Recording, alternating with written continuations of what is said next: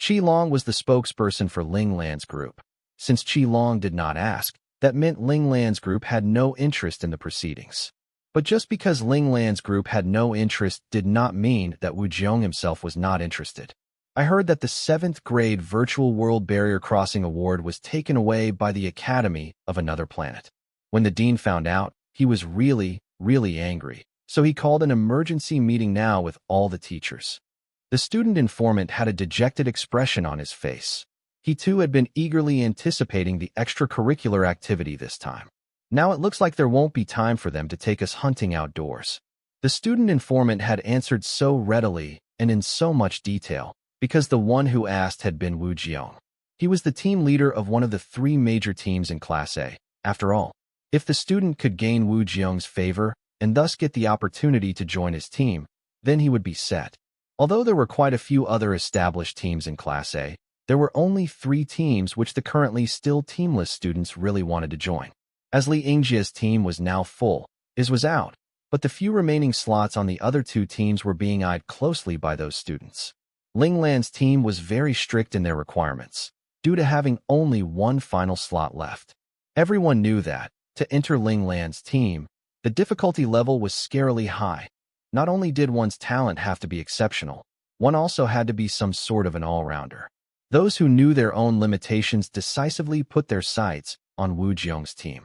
At the very least, Wu Jiong's requirement for joining was not as high as Ling Lan's team's. And furthermore, his team had 2 slots remaining, so no matter what, the chances for success were naturally much higher. This caused Wu Jiong's team to receive much more attention than Ling Lan's team in Class A. Which Planet Scout Academy managed to pull that off? Asked Yi Su, extremely curious. It was Planet Azure. The student informant's answer stunned all the students in the class. Planet Azure was a 3rd-rate planet. The resources they had there were in levels worse than theirs here. Could it be that an unparalleled prodigy had appeared there? When Li Yingjia, who had initially been unconcerned by the discussion, heard the term Planet Azure, his face paled drastically, as if thinking of something. He hurriedly asked, "Do you know who the people who crossed the barrier were?" A team was necessary to pass the barrier mission, which was why Li Yingjia asked this question. The student informant shook his head regretfully. "I only overheard these few things when I passed by 2 teachers discussing the issue on the way here. I heard that the Planet Azure students pushed through the barrier before 5 a.m. this morning, successfully becoming the first team to pass the barrier mission this year. After that, I didn't dare to stay back and listen anymore, so I'm not clear on who those people are. For the details, the teachers would probably know." The other students also began noisily discussing the matter. Right then, a clear voice rang out from the classroom door. "That's right, I indeed do know." It turned out that their special Class A homeroom teacher, Chung Yuanhang, had arrived. "Good day, Teacher Chung."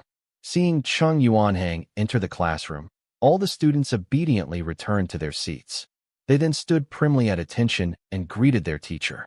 Chung Yuanhang indicated for the students to sit down, and then he announced, "I have 2 things to tell you all. Firstly, do not worry. The original plans for outdoor hunting will not change. We will be leaving today as planned."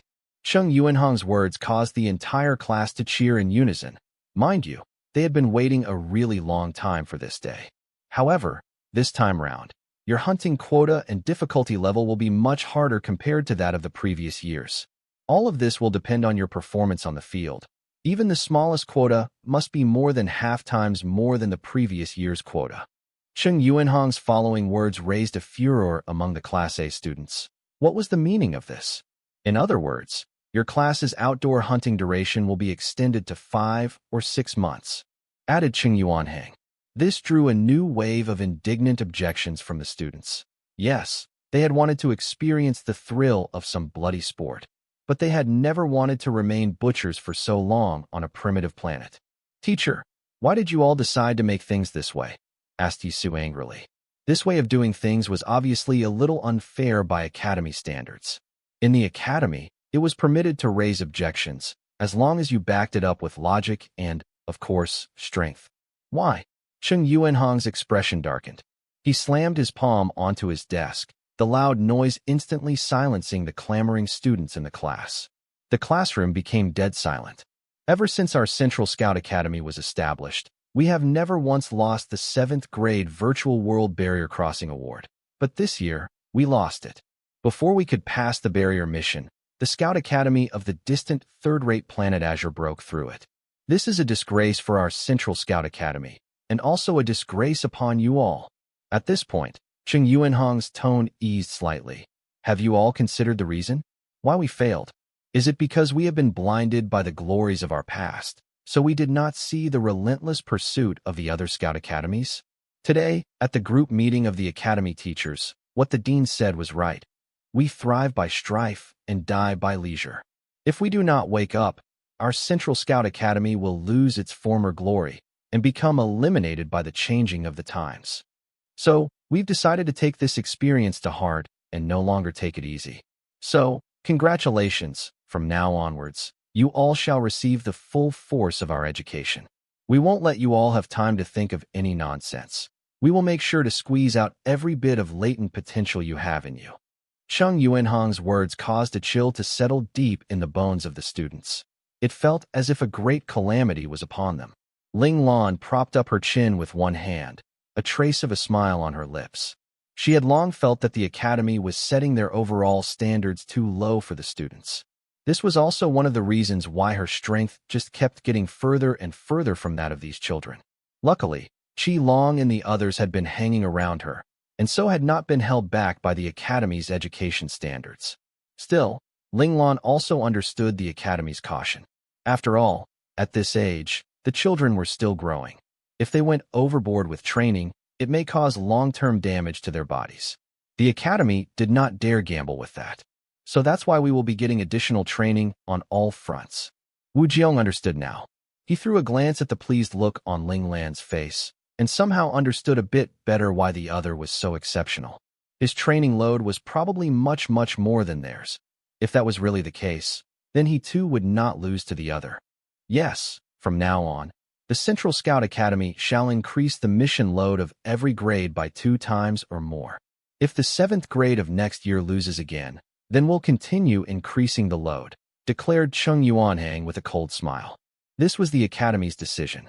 If they wanted to have better days, then they would have to hope that next year's 7th grade would do better. Teacher Cheng, do you know exactly which people were on that team, which passed the barrier mission?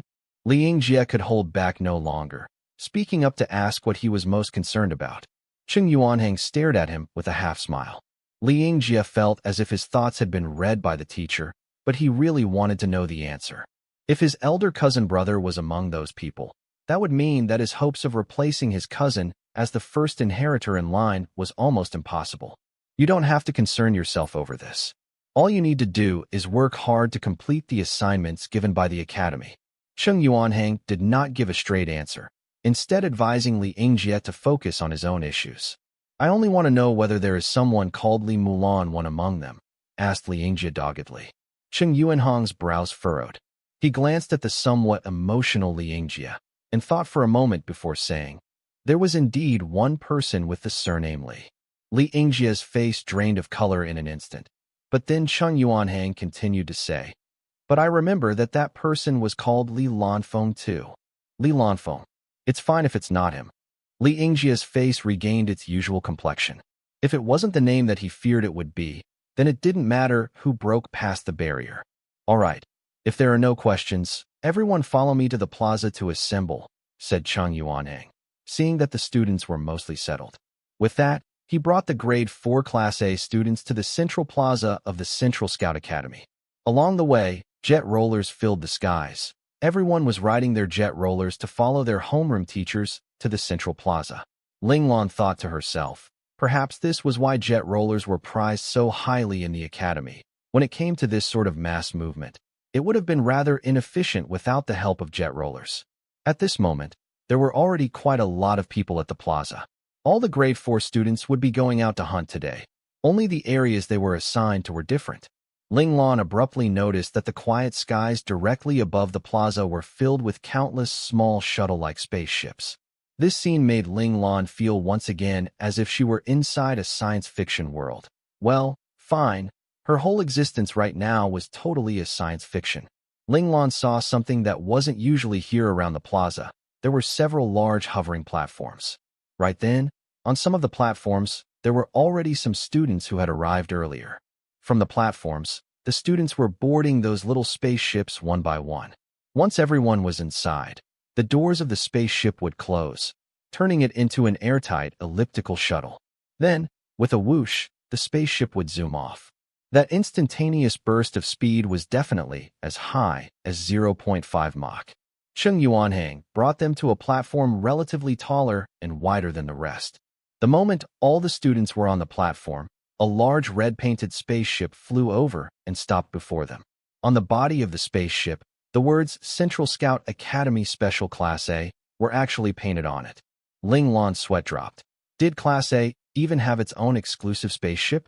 Looks like the Academy had really invested a lot in making sure the students felt the distinction of being strong. The interior of the spaceship was very large. There were 3 round tables in the center, and positioned angularly around each of the tables were 6 padded armchairs. The other seats were all scattered haphazardly around the 3 large round tables. Clearly, the Academy also wanted to emphasize the elevated status of the strong even within the class itself, pushing the concept of survival of the fittest to the very max. The students lined up and boarded the ship in an organized fashion. Those students who entered first, but were not from the 3 major teams, all consciously left the seats around the 3 tables open. Ling Lan was the first member of the 3 major teams to enter. With one look, she gleaned what this arrangement was all about. Without any reservations, she sat in one of the armchairs around one of the tables. Qi Long and the others of her team followed her lead and sat around the same table. This was their position. Within the Scout Academy, there was no such thing as giving way out of modesty. To do so would just invite contempt. Wu Jiong, who entered soon after, looked at Ling Lan seated on the right, and with a smile, he moved to sit at the round table to the left of Ling Lan's. Yi Su and the other members of his team followed him. It had to be said that the positions Ling Lan and Wu Jiong had chosen were the best of the 3 tables. Their tables were positioned closest to the big screen, while the position of the other table was obviously not as good as theirs, its line of sight being partially blocked by them. The spaceship's screen displayed the scenery outside. The passengers could enjoy drinks while viewing the scenery outside. Ling Lan, who was extremely curious about everything, would naturally be unwilling to get a lesser seat. Han Jijian seemed to be very familiar with spaceships. He tugged on the arm of Lin Zhongqing, who was also staring around in awe like a country bumpkin, indicating for him to follow him. From who knows where, they found some iced canned drinks, and together they brought the drinks over to the rest of Ling Lan's group. This caused the other children to look on in envy, but they did not dare to follow suit. Having never set foot on a spaceship before, they really were unsure where they could get those drinks, and there were no service staff or customer service etc. on hand to help them. If they messed up and caused some trouble by any chance, that would be troublesome. Ling Lan used the pad of her index finger to rub gently in a circle around the top of her can, luxuriating in the chill given off by the body of the can. Although the weather now wasn't extremely hot, being able to enjoy a cool, refreshing drink like this was still a true pleasure. Ling Lan glanced at Han Jijian, who was currently talking with Qi Long. Sensing her stare, Han Jijian turned to look and saw Ling Lan looking at him. So, he raised the drink in his hand and gave it a slight shake in her direction. Moreover, his expression was somewhat teasing in nature. Ling Lan's lips quirked. Your family's intelligence is very accurate, eh? A light flashed through Han Jijian's eyes, and his lips split into a quick grin. Shamelessly, he said, Boss, isn't this all just to serve you better? Ling Lan couldn't help but laugh. She held onto the can in her hand and raised it to knock lightly against the other's canned drink, signaling her acceptance. The 2 of them lifted their heads in unison and took a drink. Their eyes met.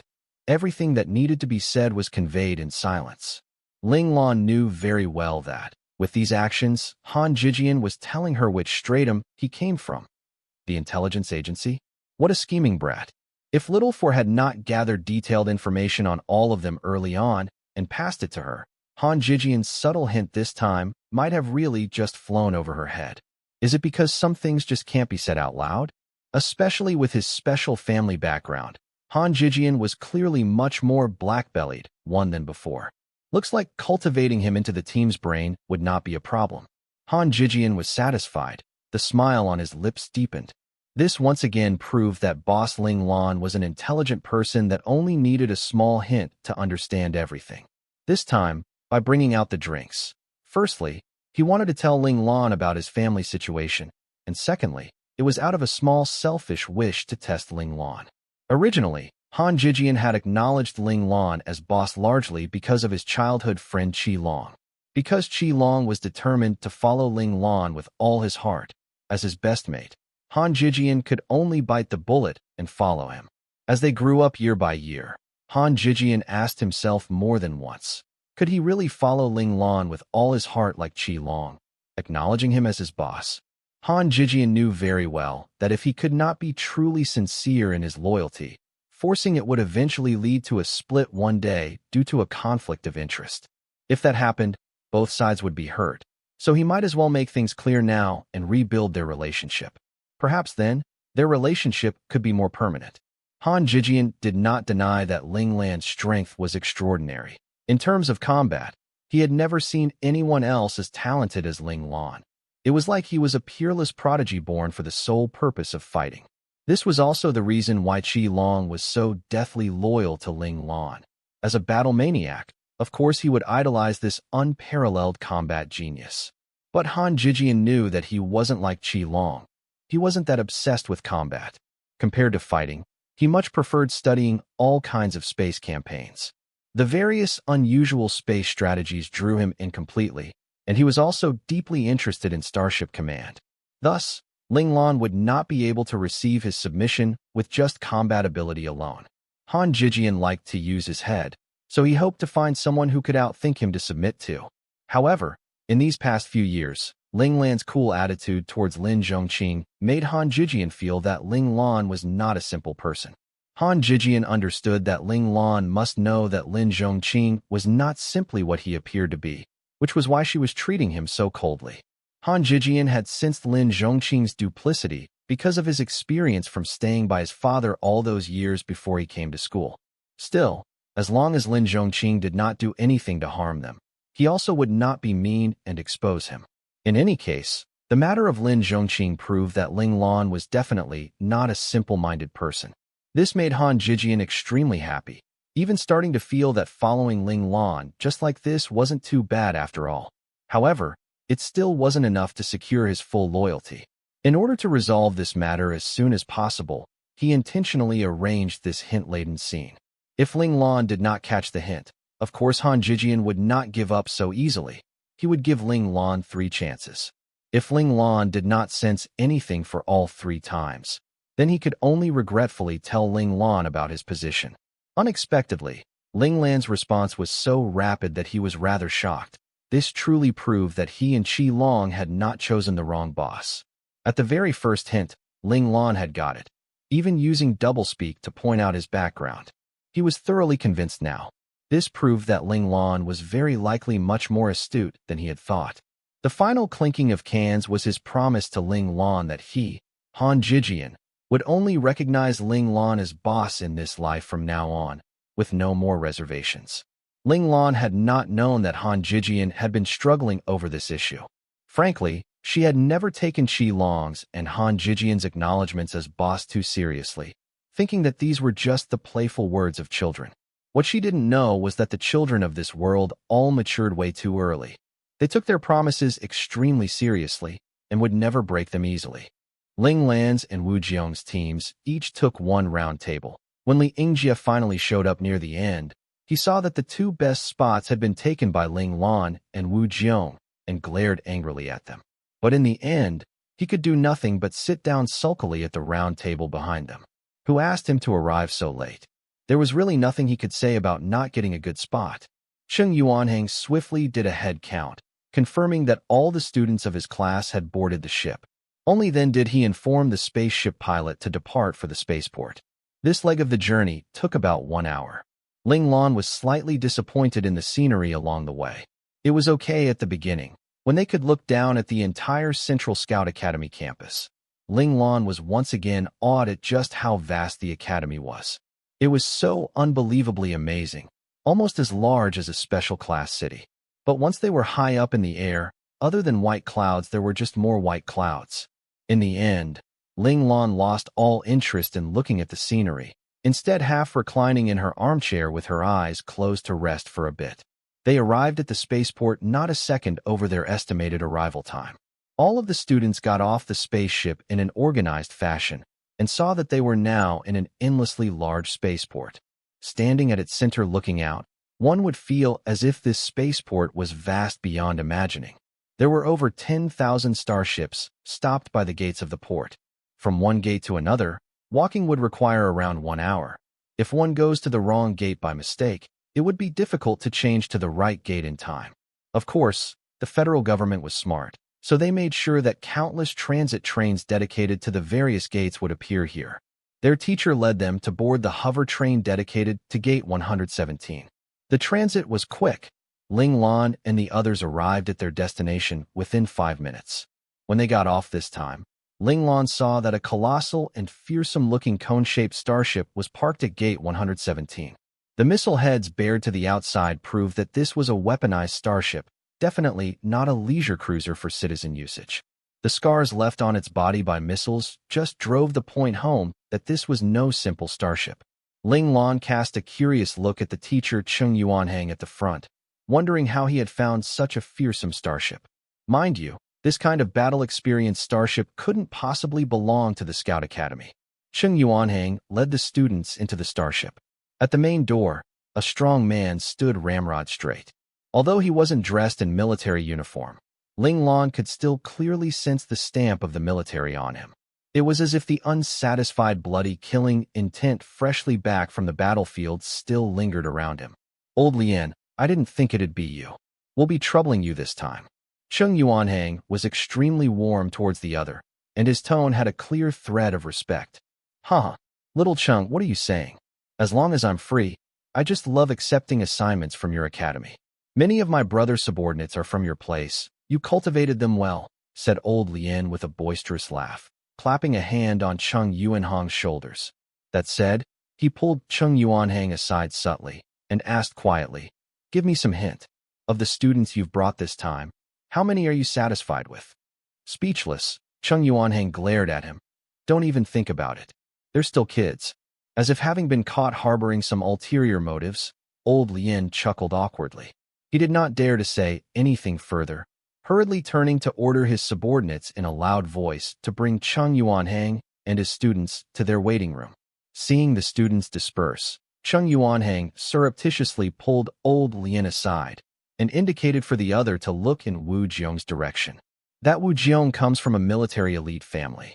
You should know his grandfather, that support pillar of the military Wu family. Old Lien stuck his tongue out, gasping in surprise. "Who'd have guessed that is his grandson? He should probably be the most talented one of your bunch then." "He's not," said Chung Yuanhang curtly. He pointed out Qi Long and Ling Lan and said quietly, "That boy with the silly grin, the one that's speaking so brashly. His talent is definitely no less than Wu Jiong, perhaps even better. He's called Qi Long. In fact, his father isn't a simple character either. Qi Yaoyang, you should know him, right?" "Of course I know. That's the strongest ace operator of our 3rd Division mecha operators. I heard that he's about to advance to become an Imperial operator this time. But who knows if that's true?" Old Lien was rather tongue-tied in his shock. The backgrounds of these kids were frankly quite frightening. Well, it's about time for him to ascend. At the beginning, he purposely held back and delayed his advancement just so he could be deployed successfully. After these past few years, he probably won't be able to hold back any longer. As Chung Yuanhang had a direct line to the Academy Dean, his information was generally quite reliable. Although we'll lose a great warrior on the battlefield, the Federation will gain an extra measure of deterrent power. I wouldn't want to see something like what happened to Major General Ling Xiao happen again. As Old Lien said this, his expression was overcast with shadows. Till now, he just could not understand. For that inconsequential battle, why had they sent out an iron mecha, the Federation's ultimate weapon, so randomly? Even more hilarious was the fact that a God-class operator, so prized by the Federation, had actually been killed so easily by the enemy nation's trap. Had the personnel of the Federal Intelligence Agency all gone to eat SHT? Every time he thought of the matter, rage would burn hotly in his heart. He really wanted to FCK up those idiots who had come up with this strategy. If the premier head of state hadn't immediately apprehended those people for questioning, the Federation soldiers would very likely have stormed into the military to drag out all those involved and put a bullet into their brains before being appeased. Stop bringing up sad history. What happened with Major General Ling Xiao is a thorn in all the hearts of us people in the Federation. Cheng Yuanhong's expression dimmed. Even though 10 years had passed since that incident, the citizens of the Federation still could not accept this cruel reality. Cheng Yuanhang looked towards Ling Lan in the distance, and his complexion improved. Rallying his spirits, he said, "Those two kids I mentioned, though their talent is great, and their strength is also sufficient, still, they aren't the strongest in my class. This one in a million prodigy could perhaps remedy their pain one day." These words of Cheng Yuanhong's flustered old Lien. They still aren't the best. He clapped a hand onto Cheng Yuanhong's shoulder roughly and said with envy, "You little punk, how are you so lucky? The first time taking a class, and you get such exceptional young prodigies." Cheng Yuanhang said proudly, "Don't you see what class I'm leading? It's Special Class A, which has gathered all the top talent within the Federation." There was a radiant light in his eyes. Thinking back, when the dean had first told him the news, he had almost been overwhelmed with joy and surprise. "Already said you have the devil's own luck," huffed old Lien. Cheng Yuanhang pretended he heard nothing, turning to point at Ling Lan, who was currently motionlessly observing the layout of the starship, and said, "There, that's the one. He's who I'm referring to. His name is Ling Lan. What do you think? Not bad, right?" Old Lien peered intently at Ling Lan for a moment, and then could not help but rub his chin excitedly. He nodded and said, "Chen, not bad. I like that alert gaze of his. A very level-headed little fellow, isn't he? No matter how curious and excited he is, he's still putting his own safety first. It's obvious that he's trying to memorize our military formations. It's not just that. This kid's combat ability is also a level beyond the others. Putting it bluntly, this kid, other than lacking some physical strength on all other fronts, the men below you will most likely be no match for him." Cheng Yuanhang had full confidence in Ling Lan's capabilities. His tone was sure when he said this.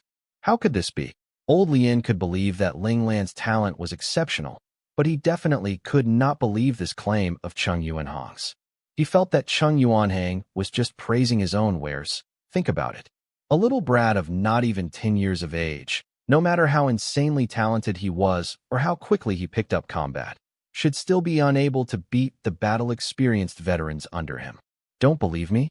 If there's a chance, just let your subordinates try him," suggested Cheng Yuanhang with a half-smile. He was obviously telling old Lien that they were the real deal. Real gold did not fear the test of fire. Old Lien descended into a thoughtful silence. He pulled at his jaw, looking at Ling Lan with a contemplative gaze. On the starship, 6 people were assigned to one room. So, Ling Lan's team directly applied to stay together. Besides Ling Lan's team, all the other teams also chose to do the same. It wasn't long before the starship disengaged from the navigation frame and officially departed. Very quickly, they left the spaceport behind for the endless starry skies. This time, their space journey would take 7 days for them to arrive at their destination. At the beginning, the students were still in an excited state, eagerly watching the starry skies go by. Time seemed to pass rather quickly. But after 2 consecutive days of the same thing, their excitement slowly waned and they calmed down. The monotonous scenery could no longer hold the children's attention. The students, who were used to the hustle and bustle of campus life, began to feel bored and restless. As if sensing the children's boredom, the starship captain suddenly announced that a sparring match would be held between the students and the starship's crew. This reignited the students' excitement.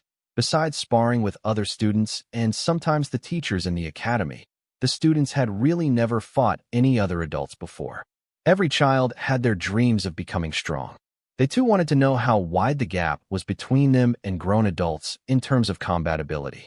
Qi Long was a pure battle maniac. Hearing this news, he immediately dragged Ling Lan and the others to the combat room to watch the fights. Of course, he also intended to go fight a match for himself. There was an extremely spacious combat room inside the starship. Ling Lan noticed that the walls of the combat room were made of highly resistant metal composite steel plates. Anything below 1 ton 1 of strength would not leave a mark on them. This was definitely a room which could let fighters fight as hard as they liked. Cold sweat beaded on Ling Lan's forehead. It looked like the crew members of this starship were all battle maniacs. Otherwise, they would not have specially used such an expensive and precious metal just to make a combat room. By the time Ling Lan and the others got there, in the combat room, there had already been quite a few students who had sparred with the starship's crew members. Although the Class A children were considered exceptional among the students of the same grade at school, compared to these crewmen, they were really all too green. It only took a few moves for the students to lose. Even the one who performed the best was not able to last more than 10 moves. This kind of one-sided fighting was not at all exciting in the crewmen's eyes, causing the spectating crewmen to yawn nonstop.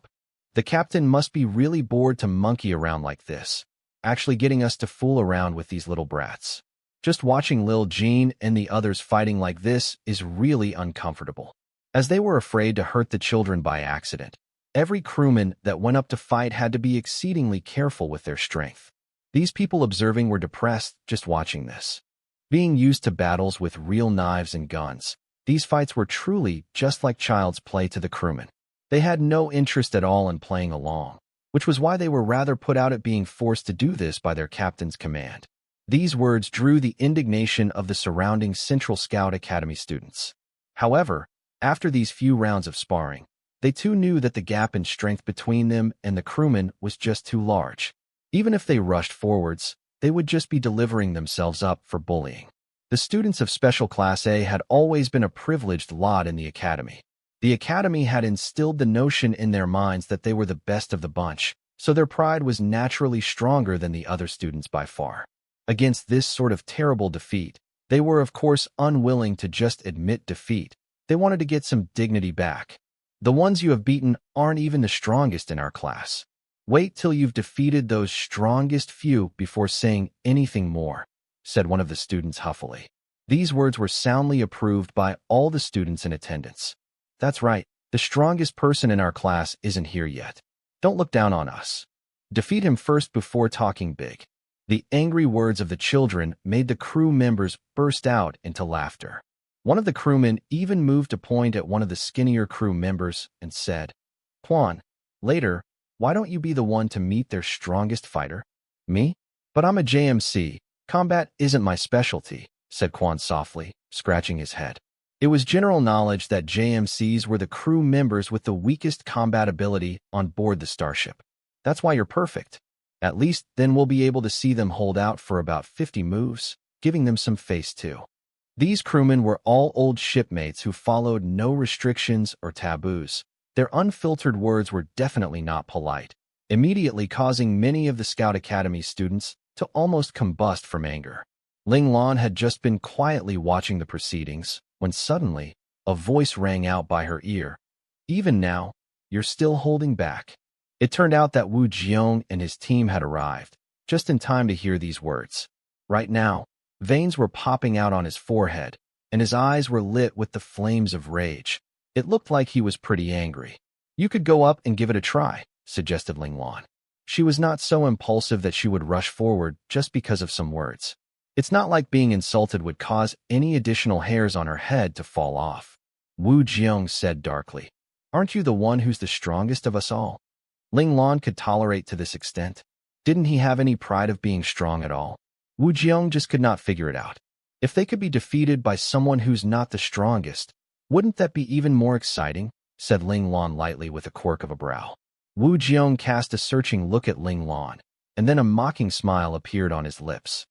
True, that said, he readied himself to move forward when a hand suddenly reached for him.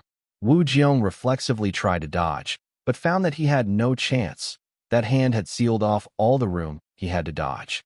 It's not yet time for you to go out. Ling Lan was the one who had stopped Wu Jiong. Lin Zhongqing. Ling Lan suddenly turned to yell out.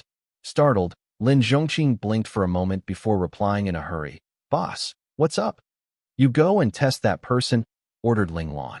Use only the Scout Academy's foundational combat arts. All right. Although Lin Zhongqing did not know why Ling Lan refused to let him use any secret arts, since the boss had said so, he would follow through even though he did not understand. To fight with our strongest top rank, a JMC is unqualified. Lin Zhongqing's voice cut through the crowd, causing the Class A students to cheer after they got over their surprise. They had seen that Ling Lan, Qi Long, Wu Jiong, and the others of their team had all come. Moreover, Lin Zhongqing was part of Ling Lan's team. His coming forward must have undoubtedly been approved by Ling Lan. Wu Jiong watched as Lin Zhongqing walked onto the combat area and asked Ling Lan worriedly, "Will he be fine?" Facing a JMC who isn't specialized in combat, as long as Lin Zhongqing keeps his head, he won't lose. Ling Lan could tell at a glance that crewman Quan was not a real combat expert. Although Lin Zhongqing's skills and techniques were very common, his foundational combat arts were very solid. Against this kind of person with weak combat basics, he shouldn't have much difficulty. I'll take your word for it. Wu Jiong had faith in Ling Lan's judgment. After all, in terms of combat, within their class, if Ling Lan claimed to be second place, then no one would dare to claim first place. Oh. Go, Quan, go. The crew of the starship began to make a ruckus. Under the egging of his companions, Quan finally walked onto the combat area. In his mind, he thought that even though he couldn't beat his comrades in arms, dealing with these bunch of brats would still be no problem. The two of them bowed to each other, and then the fight started. After several moves had been exchanged, the initially loud voices of the crewmen became softer and softer until their attention was fully absorbed by the fight. That rotten brat's basic combat arts are pretty good, very solid. He's also quite calm and careful, not using any so-called secret techniques or ultimate moves to break up the integrity of his basic combat arts. Quan just can't find any openings. Quan's attacks have all been resolved. The offense and defense of the basic combat arts were very balanced. So unless the opponent was someone whose combat realm greatly exceeded Lin Zhongqing's, it would otherwise be very difficult for them to crack these basic physical skills built through solid training. Your student, this counterattack is perfect, Humph. These little bastards will now have to tuck away their proud peacock tails. In the captain's room, old Lien was staring intently at the screen. Seeing his own crew performing so disgracefully, he was extremely angry. Old Lien had naturally seen the interaction between Ling Lan and Wu Jiong and was very satisfied at their fighting spirit. However, when he saw Ling Lan send Lin Zhongqing out to fight, knowing that Lin Zhongqing was not part of the top tier of Class A, he had begun to wonder whether that little fellow was being overly confident. Although that Quan was indeed the JMC of his ship, and his skills were the bottom of the heap among his crew. But still, any member of his crew was no ordinary crew member. Every single one of them had been baptized in the flames of countless merciless battles, all of them seasoned warriors who had clambered up from beneath a mountain of corpses and a sea of blood. Old Lien believed that even the weakest among them, Quan, should be an impossible opponent to defeat for the students from Class A. Unexpectedly, he was being harshly slapped in the face by the reality before him. Sitting at one side, Chung Yuanhang pretended not to see old Lien's complexion, which was rapidly changing colors. Instead, he calmly took a sip of the tea he held in his hands without saying a word. However, the subtle smile on the corner of his lips showed how pleased he was at the moment. Lin Zhongqing, fighting. Lin Zhongqing, go, go. The students of Class A were all pumped up, cheering enthusiastically for their fighting classmate. Even Li Yingjia, who had never gotten along with Lin Zhongqing, also kept a stern face throughout, hoping that Lin Zhongqing would put up a good fight and take back some face for Class A. Right then, Quan was beginning to feel somewhat anxious for being unable to take his opponent down. A very small opening appeared in his thus far steady combat arts. Is this a chance or a trap? Lin Zhongqing's mind jolted. At this moment, he felt as if he could hear Ling Lan bark out by his ear, attack his right flank. That spot was precisely where the opening was. Lin Zhongqing had no time to think. His body just obeyed that command, sending out a powerful punch with all the strength it possessed. Bam! The sound of a fist meeting flesh. This move of Lin Zhongqing's came swiftly.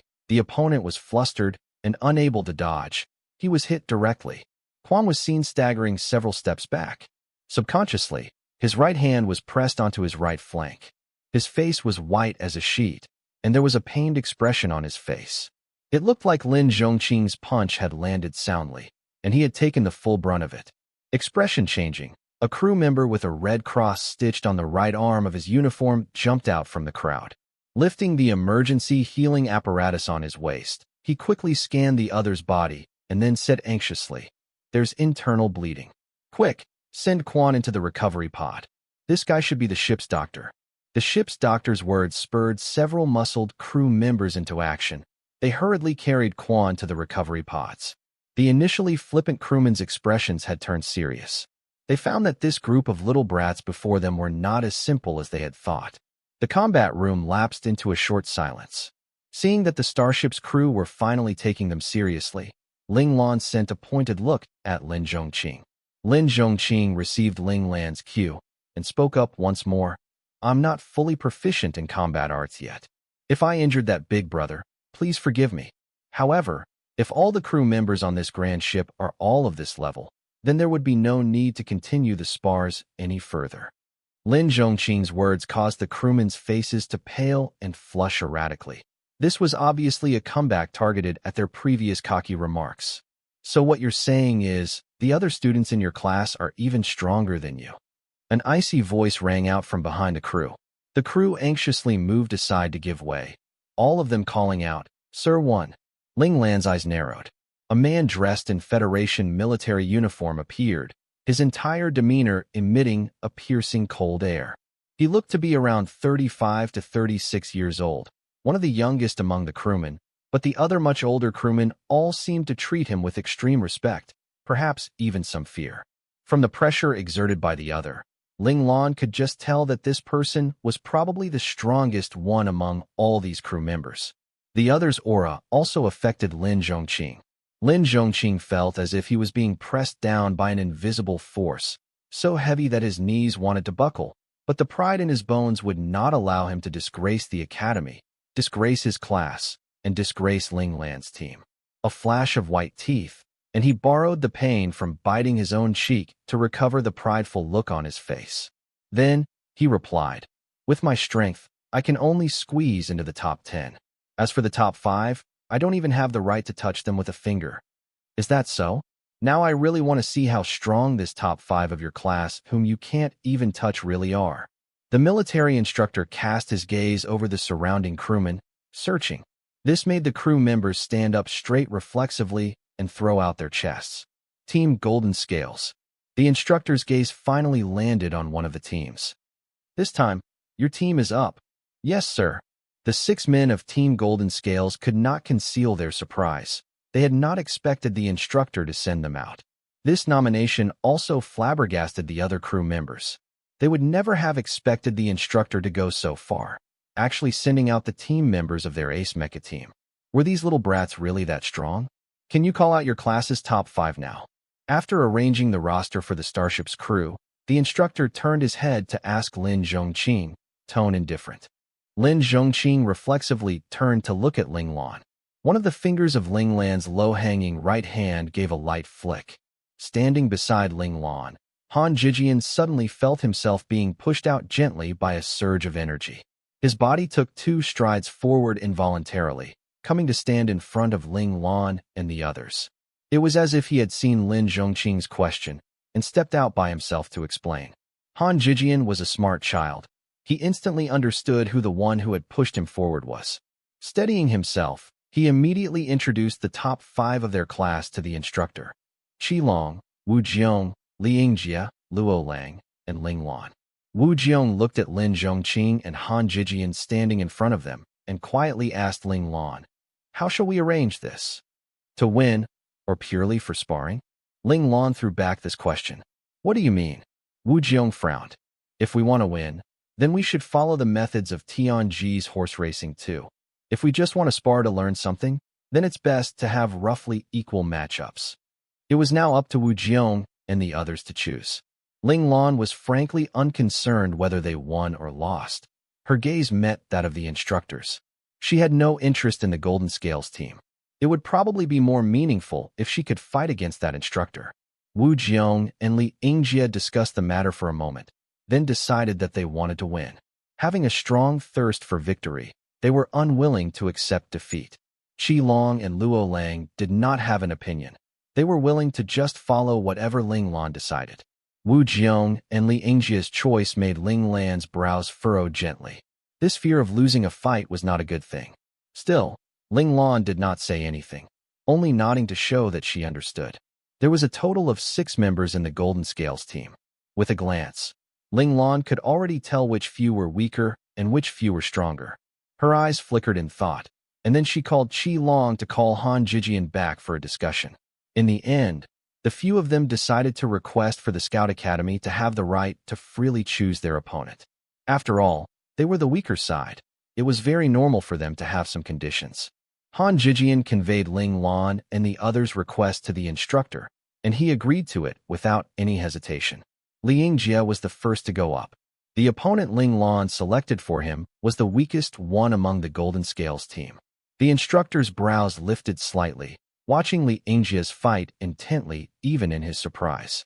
As expected, Li Yingjie's ability wasn't bad, actually able to fight on even ground with that crew member, not at all disadvantaged. The principles of Tianji horse racing, is it? Interesting.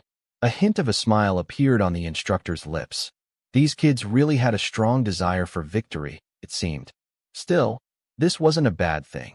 If they didn't have these kinds of intense feelings, then they wouldn't be passionate youths, would they?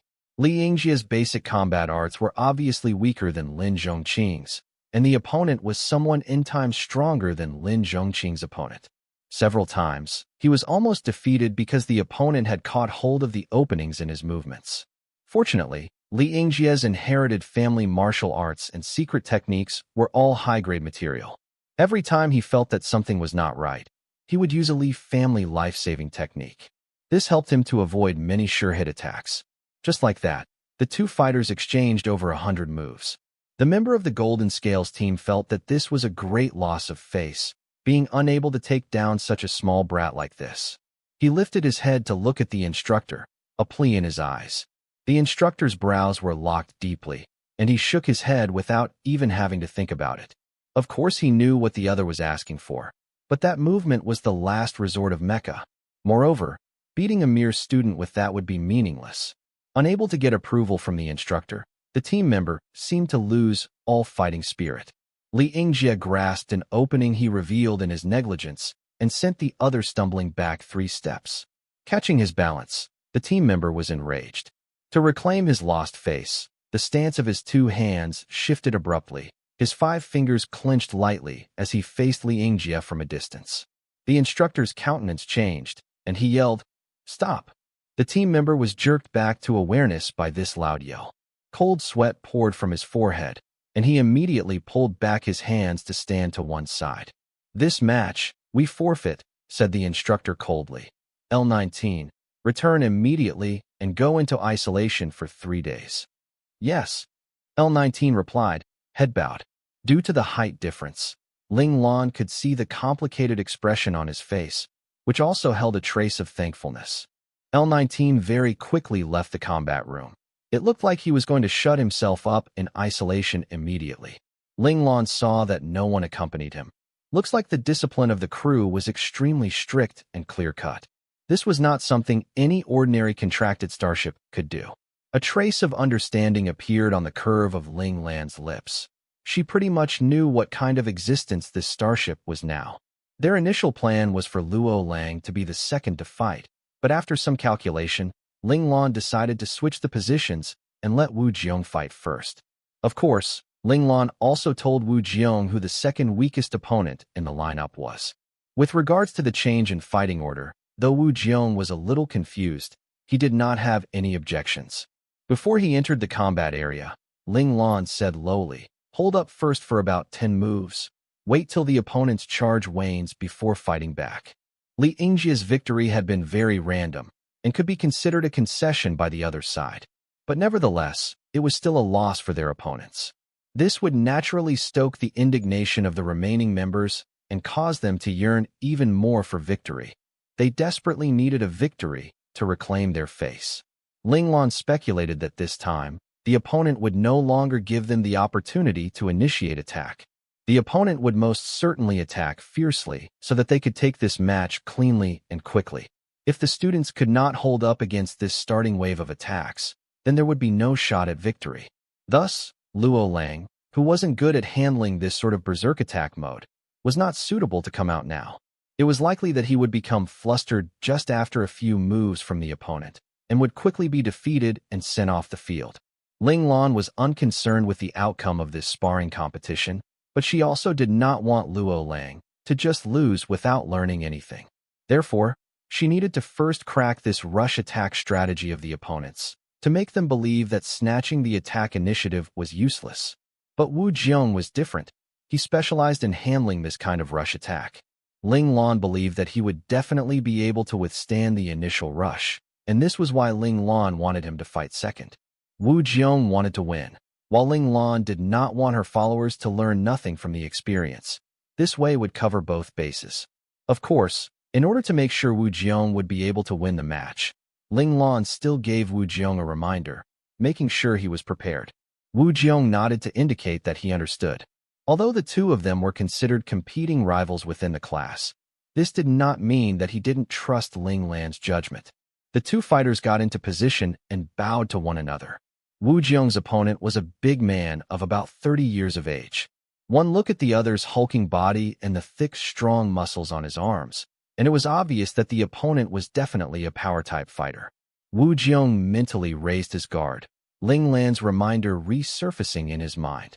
At first, he had been planning to observe a bit more, but he now immediately made the decision to defend first before attacking.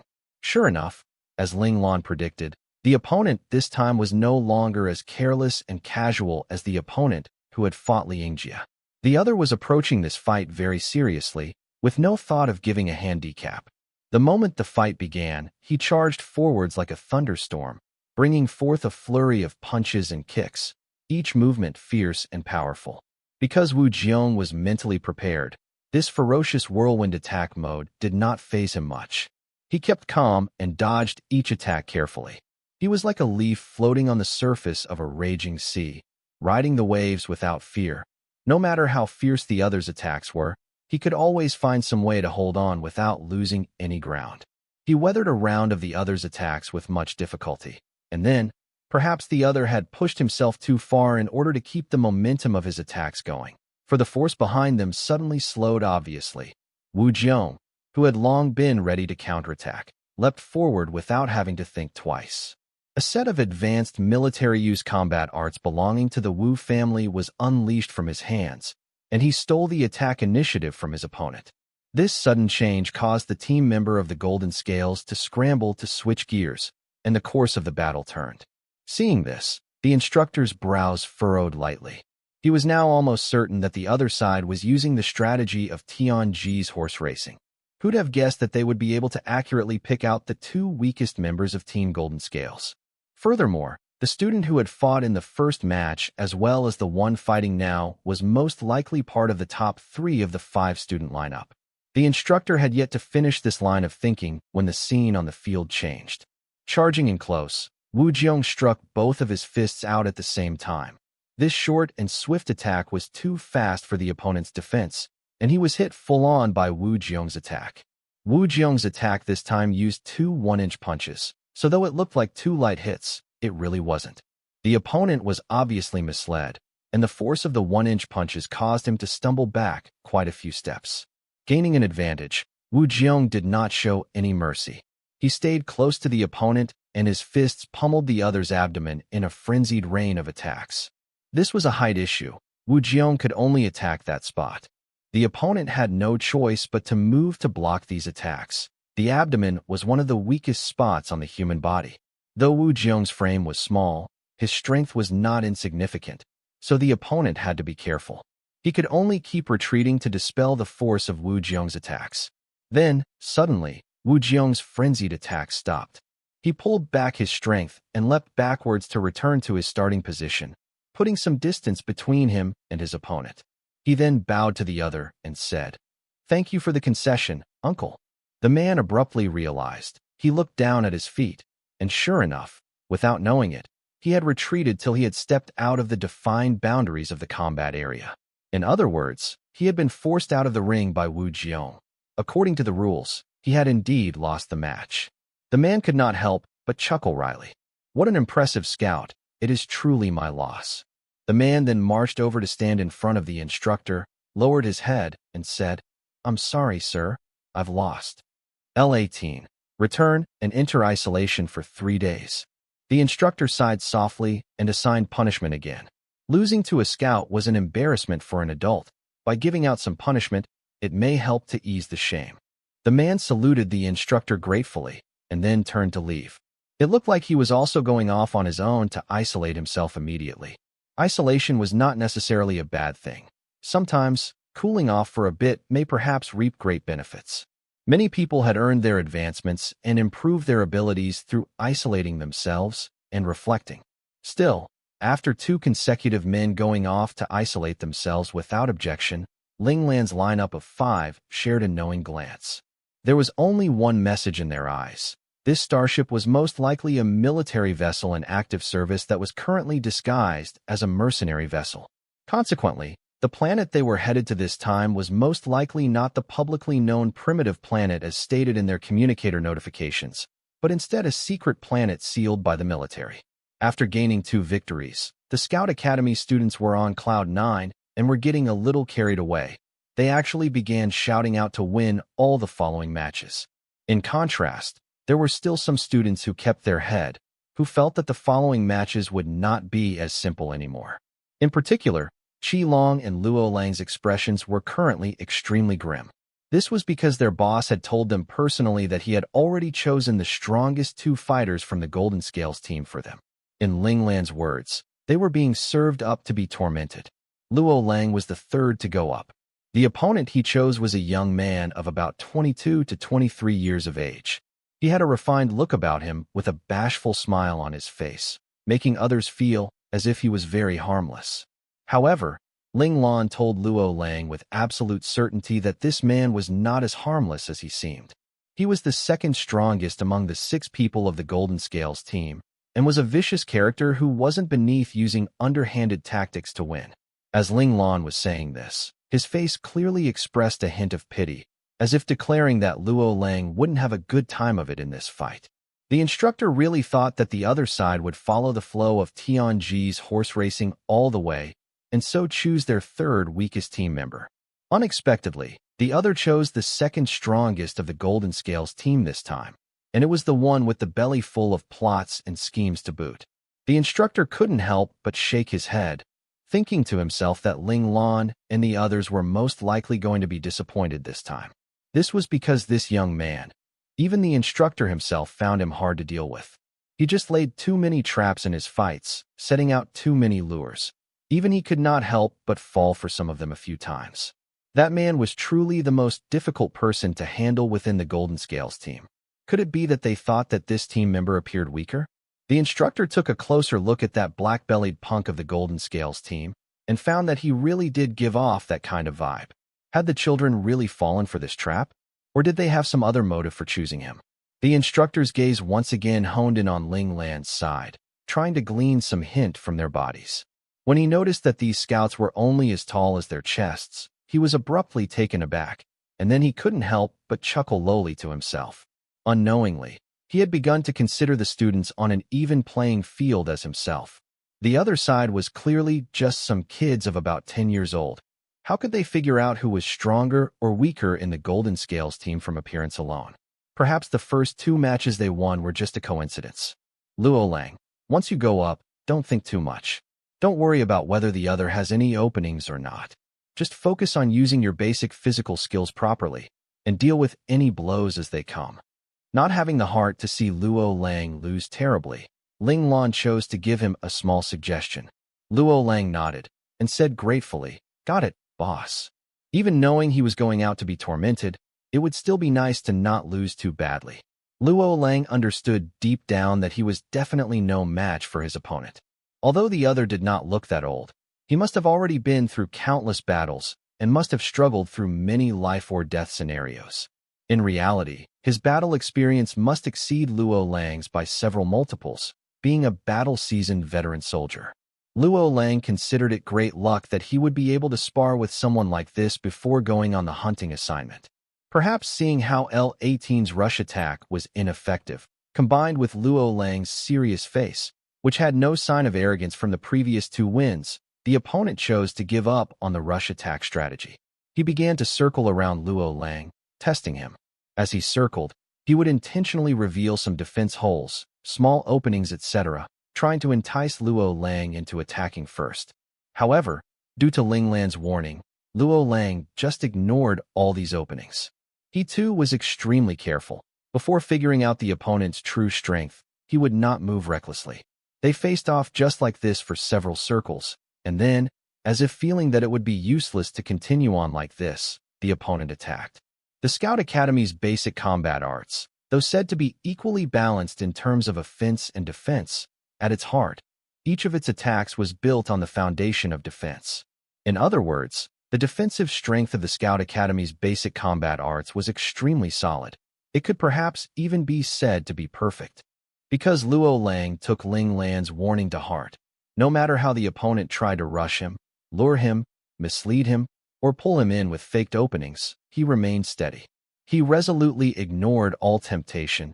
Using only the basic combat arts, he was well-versed in to counter each move the opponent made. He held fast to defense and never launched any attacks of his own. However, this situation was soon broken. When Luo Lang was faced with the exact same opening for the nth time, his heart wavered. He began considering whether this opening was a true opening or not. Luo Lang could not be blamed for wavering, because this opening was somewhat different than the other openings he had seen previously. Many times before, he had almost missed it completely. It was that well concealed. In contrast to the other openings which had disappeared after he ignored them once or twice, this opening had appeared again and again countless times despite his ignoring it. And whenever it appeared, it would be extremely subtle and easy to miss. But regardless of how insignificant it was, an opening was an opening. It had still been noticed by Luo Lang. Of course, Luo Lang did not choose to attack impulsively straight away. Instead, he carefully observed to try and find the reason why that opening would appear. He had not forgotten Boss Ling Lan's words, so he decided to watch for a bit longer. The moment he confirmed that this was a true opening, he definitely would not go easy on his opponent. Luo Lang carefully observed the opponent's movements and assessed the strength behind the other's blows as he blocked them. Finally, he gained some insight. The opponent was left-handed, so his left hand could exert much more strength than his right hand. Yet, everyone knew that combat arts typically favored right-handed attacks, while the left hand was mostly used for blocking techniques. Perhaps for this reason, the opponent had modified the combat arts he had learned into right-handed blocks and left-handed attacks. Of course, this modification had its pros and cons. The advantage was that it was easier for right-handed opponents to mess up their blocks and face his attack directly, and the disadvantage was similar, in that he may also end up making an error in defense. To resolve this problem, the opponent had come up with a plan. He was a smart man and did not want something he modified to be unusable, so he chose an extremely challenging route of development. He made it so that he would be able to shift between blocking and attacking seamlessly. In other words, both his left and right hand could be used to attack and defend. If he became proficient in this, although it could not be said that he would be unrivaled, fighters on the same level would find this move of his extremely hard to crack.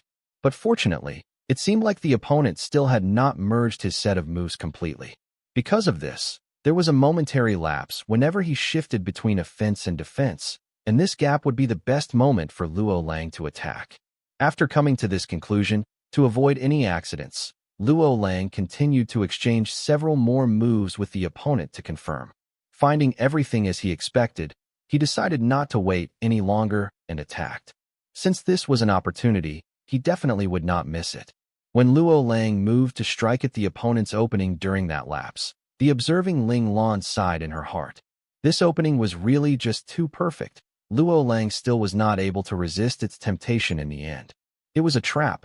Sure enough, as Luo Lang threw his punch at what was obviously a flaw, the flaw suddenly disappeared.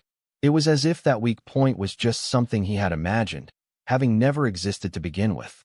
Luo Lang only felt his attacking right arm be grabbed by a powerful large hand, and then he was dragged forward by the other before he could pull back. Luo Lang found himself falling forwards as he lost his balance, and at the same time, he felt a heavy strike to his abdomen. And then, He was flying backwards, a mouthful of blood spewing from his mouth. Not only that, in Luo Lang's vision, the opponent had once again raised his fist and was hurtling towards him to attack. At that moment, Luo Lang's heart was filled with helplessness and regret.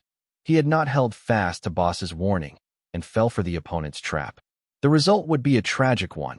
It looked like the other was going to give him a good beating now. His only hope was that he wouldn't be too badly injured. He still had to attend the hunting course after all. Right then, a figure suddenly appeared in the combat area, catching the opponent's follow-up punch in one hand. Ice in her tone, Ling Lan said, "This match, we admit defeat." However, blood-red killing intent surged from her body. Only for an instant, but it was enough to send chills down the backs of everyone present. Ling Lan's gaze shot like cold lasers into the opponent's eyes, and cold fear rose in his heart. This follow-up fist, I'll be taking it.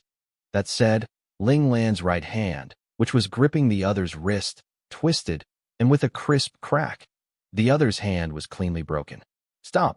A cry rang out at the same time as the sound of this break, and then, fuming, the instructor could only say, "You go too far."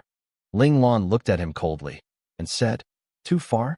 That last attack had already caused serious damage to my companion, and this additional punch wasn't going too far.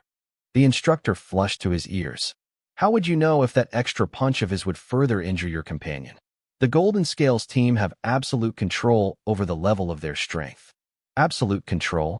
What great absolute control? Ling Lan let loose a few dry laughs. Yes, indeed, Ling Lan was thoroughly enraged. Luo Lang had already been injured by the opponent, but the other still chose to follow through with another punch. This obviously had some malicious intent behind it. And when Ling Lan stopped the attack by gripping the other's wrist, she could sense the power behind the attack. Although it would not kill Luo Lang, it was certainly enough to force Luo Lang to stay in a recovery pod for 3 to 5 months. In that case, Luo Lang would have no choice but to be absent for the hunting course this time. Mind you, the first hunting course was extremely important and may even affect the distribution of cultivation resources. These were all things Luo Lang could not afford to miss.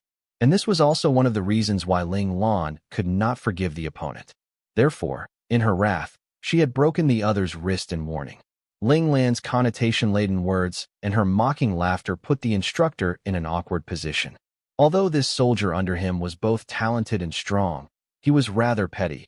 The 2 consecutive losses for their team irked him, making him feel that they, the Golden Scales, had lost face. So, even when he had won, he had not stopped, wanting to teach these scout brats a good lesson, but he unexpectedly kicked a steel plate instead. L15, after your injuries are healed, go into isolation for 3 days as well. Reflect on your actions.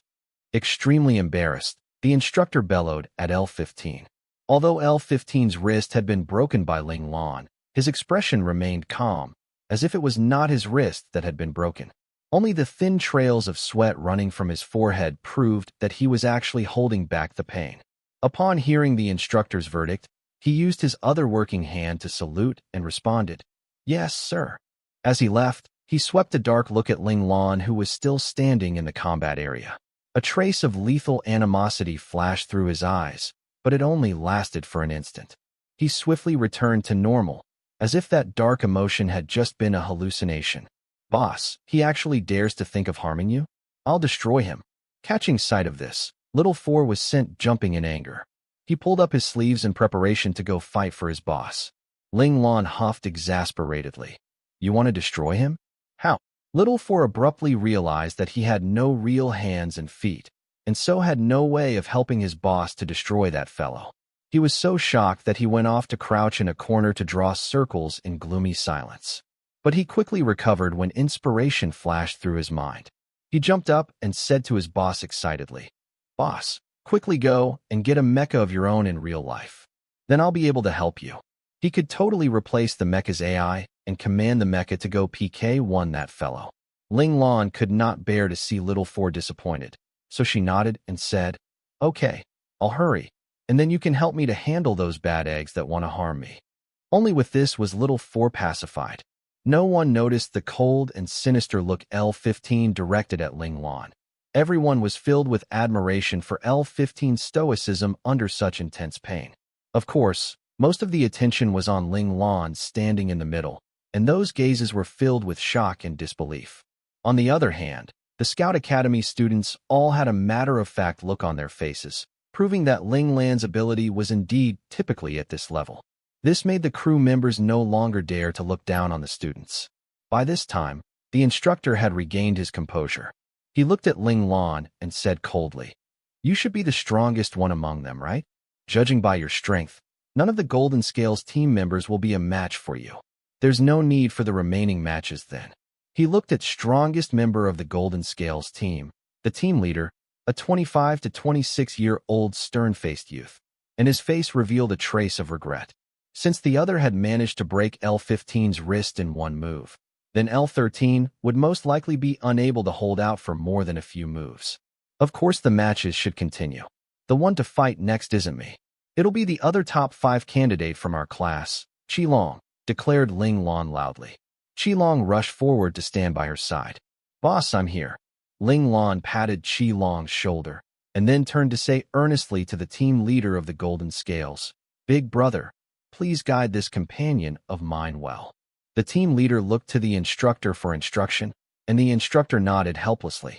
Since they had already agreed to this sparring competition from the start, he couldn't very well refuse now, could he?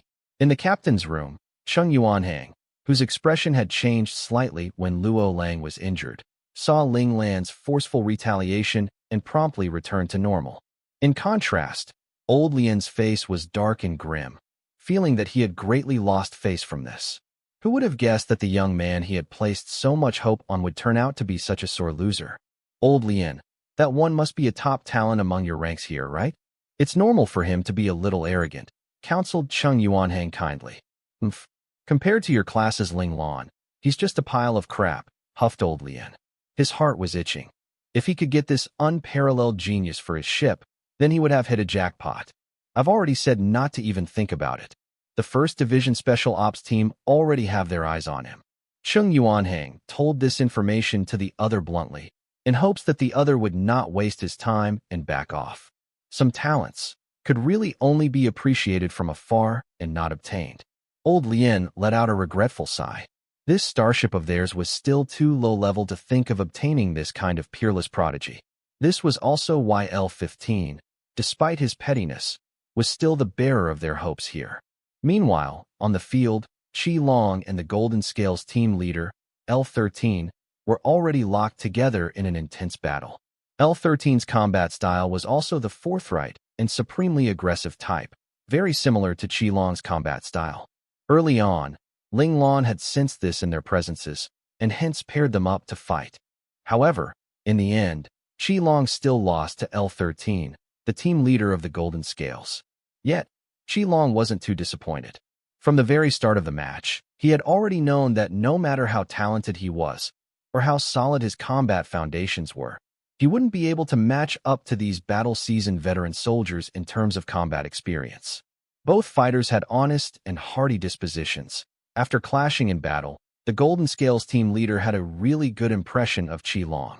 Therefore, he extended an invitation to Qilong. While they were traveling together, as long as he was free, Qilong could come seek him out for a spar anytime. It had to be said that human relations really depended a lot on chance encounters. Qilong and L-13 were undoubtedly destined to meet. This was a great surprise that pleased Ling Lan. Ling Lan knew very well that Qilong's combat arts had reached its first bottleneck stage. To break through it, there were 2 ways. One of them was to wait for the right timing, for that opportunity of sudden insight. This way, the bottleneck would naturally be resolved on its own. The other method was to increase battle experience by throwing oneself into countless fights, especially against experienced combat experts. In those fights, one could seek inspiration bit by bit to spur a breakthrough. Of course, these 2 methods all needed a certain degree of luck. Still, compared to the vagueness and uncertainty of the first option, the success rate of the latter method was clearly higher. Ling Lan naturally hoped that Qilong could walk the second path to seek his breakthrough. Unfortunately, although Ling Lan's strength was high among Ling Lan's party, because everything she mastered were ultimate killing moves, She was not a suitable candidate for this sort of energy-draining, drawn-out spars in search of inspiration. On the other hand, the others in the group were weaker than Qi Long, and so had no way to place the intense pressure needed on Qi Long to spur his breakthrough. On this, Ling Lan was extremely helpless. The lack of suitable candidates around had caused Qi Long to stagnate indefinitely at his bottleneck, just waiting for the fluke of sudden insight.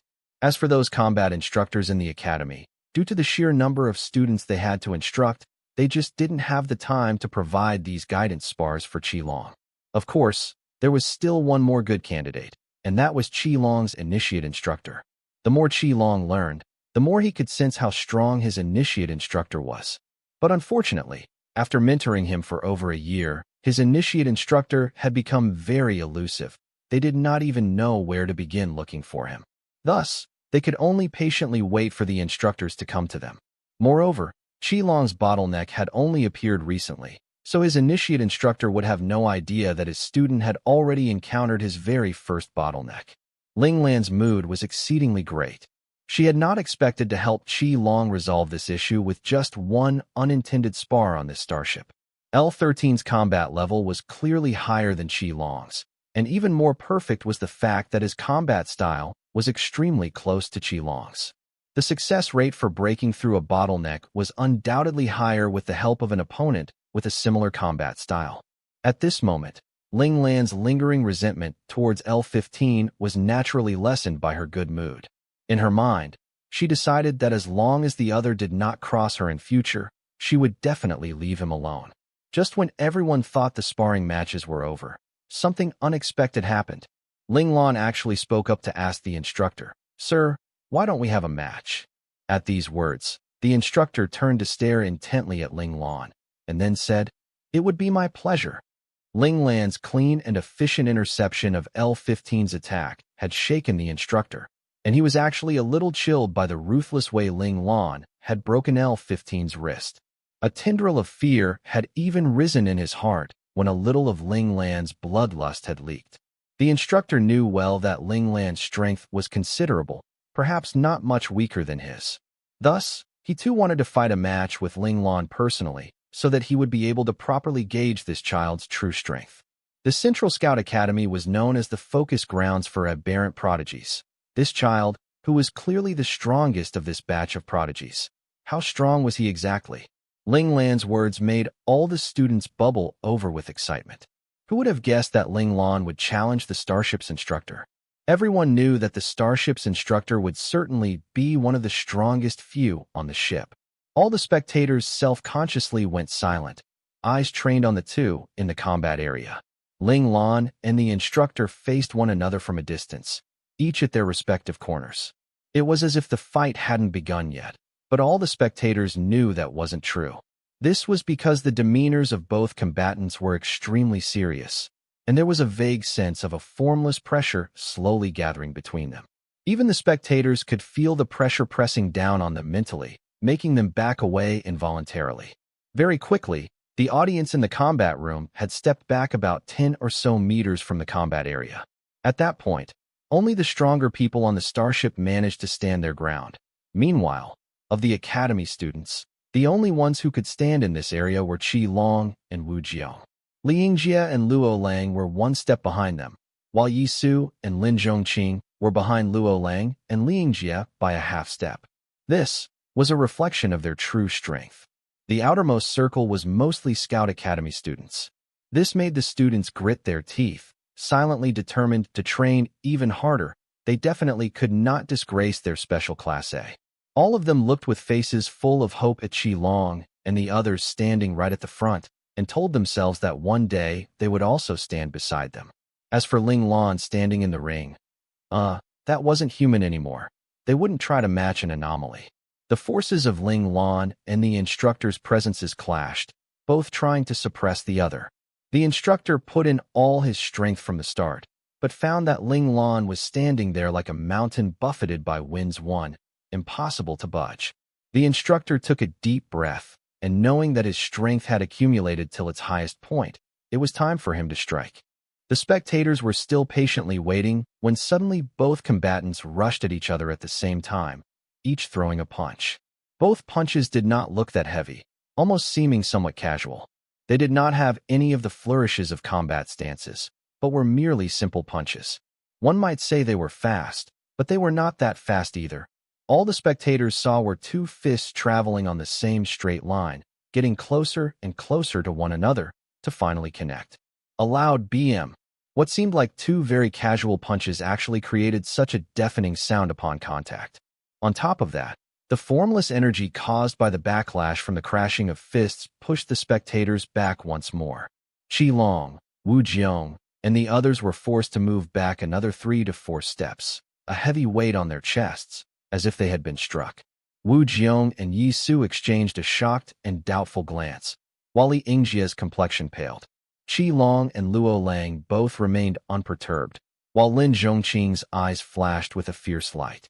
Meanwhile, some of the more average Starship crew members had even been sent tumbling by this force. This punch of Ling Lan's shocked all the crewmen, and they completely lost any last bit of disdain they had for the students. In the captain's room, seeing this scene, old Lian's expression changed drastically, and he choked out. How can this be? He has actually attained the Qijin stage.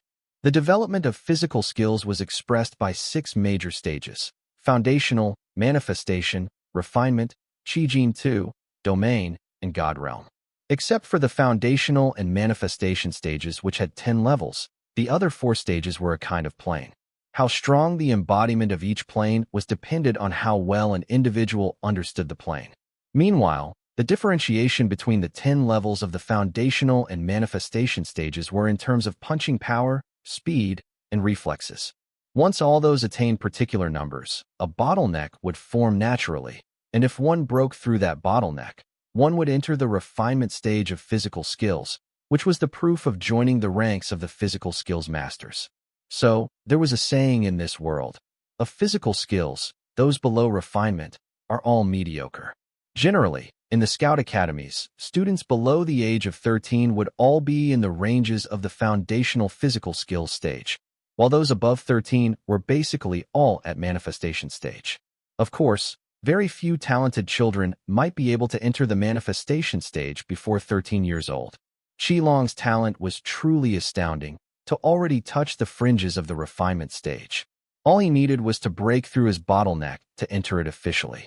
Thus, the fact that Ling Lan had managed to enter the Qijin stage at this age caused even the steady and experienced old Lian to be gobsmacked, his expression filled with disbelief.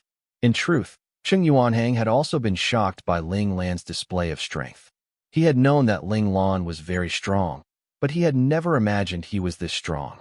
Of course, this was also Ling Lan's fault for not displaying her strength before this.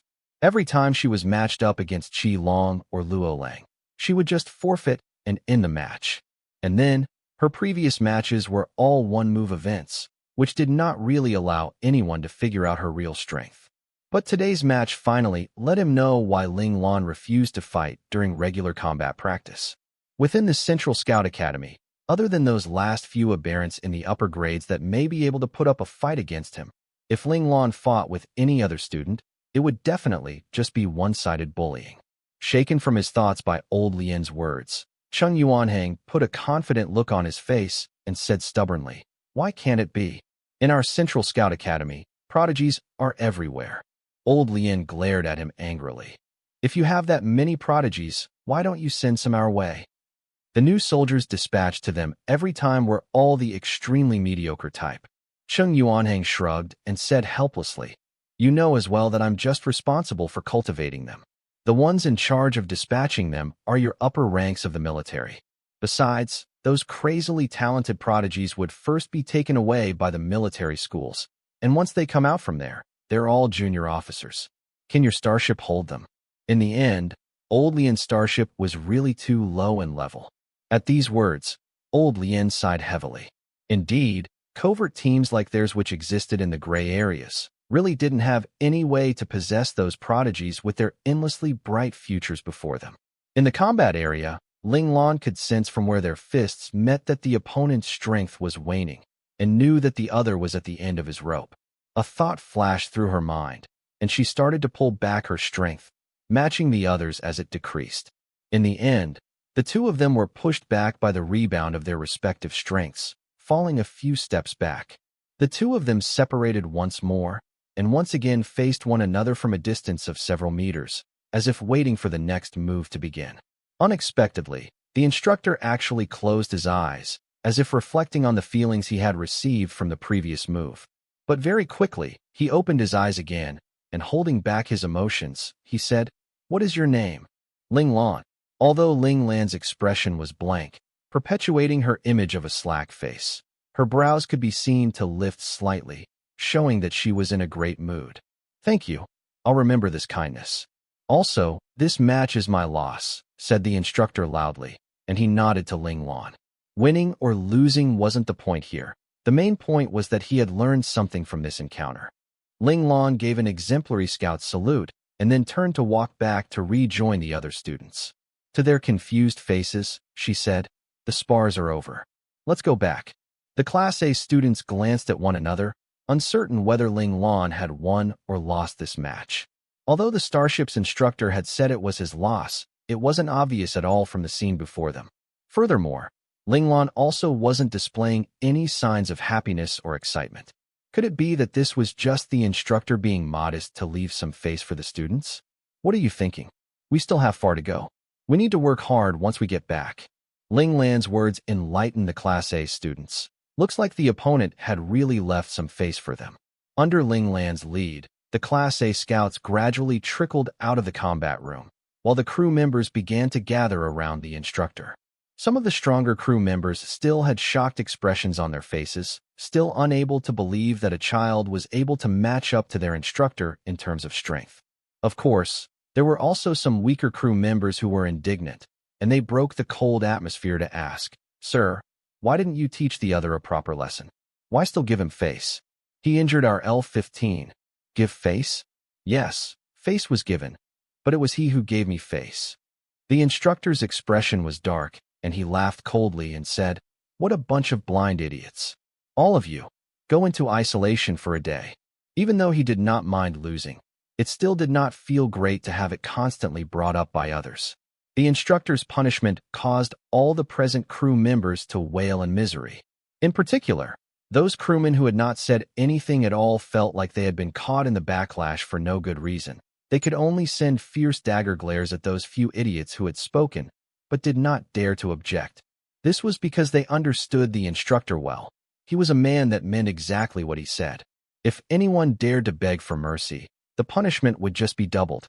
The crew members automatically headed towards the designated isolation rooms of the starship. Seeing the instructor following closely behind them, one of the crew members said fawningly, "Sir, you don't have to monitor us. We will go to the isolation rooms on our own." "I'm not monitoring you all. Rather, I'm also going into isolation for 7 days," replied the instructor coldly. "Whatever for?" exclaimed the crewman shocked. "If one does something wrong, one must accept the punishment. The same goes for myself." Leaving this statement behind, the instructor entered an isolation room. The crew members looked at one another in confusion, unsure what exactly the instructor had done wrong. When the instructor reappeared once more, the calm indifference on his face let everyone know that the instructor's strength had increased again. The initially exposed sharp edges of his power had now been sheathed, becoming almost undetectable. If he did not move to attack, it would be very easy to overlook his existence. That's right. After isolating himself for 7 days, the instructor finally progressed from the middle stage of Qi-Jin to the late stage of Qi-Jin. As for whether he would be able to enter the peak stage of Qi-Jin, or even complete the entire Qi-Jin stage, well, that depended on fate and chance, on whether there was the possibility of obtaining sudden insight. Old Lien had once asked the instructor how he had attained a breakthrough this time. It should be known that after entering the refinement stage, every increase in ability required a certain degree of chance and lucky coincidence. The instructor replied that this was due to that sparring match between him and Ling Lan. The force of the other's presence had let his initially stabilized plane to once again sense the possibility of a breakthrough. This was an opportunity for him, and luckily, he caught it. There was one thing the instructor did not say, however, and that was that he suspected that, in this fight, Ling Lan had given him this helpful push on purpose. If that were true, Linglan's strength was very likely already at the later stages of Qijing. The instructor did not dare to dwell on the idea. Otherwise, he would start to think that them adults were all idiotic, actually unable to match up to a 10-year-old child. Thus, he buried this notion deep within his inner mind. Still, regardless of whether Linglan had done it on purpose or if it was an accident, he would inscribe this kind favor onto his heart. The sparring matches this time broke the ice between the scouts and the crew of the starship. At times, when either party had some grievance to air, they might argue verbally. And if one side found themselves losing and wanted to settle the matter with a fist fight, naturally no one would object. In this manner, by and by, the relationship between the two sides actually got better and better. Among the crew, aside from the small few who were especially petty, the majority of the men now viewed the scouts with affection and care. Qilong, in particular, often sought out the team leader of the Golden Scales team, L13, for a fight. Every one of their fights was loud and vigorous. At first, some of the crew and the scouts would still cheer for their own companion, but they soon learned to ignore them. This was because these two people were the type to seek torment in their fights. They were never concerned with winning or losing, but only wanted to fight till their muscles were sore and their strength was depleted, only crawling out of the combat room with difficulty after their bodies were covered in bruises and other injuries. Both sides quickly got used to the self-tormenting fighting style of the two, and so in the end, no one was interested in cheering them on anymore. Still, self-destructive though the two may be, the effects of their fights were pretty good. Linglan could clearly sense that Qilong's combat ability was gaining more and more of the presence of the refinement stage. His breakthrough was within reach. All that was needed now was a catalyst. Meanwhile, the time L13 spent sparring with Qilong wasn't just fruitless work on his end. In contrast to Qilong, who was still looking for a catalyst to break through, L13, who had just entered the refinement stage, used these spars to settle fully into the plane of refinement, no longer stuck in a fake refinement stage as he had been before the spars. Linglan naturally knew that there was one person on the starship who hated her deeply, and that was the one who had had his wrist broken by her, L15. Linglan was a cautious person, so she made Little Four monitor the other around the clock. Through this, Little Four unexpectedly found that L15 did not really trust L13 very much. When he found out that L13's strength had increased, the flashes of envy, jealousy, hate in his eyes when no one was looking revealed his true feelings. Although these flashes were mostly just present for an instant, L15 quickly reverting to his default bashful and harmless appearance, face filled with well wishes. How could they escape the being known as Little Four? An ultimate cheating device capable of comprehensive 360 degrees monitoring with no blind spots. No one would be able to evade his eyes unless Little Four himself chose to neglect this person. When Little Four told Linglan about his discovery, Linglan sighed deeply once more. As expected, those who liked to smile were all nothing good. Their bellies full of bad water. They were truly detestable. This further cemented Linglan's distrust of those who smiled all the time, those who were courteous in all respects with great popularity, who gave others an impression of being a good guy. Linglan felt that these types of people were definitely hiding something behind their smiles, so she needed to be extremely careful when dealing with them. In this way, a week of raucous bickering and fighting passed. Although L15's heart still held all kinds of jealousy and hate, seeing that he now had no way to target Linglan and the others, he could only behave, not doing anything stupid to try and harm them. This week, after going through several spatial leaps, the starship arrived safely at their destination. A primitive planet they told outsiders was a wild and untamed planet. After the final spatial leap, the communicators of Linglan and the others had lost their locative functions. According to the starship's notification, this was because this area was one with magnetic interference, so all the locative systems on the communicators would be affected and lose their functionality. However, there was a much more advanced navigation system on board the starship, so they did not have to worry about completely losing their way. Of course, Linglan knew very well that the starship's crew were lying, because Little Four told her that they had already entered an unknown planetary sector, an unlabeled location on the Federation star maps. As expected, a secret location. The planet we're going to is probably not as simple as we imagine it to be. Ling Lan quietly raised her guard. The starship entered the atmospheric layer of the primitive planet. Due to the starship's alert, Ling Lan and the others were already seated with their seatbelts buckled. The starship shuddered violently for about 10 minutes or so before finally stabilizing. Ling Lan knew then that they had successfully penetrated the planet's atmosphere and would soon land. Sure enough, after just a short while, the starship notified them to gather their things and disembark.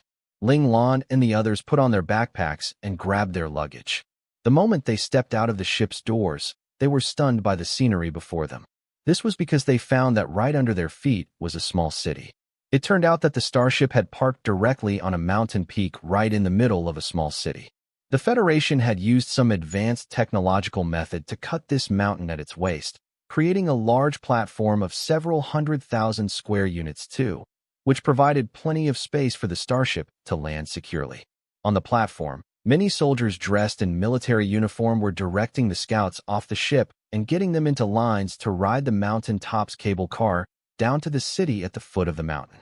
When they arrived at the foot of the mountain, Ling Lan could finally see what the city looked like.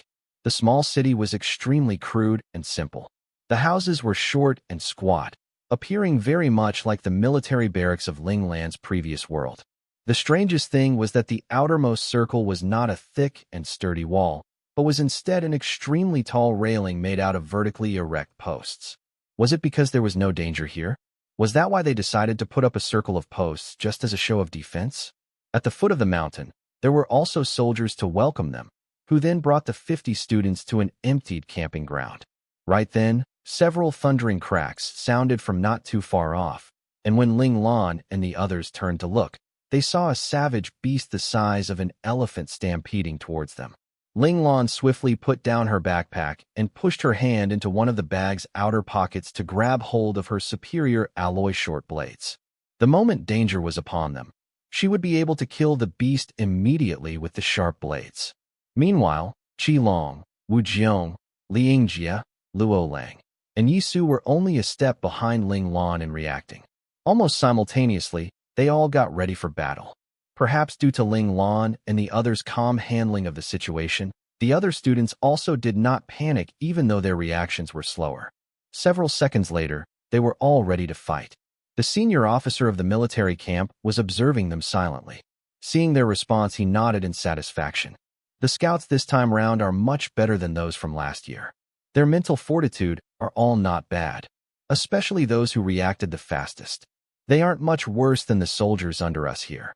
The civil officer that looked like an advisor standing beside him said smilingly. According to the captain of the Fei Qiong 3, these scouts are all pretty good, with some even being abnormal prodigies. Don't listen to that fellow's bullshit. In his eyes, anyone with a little bit of talent are all abnormal prodigies. His judgment is really quite terrible, sneered the senior officer. When the advisor heard what his superior said, he just smiled and stopped commenting. In truth, he had felt that the captain of the Fei Qiong seemed different than usual when he was saying this. Something had been off about him, and his eyes had contained a kind of envy, jealousy, hate within them. Still, since his superior didn't like this topic, then he wouldn't speak any more on it to avoid displeasing his superior, who asked his superior to be at odds with the captain of the Fei Qiong. Meanwhile, at this time, on the Fei Qiong which had already departed, old Lien cackled evilly to himself. Sure, Yunfei, this old man just won't tell you how great these kids truly are. Whether or not you find that abnormal prodigy will all depend on your luck. He had no interest in helping an old foe increase his sex strength. The savage beast slammed into the railing, and just when everyone thought the railing was certain to break, what actually happened stunned them. Unexpectedly, the seemingly flimsy railing was actually very sturdy, and was even equipped with terrifying electrical power.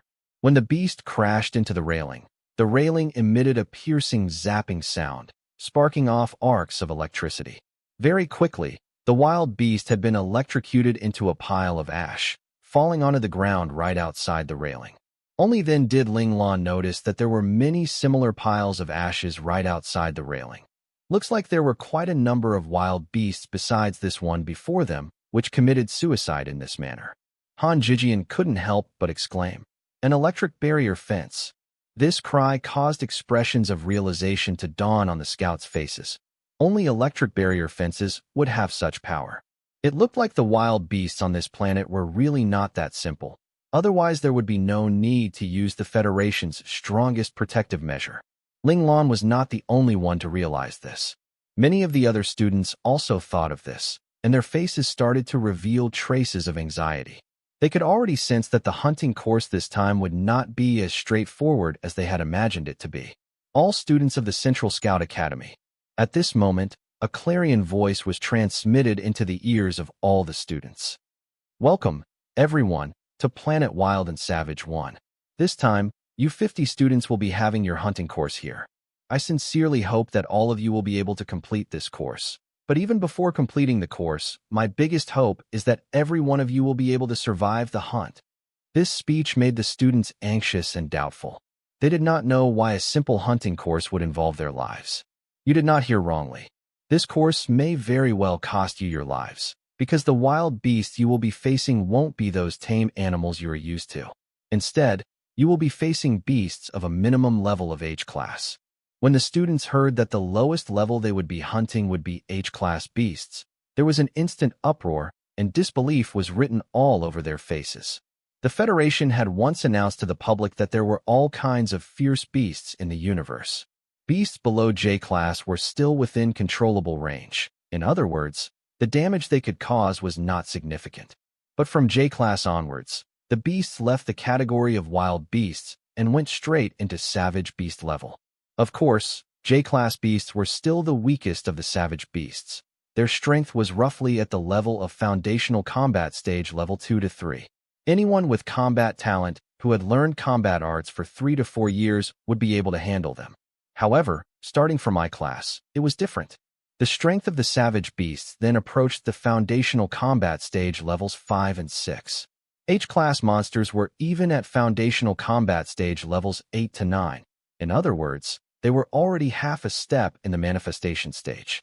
Meanwhile, the students were mostly all at foundational stage level 8 to 9, with only a few at the manifestation stage. Against these H-class monsters, they would have no advantage whatsoever. The students were bewildered by this. Could this kind of situation still be considered a hunting class? This was basically asking them to gamble with their lives. Moreover, this was still only talking about the lowest class of monster here. If they were unlucky, they might even bump into a G class, or perhaps even one of a higher level. Wouldn't it be over for them then? Right then, that clarion voice once again rang out by the students' ears. Whether or not to continue with the course, the choice is up to you. There's still time for you to quit now. On your right-hand side is the place to register to drop out.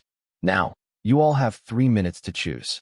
At that moment, to the right of Ling Lan and the other students, a soldier with an AI in one arm waved a hand at them, signaling for those who wanted to drop out to come find him. This sudden choice caused the scouts to fall into indecision and uncertainty, unsure what they should do. At this time, Wu Jiong pulled Yi Su over to go towards Ling Lan to discuss the matter. To one side, Li Yingjia's gaze wavered for a moment, but then, with a clench of his teeth, he followed them. Ling Lan, what do you think? Asked Wu Jiong. Ling Lan was rather surprised. She had never thought that Wu Jiong would come and ask for her opinion. Still, despite her surprise, she told Wu Jiong her decision honestly. Continue with the course. Are you not afraid of the danger? Asked Wu Jiong. Then, feeling as if his words were not enough to convey what he meant, he added, I'm talking about your team members. That day, Ling Lan's spar with the instructor had let Wu Jiong know that Ling Lan's strength was just too far beyond them. Perhaps this hunt would be no danger at all for him. But the same could not be said for Han Jijian, Lin Zhongqing, and the others on his team. Indeed, the hunt this time is very dangerous. It's very likely that what they said may happen. But this danger brings opportunity with it, as well as an increase of strength. Ling Lan stopped here, turning to look at Qi Long and the others beside her, before continuing. I also believe that Qi Long and the others will protect themselves well, and then become even stronger, finding the opportunities that belong to them. That said, Ling Lan nodded solemnly and said, they are just that strong. This last statement was said forcefully, with conviction, showing that Ling Lan's confidence in Qi Long and the others was absolute. This statement also drew the brilliant smiles of Qi Long and the others, a sign of how touched they were by it. In that instant, their hearts pulsed with the intense emotions of being understood and accepted. Ling Lan's trust caused their initially unsteady hearts to settle immediately. Wu Jiong cast a long look at Ling Lan, and then nodded and said, "That's true. Although the hunt this time is very dangerous, it is also a chance for us. Of course we can't give up this course." Ling Lan nodded at Wu Jiong's words, saying nothing more. After hearing what Ling Lan and Wu Jiong had to say, Li Yingjia's initial doubts also disappeared. He told himself that he definitely could not lose to Ling Lan, Wu Jiong, and the others. What they could do, he could do too. No one knew that Wu Jiong was actually a little disappointed at this point. He had questioned Ling Lan with an ulterior motive. He had hoped that Ling Lan would respond in an uncaring manner so that Qi Long and the others would begin to harbor a grudge in their hearts against him. He had not expected Ling Lan's response to make Qi Long and the others even more loyal to Ling Lan instead. At this point, he knew that trying to get Qi Long and the others to leave Ling Lan and work with him instead was no longer a possibility. This also meant that his chances of overcoming Ling Lan were almost nil. Yes, ever since the first year, Wu Jiong had never thought of admitting defeat. He had always wanted to beat Ling Lan. When he saw that beating Ling Lan on his own was not a feasible path, he had then chosen to challenge him with a team. He shifted his goal to the 7th grade, when they turned 13 and would challenge the virtual network barrier. However, Ling Lan's team was also very strong, possessing the two combat talents Qi Long and Luo Lang. Still, Wu Jiong was not discouraged. He did not think that Qi Long and the others were really completely loyal to Ling Lan. Qi Long, especially, had always been the top rank of their class. Was he really content to just be a puppet in Ling Lan's hands? Thus, this time, he had specially asked a trick question. If Ling Lan had expressed blithe unconcern for his team members, he would be able to leverage this to spark Qi Long's dissatisfaction and cause the dissolution of Ling Lan's team. When necessary, a team's member may choose to build their own team, and then the other members may choose once again whether to follow this member or the original leader, prompting a reorganization of the team. This was a failsafe to handle unresolvable conflicts within a team. But the final outcome disappointed him. The friendship among Ling Lan's team was truly like steel. Everyone knew their positions well, and there was no sign of the dissatisfaction he had thought there would be. Frankly, Wu Jiong would think this way because he did not understand the position Ling Lan held in Qi Long and the others' hearts. The one who admired Ling Lan the most in Ling Lan's team was no other than Qi Long himself. It should be said that Ling Lan counted as half an instructor to Qi Long. Many times, when Qi Long encountered any difficulties in his combat skills, Ling Lan was the one who would enlighten him. Thus, Qi Long might not submit to others, but he would definitely submit to Ling Lan. Meanwhile, Luo Lang had always been nipping at Qi Long's heels. He and Qi Long could actually be considered rivals. Whenever Qi Long was stuck, he was also stuck, and when Qi Long improved, he would also improve accordingly. If Ling Lan was half an instructor to Qi Long, then she was also half an instructor to Luo Lang. Therefore, Luo Lang had never considered leaving Ling Lan. His only hope was to one day step over Qi Long to become Ling Lan's #1 follower. Little Four jumped out indignantly here. Damn it, boss's #1 follower is me. The subsequent several 100,000 E's have been removed. Unidentified entity found to have trespassed. Please ignore. The one who had always harbored doubts towards Ling Lan was instead the inconspicuous Han Jijian. Having just average combat ability in the class, he really liked using his brain to solve problems. Thus, he would not be convinced by those who were all brawn and no brain. No matter how strong they became, under certain creative strategies, he could still cause them to lose terribly. Later on, only after finding out that Ling Lan was actually very black-bellied himself, a large part of the credit here goes to Little Four. Ling Lan really wasn't as complicated as Han Jijian thought her to be. Did Han Jijian become truly convinced and recognized Ling Lan as his boss? As for Lin Zhongqing, who entered the team last, he had pretty much sold himself to the team to become a member. Before gaining Ling Lan's full acknowledgement, all he was thinking about now was how to obtain boss's sincere acceptance, so the notion of leaving Ling Lan had never even crossed his mind. The three teams of Class A simultaneously decided to continue with the course. Seeing this, The other students who had still been hesitating all said they would remain as well. In fact, Ling Lan was the one who gave them the courage to remain. On the starship, Ling Lan's even fight with the instructor made them believe that as long as it wasn't a monster above G-class, Ling Lan should be able to defeat the beasts with no problem. Although Ling Lan treated others coldly and his icy slack face did not seem very friendly, they believed that at critical moments, Ling Lan would definitely offer assistance. The 3 minutes were soon up, and seeing that none of the students had chosen to leave, the senior officer was very pleased. This group of brats are pretty good. Their wills are strong, unlike those from the last few years, which always had a few who chose to leave. In that case, we need to avoid any carelessness and stay alert. We really can't let anything bad happen to them too. Don't worry, sir. Our ace mecha squad is already fully prepared. Whenever the scouts are out hunting, they will be secretly protecting them from the skies. They'll definitely not let anything go wrong with the children, said the advisor with a smile. That's good then. They are the best batch of this year's talents at the Central Scout Academy. Although it's too early to tell whether there are any aberrant prodigies among them right now. No matter what, they are the treasures of our Federation. We mustn't lose any of them. The senior officer's expression was serious. Every time these children came here, the pressure on him was unbelievably heavy.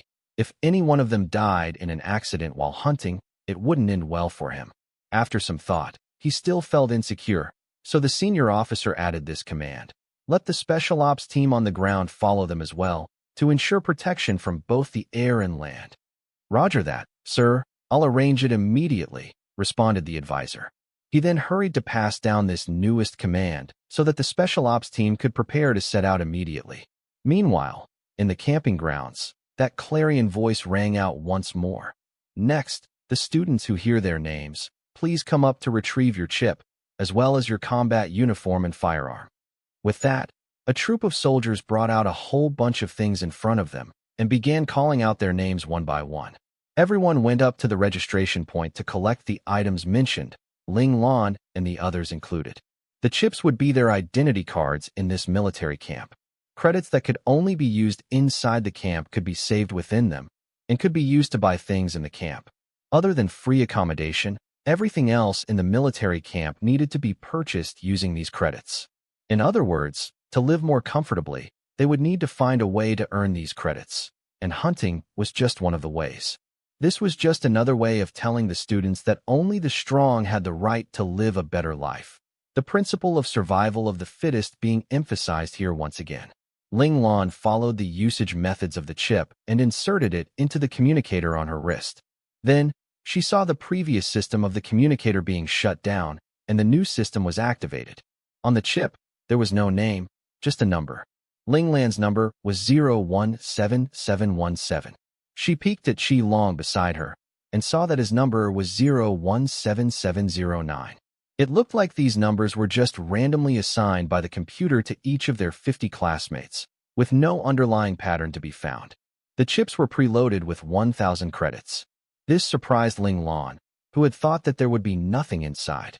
Unexpectedly, the camp was giving them some time to adjust, not being as merciless as she had assumed they would be. As long as they found a way to earn credits before these 1,000 credits were used up, then they would be able to survive within this camp successfully. Considering the fact that they were here for a hunting course, then it was likely that the beasts they hunted could be exchanged for credits. The only question was how much. Of course, Ling Lan was sure there were other exchange methods as well. She just didn't know them yet. Still, Ling Lan wasn't anxious. After all, they would be staying here for no less than 3 months, perhaps even longer, so there would be plenty of time for her to slowly figure everything out.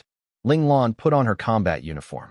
The clothes fit her almost perfectly. The academy had probably sent their data over to the military beforehand, so they would be able to get the correct sizes for the children. After obtaining these items, the originally anxious students felt a little more secure. The combat uniforms had a certain degree of defensive ability, able to withstand 2 or 3 attacks from an H-class savage beast, which would give the students a little more to bank on when protecting themselves. Meanwhile, the firearms provided were all beam handguns, only meant for defense. The firearms were there just in case the students found themselves surrounded by savage beasts and needed the firepower to blast a bloody trail through the beasts to escape. The hunting course required them to use cold weapons with their own hands to kill the savage beasts. This was also why Ling Lan had brought 2 high-efficiency alloy blades. Ling Lan could handle the short blade type of cold weapons well with both hands. In particular, her right hand was so proficient with them that it could be said that it was godlike. However, Ling Lan's left hand was actually most proficient with the tri-edge trench knife. But since almost no one in this era knew how to use the tri-edge trench knife, Ling Lan had no choice but to shelve it for now. Otherwise, she would not be able to explain how she had learned how to use it. Ling Lan placed one of the high-efficiency alloy short blades into the outer pocket of her combat uniform by her hip. The other she stuffed into the back of her belt. The one on her belt was prepared for her left hand. In a critical moment, she would be able to draw out the blade in time to hack at a savage beast. From the start, Ling Lan had been a dual-wielding combatant. She had just projected the appearance of being a right-handed fighter to the outside world to hide her true strength. After finishing her preparations, Ling Lan took a look around. She saw that the expressions on the students' faces were casual and relaxed after changing into their combat uniforms, and could not help but frown. It was true that the combat uniforms could withstand 2 or 3 attacks from an H-class savage beast. However, this just meant that the other's attack would not break the combat uniform. The force behind the attack would still not be completely negated. 3 to 4 layers of the power behind the attack would still be conveyed to the body, so if the body was not strong enough, the victim would still have their bones broken or incur some internal damage from the force of the attack. Therefore, they could not relax just because they had the uniforms. In Ling Lan's opinion, they should avoid being hit if they could help it. Otherwise, each hit would bring either death or injury. Ling Lan gave a serious warning to Qi Long and the others, dousing their excitement from obtaining the combat uniforms. Their expressions turned grim instantly, knowing that they had relaxed too soon. It was just as Ling Lan cautioned. Even though the combat uniforms would increase their chances of survival, that did not mean it was foolproof. Everything still depended on their own capability to work hard and survive this cruel hunting exercise. Once everyone was ready, Ling Lan raised her head to glance at the sun. Even after half a day, it had not shifted in position, still hanging high up in the sky.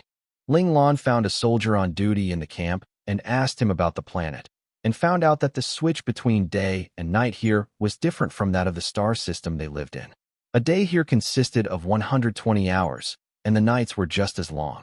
The watch soldier also told Ling Lan that the mass of this primitive planet was just too large, which was why one self-rotation required that much time. As for how they decided when to eat or sleep, the decision was up to them. After all, every person had different adaptability, and the rest time they needed varied as well. Ling Lan then asked about the departure time for the hunt, and was told that a car would bring them to the hunting grounds from the campsite in an hour. As such, Ling Lan decided to first go and fill up her belly, lest she have no strength to hunt later due to hunger. She also asked about the food matters of the students, and learned that there was a special large canteen set up to provide meals for the campground staff. There, one could eat whenever they wanted, though the food needed to be purchased with credits. Ling Lan did not continue to inquire further after that. Instead, she led Qi Long and the others straight to the canteen. Wu Jiong's team, which had been keeping an eye out on her movements, knew what she was planning and decided to follow her lead. The 2 teams ate a meal of the simplest and cheapest fast food, which costed them 50 credits each.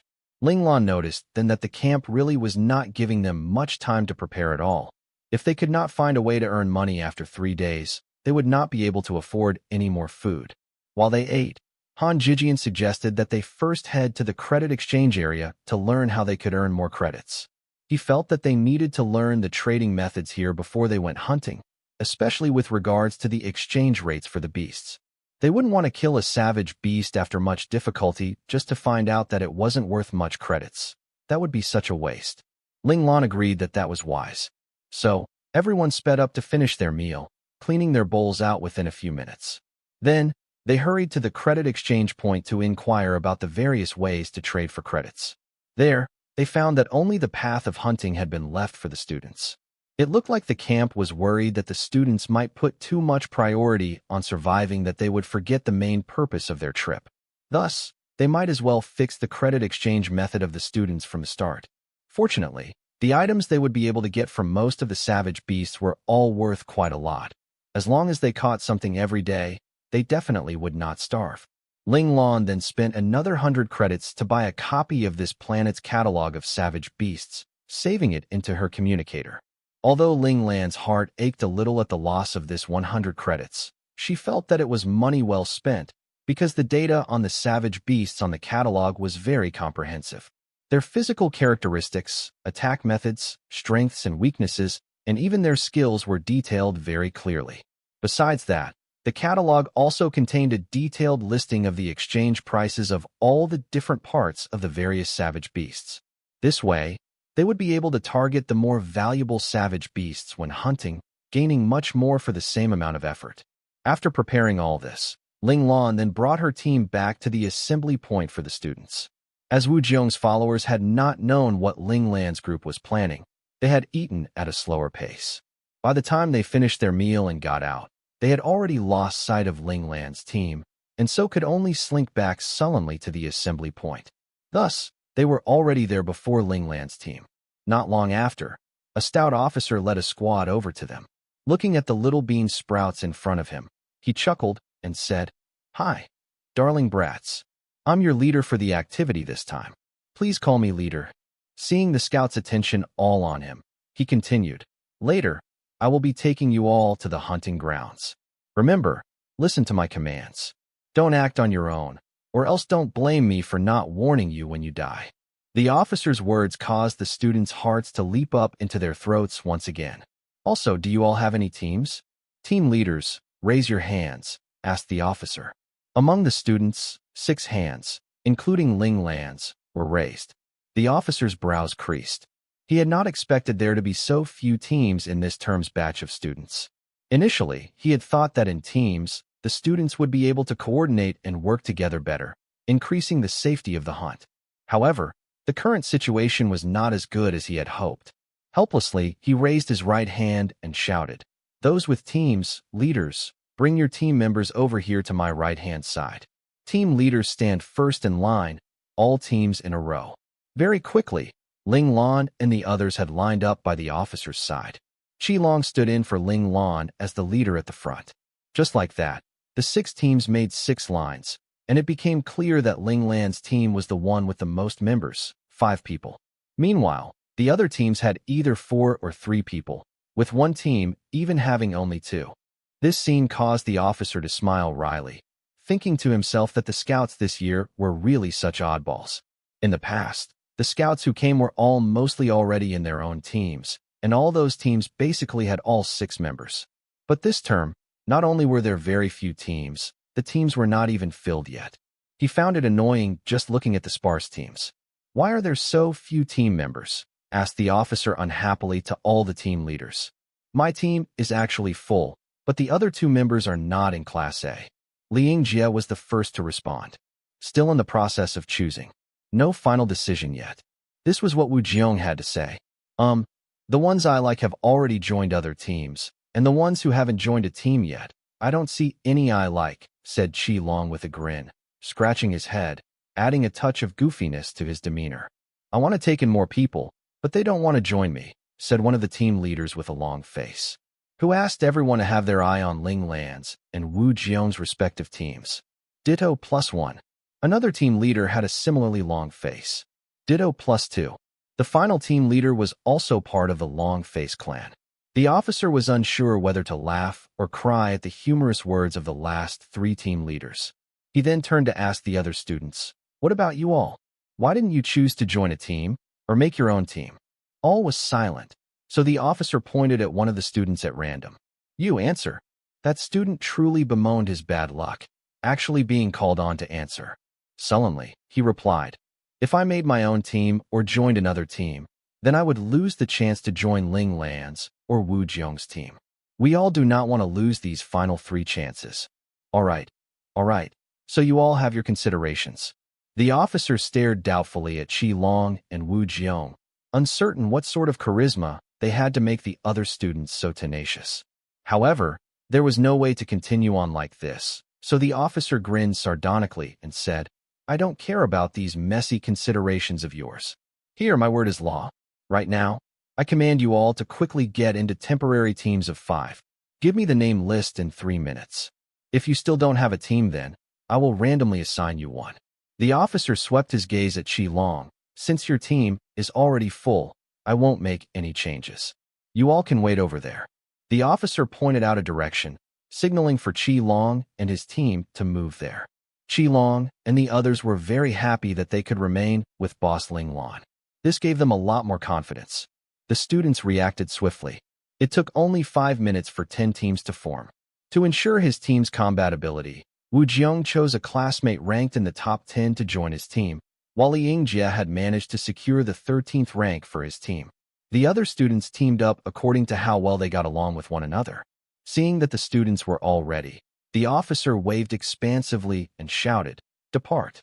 The scouts charged aggressively towards the entrance of the camping grounds, and there they found a huge vehicle which greatly resembled a fully enclosed armored car of Ling Lan's past world, but was 5 or 6 times bigger. The officer indicated for the students to get into the vehicle. Ling Lan felt the vehicle start up and move.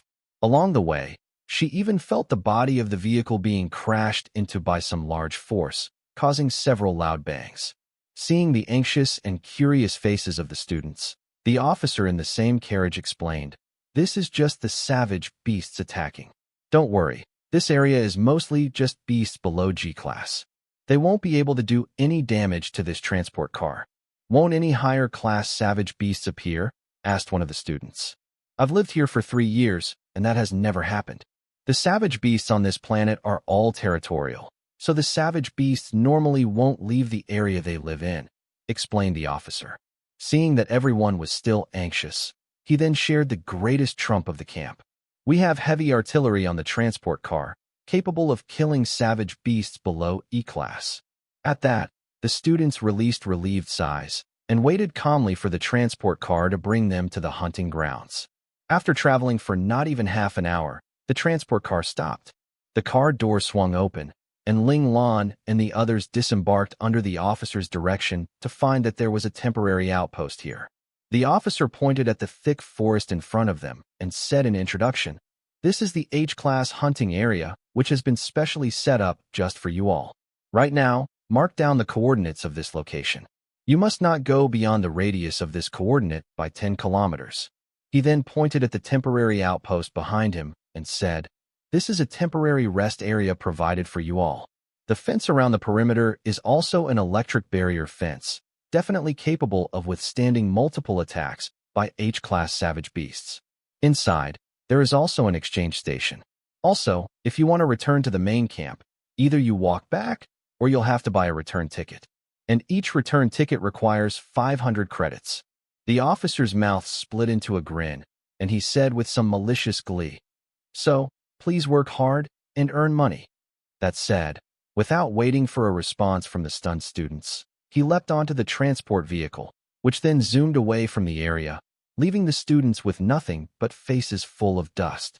Slow on the uptake, the students only realized they had been abandoned by the heartless officer after the vehicle was no longer visible.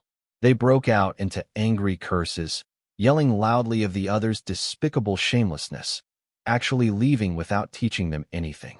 Han Jijian ignored the uproar beside him, turning to ask Ling Lan, "Check out the outpost, or just go hunting straight away?" Ling Lan said impassively, "The outpost won't run away. We can always check it out when we get back.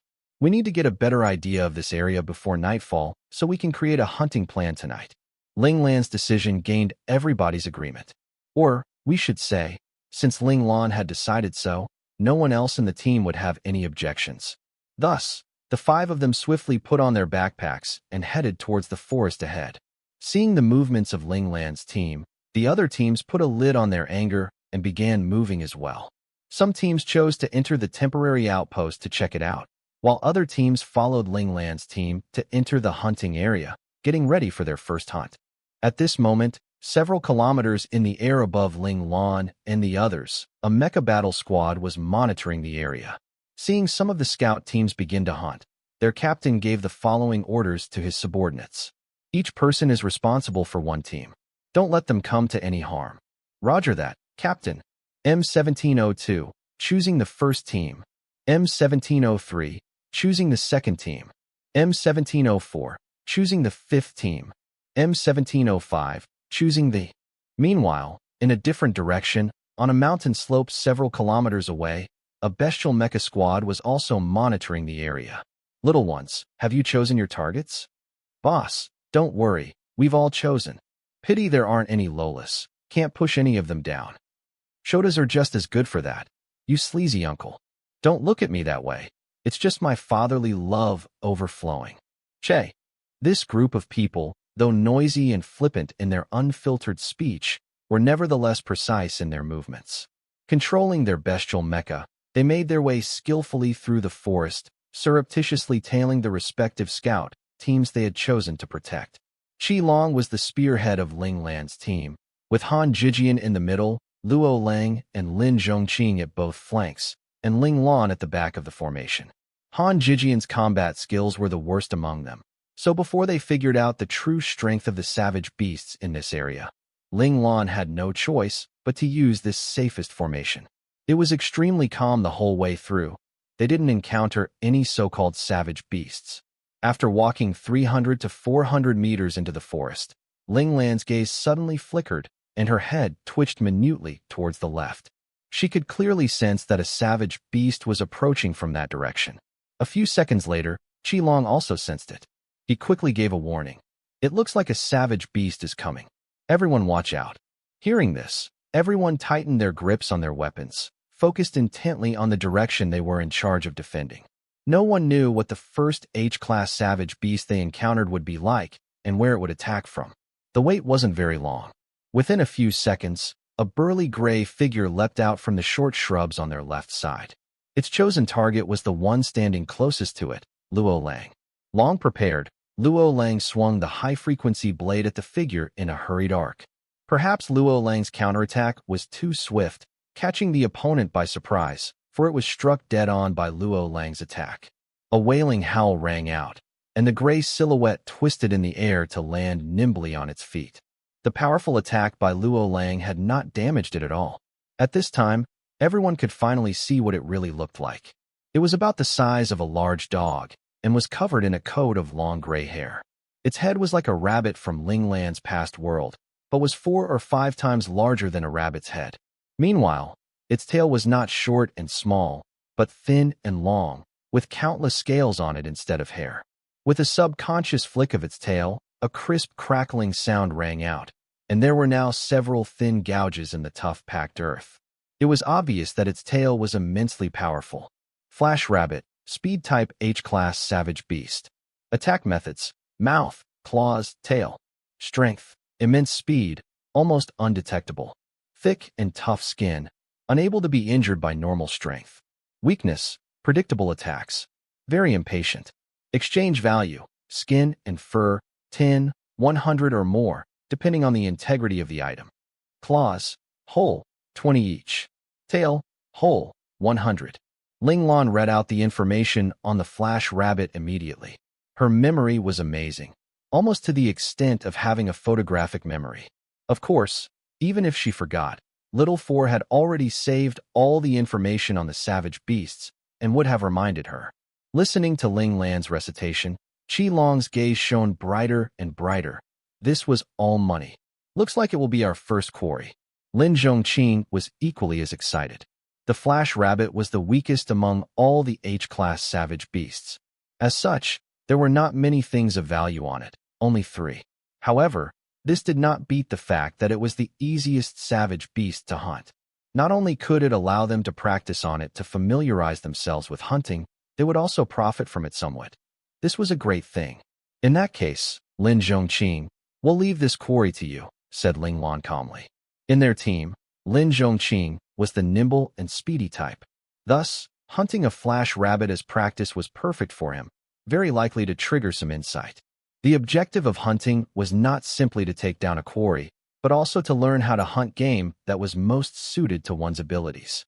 This was the first lesson of hunting, known as Know Thyself, Know Thy Enemy. Under Ling Lan's planning, every member of Ling Lan's team experienced hunting solo. After a week, Ling Lan felt that the others had already gotten used to hunting and were able to work together well with great rapport. So, she decided not to move around with them anymore. Ling Lan had only been following them around this week primarily because she wanted to protect them, afraid that they might encounter some unexpected scenarios. It wasn't that Ling Lan didn't want to go off on her own to the areas with higher-class savage beasts, but Little Four told her that there were mecha convoys from the camp scattered around watching over them, both in the air and on the ground.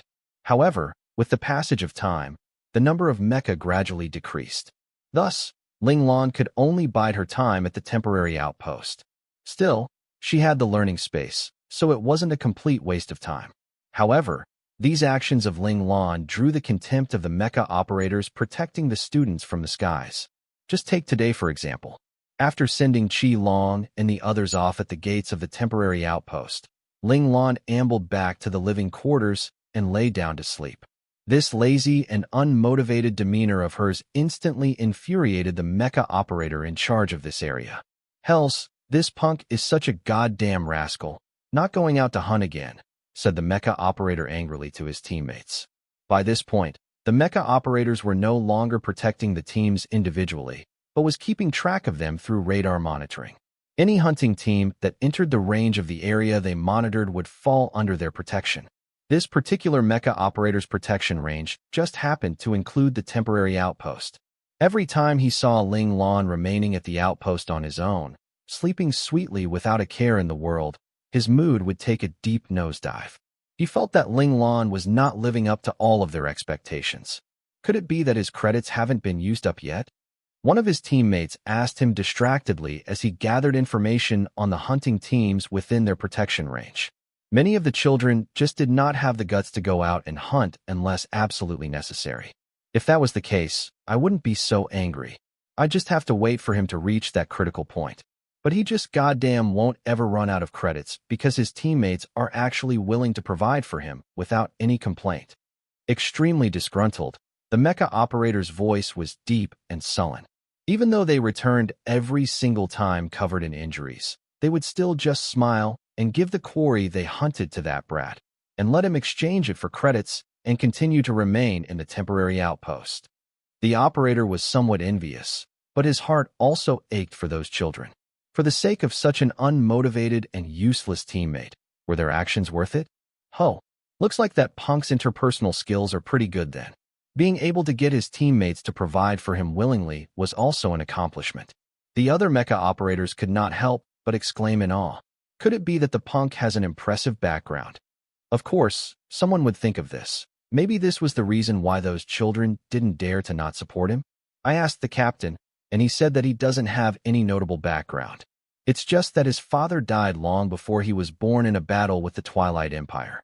Very early on, the mecha operator in charge had already asked the captain to investigate the child's data, and found that his background was very average. Even more average than those of his teammates, Qi Long and Luo Lang. Perhaps those children pity him for being an orphan of a martyr. Giving him some consideration because of that would be normal, someone speculated. That's not the way to be considerate. They are here to see blood. If this brat never sees blood, then how will he grow? Don't they know that this is actually harming him? The mecha operator in charge was somewhat distressed at the waste of talent. What are you worrying for? If he doesn't want to grow stronger, what can we do? The other's words had barely faded when he suddenly gasped in shock and asked doubtfully, "Look up there. What's that?" When he had been browsing through the images, a light had seemed to flicker at the top of the screen. He adjusted the image and found that countless bright spots had appeared on it and could not hold back a shout.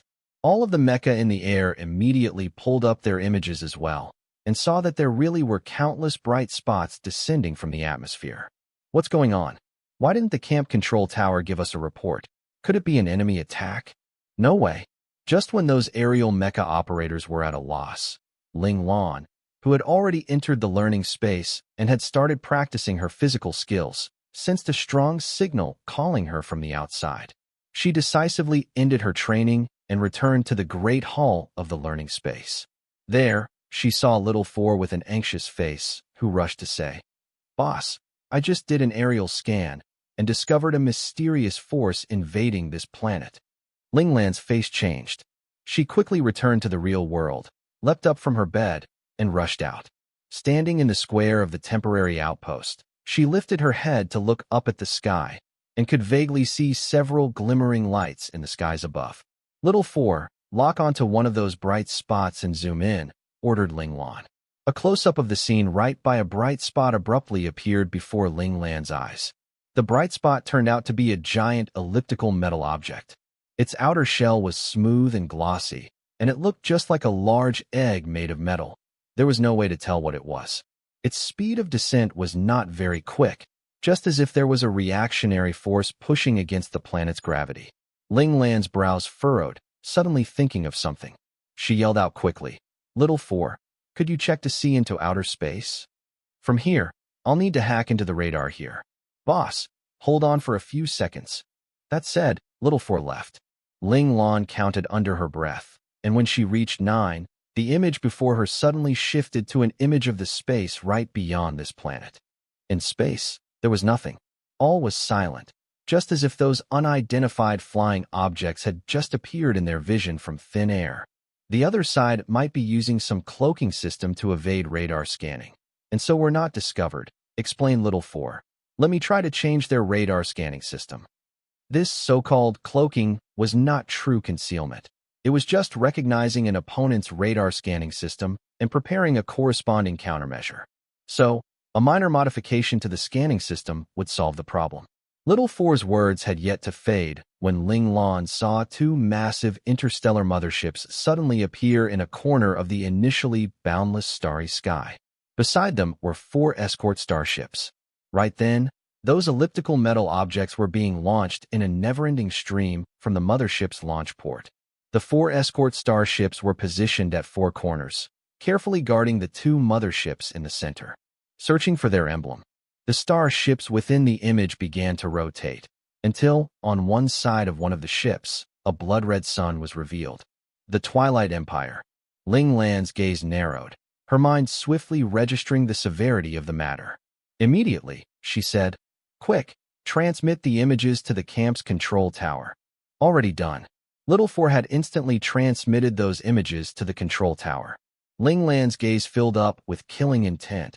The Twilight Empire. That was the main culprit in her father Ling Zhao's murder. She had originally thought that she would only get the chance to get revenge and kill the people of the Twilight Empire once she grew up. But unexpectedly, this opportunity had presented itself here at this mysterious planet. Of course, Ling Lan also knew very well that their appearance here most likely meant that some problems had also emerged within the inner workings of the Federation, just like back when Ling Xiao had been killed. Only this time, she wondered who their target was. When the control tower received Little 4's transmitted images, they instantly sounded the alarm. The entire camp leapt into action under the blaring cacophony of the alarms. All the resting soldiers rushed out, grabbing their weapons and their mecha. Meanwhile, the mecha operators in the air, still observing those unidentified bright spots in the atmosphere, had also received the warning of an enemy attack from the control tower. Warning, this is an enemy attack. Warning, this is an enemy attack. Get ready for battle. The cold voice of the captain came through the public communications channel. Yes, all of the mecha were fully armed, and they watched suspiciously as those countless flying objects drifted down towards their planet. The moment the captain gave the command, they would charge. In the meantime, the hunting students had also received the notification to return to the camp or the closest outpost. When the opponent had drifted down to a certain altitude, the flight-capable winged mecha or humanoid mecha all flew up into the sky as well, waiting in formation. Meanwhile, in space, the commanding officer of the mothership who had supervised the launching of the metallic giant eggs was closely watching the feedback images of the situation below. When he saw that the opponent had already noticed them and were prepared to attack, he instantly pounded the table in anger. Baka 1, how did they discover our concealed airstrike strategy? Which bastard ratted us out? Originally, they had wanted to overwhelm the opponent with the element of surprise, but was unexpectedly faced with this sort of direct face-off. His heart started to twinge in pain. The sneak attack this time involved their empire's most exceptional mecha column. If any accidents happened and they were lost here, it would definitely be a severe loss. This commanding officer naturally didn't know that the reason the opponent was prepared was due to Little 4, this intelligent bioentity from the miraculous planet Mandora. Attack. When the control tower gave this command, all the airborne mecha launched the first wave of attack. The metallic eggs right at the bottom were instantly caught in the explosions of this intense firepower. Losing the anti-gravity deceleration, they dropped like stones, hurtling downwards at full speed. The mecha in formation paid no mind to these falling eggs. Everyone knew that at that speed, even if there were protective fittings inside, the people inside would still be at death's door even if they didn't die. These images were transmitted back to the motherships in space, causing the commanding officer to yell "Baka Baka" nonstop, yet he was helpless to do anything. Now that things had developed into the current situation, it was no longer something he could resolve. "Sir, can we let them break out of the shells and act now?" The advisor beside the officer wiped away the sweat on his forehead and reminded him with a bow. Since there was already no chance of a sneak attack, they might as well fight outright, pitting strength against strength. Sano-kun's suggestion is good. Give out the order to act. The commanding officer finally calmed down. Hi 3. Once the order went out, all the falling metallic eggs cracked open by themselves, revealing the black mecha hiding within each one. The sight of those black mecha, along with the crimson sun emblazoned on their chests, instantly drove all the Federation's mecha operators into a collective rage. Curses, it's mecha. The bloody Twilight Empire. Damn it, kill them all. Avenge Major General Ling Xiao. It wasn't clear which mecha operator said this, but it summed up the burning animosity of the mecha operators well. Major General Ling Xiao's death due to one of the Twilight Empire's evil plots was a major grudge for all mecha operators of the Federation. They too had once thought of charging onto the battlefields against the Twilight Empire for revenge, but they were soldiers, and so had to submit to the military's arrangements. They had been assigned to develop this mysterious planet, but the rage in their hearts had not disappeared. Now, suddenly seeing the hated killers appear before them, almost all of the mecha operators were about to go on a rampage. Everyone present on the field knew that this would be a death clash, a fight till one side or the other was dead. The artillery in the hands of the Federation mecha operators needed no command, firing wildly in an endless barrage. A great battle was about to start. In the sky, the sounds of rocket fire filled the air. The Twilight Empire mecha naturally did not just lay back and admit defeat. Even if they had no choice but to dodge while they were still trying to gain control of their mecha, they would still raise up their firearms when necessary to return fire. The entire battlefield was shrouded in the smoke of artillery. With every round of fire, several mecha would be destroyed and fall. Some of the Federation, more of those from the Twilight Empire. Those mecha plunged from the skies wreathed in thick smoke and blazing fire, crashing loudly onto the ground. Even Ling Lan, who was quite far away from the heart of the battle, could still feel the violent tremors from the ground, almost losing her footing. On the ground, those mecha would explode a second or even a third time. Shrapnel went flying, wisps of flames scattering everywhere. The immense explosive force broke the surrounding trees at their waists, some trees even being uprooted entirely. Yet even more trees were set alight by the errant sparks, quickly becoming engulfed in flames. Under the barrage of artillery, the initially tranquil primitive forest descended into a sea of smoke and fire. The savage beasts within seemed to sense the looming threat and began to make a commotion. The descending Twilight mecha were getting closer and closer to the Federation mecha soldiers in the air. At this point, the camp control tower gave a new order. All aerial mecha squads, move out immediately.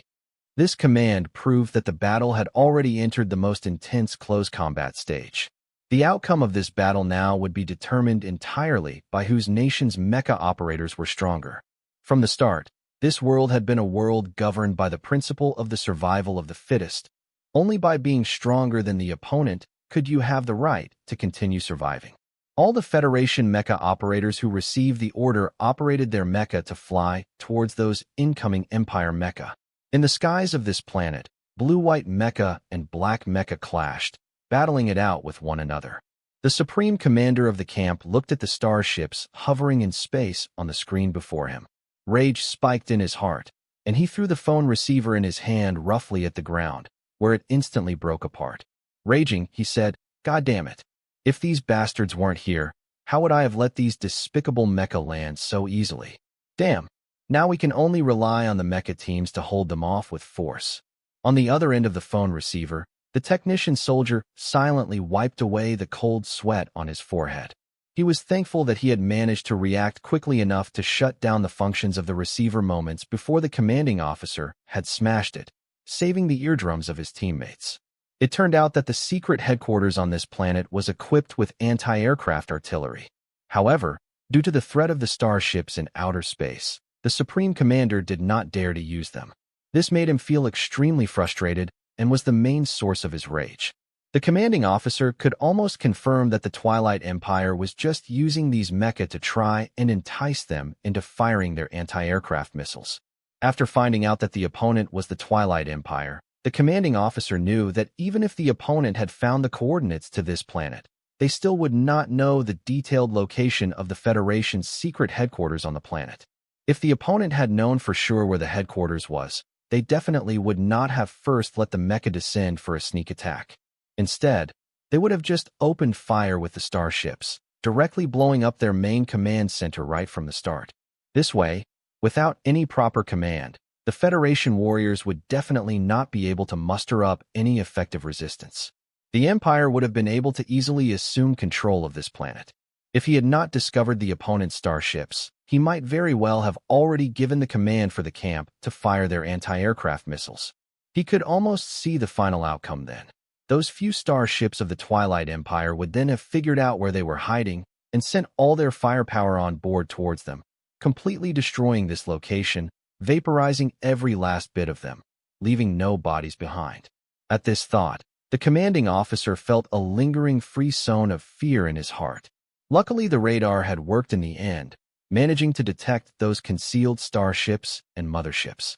This also made him instantly aware of the opponent's scheme, saving him from giving out a wrong order.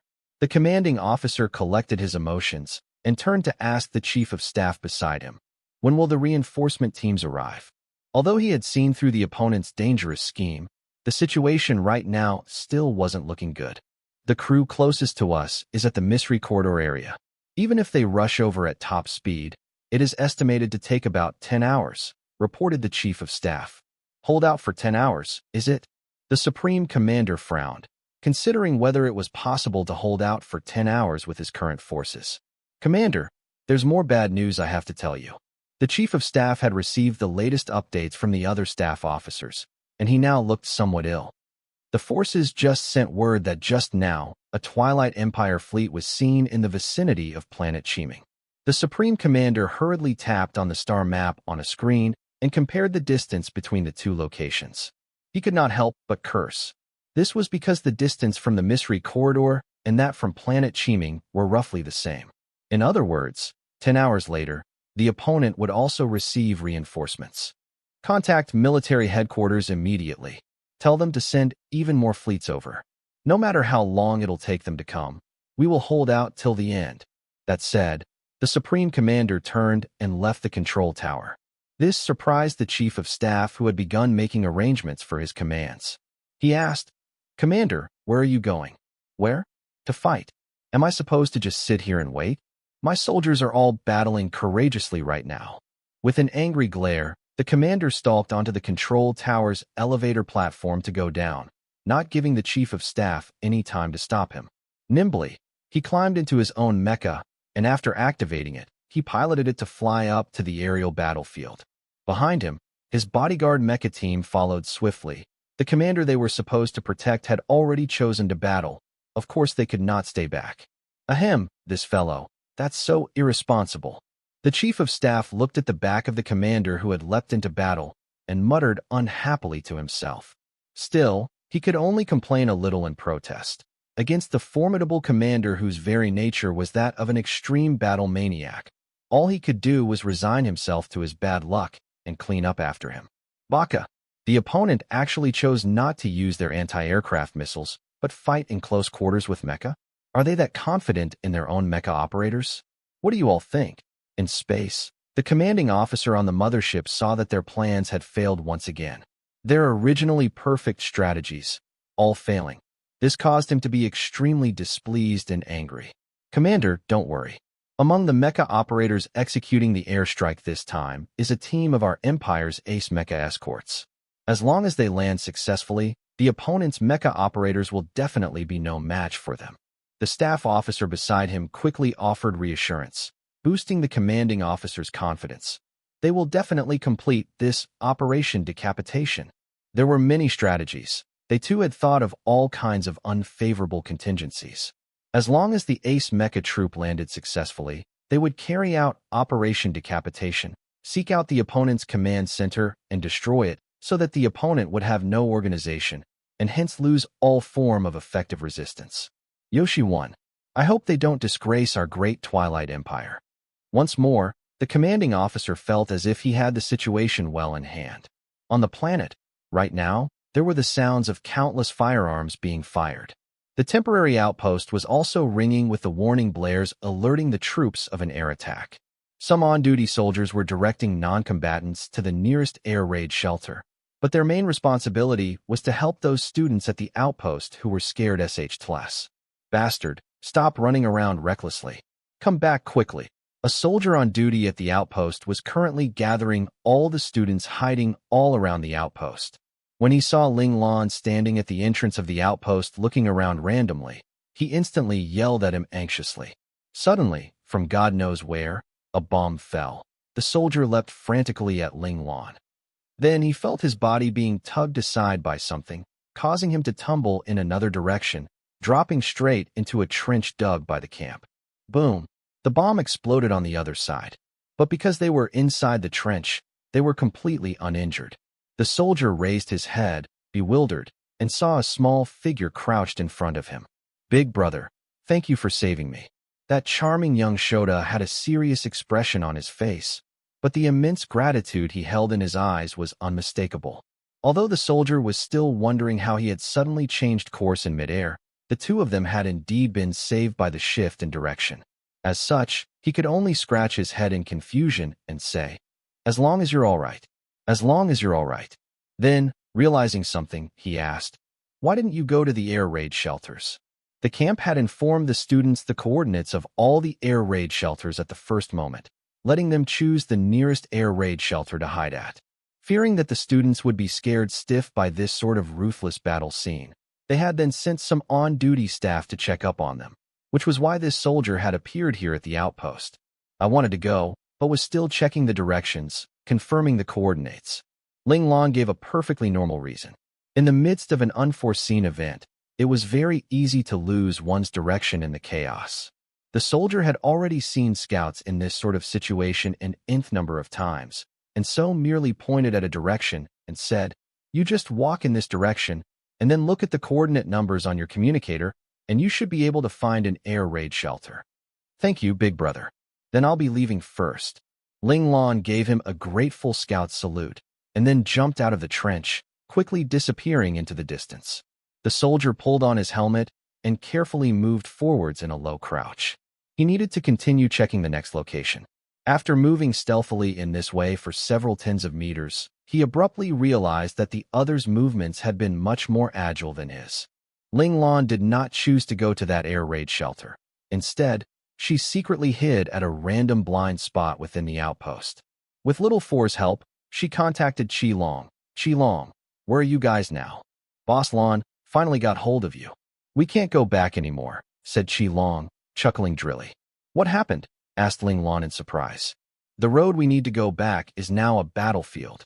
The sound of violent hacking and slashing could be heard from Qi Long's end. The sound was so loud that it almost covered Qi Long's voice. Mecha combat.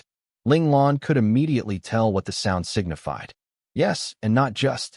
Boom, boom, boom. Loud explosions rang out on Qi Long's end. "Boss, we need to retreat quickly, otherwise we'll be chopped into pieces by the winds of their swords." Heavy panting could be heard via the communicator. It looked like Qi Long and the others were running for their lives trying to escape that frightening battlefield. Ling Lan was extremely anxious, hating the fact that she wasn't there with them. "We can't go any further. Any further, and it's the F-class Savage Beast area." Han Jijian's voice rang out on the other side of the communicator. "You all already entered the G-class Savage Beast area?" A bad feeling rose in Ling Lan's heart. Yup, the battlefield spread too quickly, so we could only keep dodging backwards. But luckily, those G-class savage beasts have also been frightened away by the battlefield. Qilong's voice held a trace of relief, because if that had not been the case, they would not have been able to run so deep into the forest. Stop running. Those savage beasts have already become even more dangerous, said Linglong frantically. The sound of running footsteps slowed and finally came to a stop. Then, Qilong's voice came through once again, a note of puzzlement in it. Boss Lon, what did you say? They're about to go berserk from this sudden battle. Linglong had already received Little Four's warning. He had found that within the range of his monitoring, the savage beast's eyes had already turned red, as if they were about to go berserk at any moment. Can you all go around the battlefield? Linglong followed up with this question. No, the battlefield has already spread to cover the entire G-class savage beast district. No matter which way we go, we'll have to pass through F-class territory, responded Han Jijian. He had been keeping a close eye on the situation, so he knew very well that right now, the battlefield had engulfed almost all of H-class and G-class areas. Therefore, if they wanted to avoid the battlefield and get back to the temporary outpost, they could only go through F-class savage beast territory. Han Jijian felt very helpless. With their capabilities, their chances of passing through F-class territory safely was exceedingly low. They would only have one chance in 10 of surviving. It wasn't that much different from just cutting through the mecha battlefield directly. Boss, please don't worry. We'll act according to the situation. Right now, we'll first go look for a good place to hide. Boss, you should also go to an air raid shelter as soon as possible and hide. Qilong told Linglong their decision. He knew that in this type of situation, even if Linglong was strong, he would not be able to help them. In this kind of large-scale, destructive mecha battle, Scout Academy students like them who only knew low-level combat arts were just ants. Qilong and the others did not want Linglong to be in any danger, even somewhat glad that he had not come with them to hunt and gotten stuck here as well. All right, find a place as soon as possible to hide then. Oh, and keep your communicators turned on. I'll contact you guys periodically. After giving her orders, Linglong cut the call. Linglang's brows were deeply furrowed. She knew very well that on that battlefield, the Federation mecha operators were fully engaged in battle and had no mind to care about the students anymore. In other words, whether Qilong and the others lived or died was entirely up to their luck now. God damn it. I need to find them. Linglong made her decision in an instant. She was not someone who would abandon her comrades. Linglong knew that if the battle continued to spread outwards, Qilong and the others would be forced to enter the territory of even higher-level savage beasts. Little Four had already cautioned more than once that the savage beasts there were already in a state of violent frenzy. Their combat abilities were definitely not at their normal baseline. Undoubtedly, the longer Qilong and the others lingered there, the more precarious their situation would be. With a decision in her heart, Linglong quietly zipped out of the outpost. The soldier on guard at the entrance, who was waiting for straggling students, only felt his eyes blur for a moment, as if a shadow had flown by at the edge of his vision. But when he looked around, he saw nothing. Am I seeing things? Looks like the surrounding smoke still managed to affect my vision. The soldier could only explain it this way. He threw all thoughts of that passing shadow to the back of his mind and stopped worrying about it. Linglong rapidly dashed through the hunting grounds of the H-class savage beasts. In the dim lighting of the dense forest, she moved through the trees as nimbly as a monkey. With several quick dashes, she zipped from one tree branch to another. Her speed made her seem just like a shadow, leaving afterimages between the tree trunks, and her landings were so soft that they made no sound. After traveling for about 2 kilometers, Linglong abruptly came to a stop. Her brows lifted slightly, but very quickly, she leapt up nimbly and dashed into one of the shrubs to hide without making any noise. Linglong had just hidden herself when, not far from Linglang's position, 2 large mecha collided heavily in the air and simultaneously lost control and fell. They crashed forcefully into the forest undergrowth about 200 meters away from Linglong. The great tremors caused by the crashes stirred up a tornado, which whipped out to decimate the surrounding trees. The tornado only died off when it was about less than 10 meters from where Linglong was hiding. Linglong seemed to have expected this, for she was not affected at all. All throughout, she kept a lid on her presence, crouched within the shrubs, motionless. The instant she went into hiding, Ling Lan had entered hunting mode. Her mind was as still as ice, perfectly melding her presence with her surroundings. Even if instructor number 1 from the learning space came here now, before Ling Lan made a move, it would still be very difficult for him to find Ling Lan's hiding spot. Perhaps the two mecha had been rendered useless by the crash, for the operators could not get them to stand up again. Almost simultaneously, the hatch of the cockpit on both mecha opened. Two mecha operators leapt out from their respective cockpits at the same time. Clang! The clear ring of cold weapons clashing, proving that the two mecha operators had crossed blades again in an instant. The two of them were pushed back by the other's attack, each stumbling backwards several steps before regaining their footing.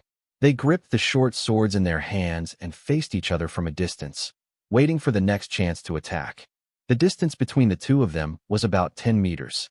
The mecha operator dressed in a blue and white combat uniform on one side was from the Federation. Ling Lan could tell due to the Federation logo on his chest, a big golden 5-pointed star. On the other side was the mecha operator of the Twilight Empire, dressed in a combat uniform the same black as the Empire's mecha. The entire uniform was a dark inky black, the only spot of color being the blood-red sun on his chest.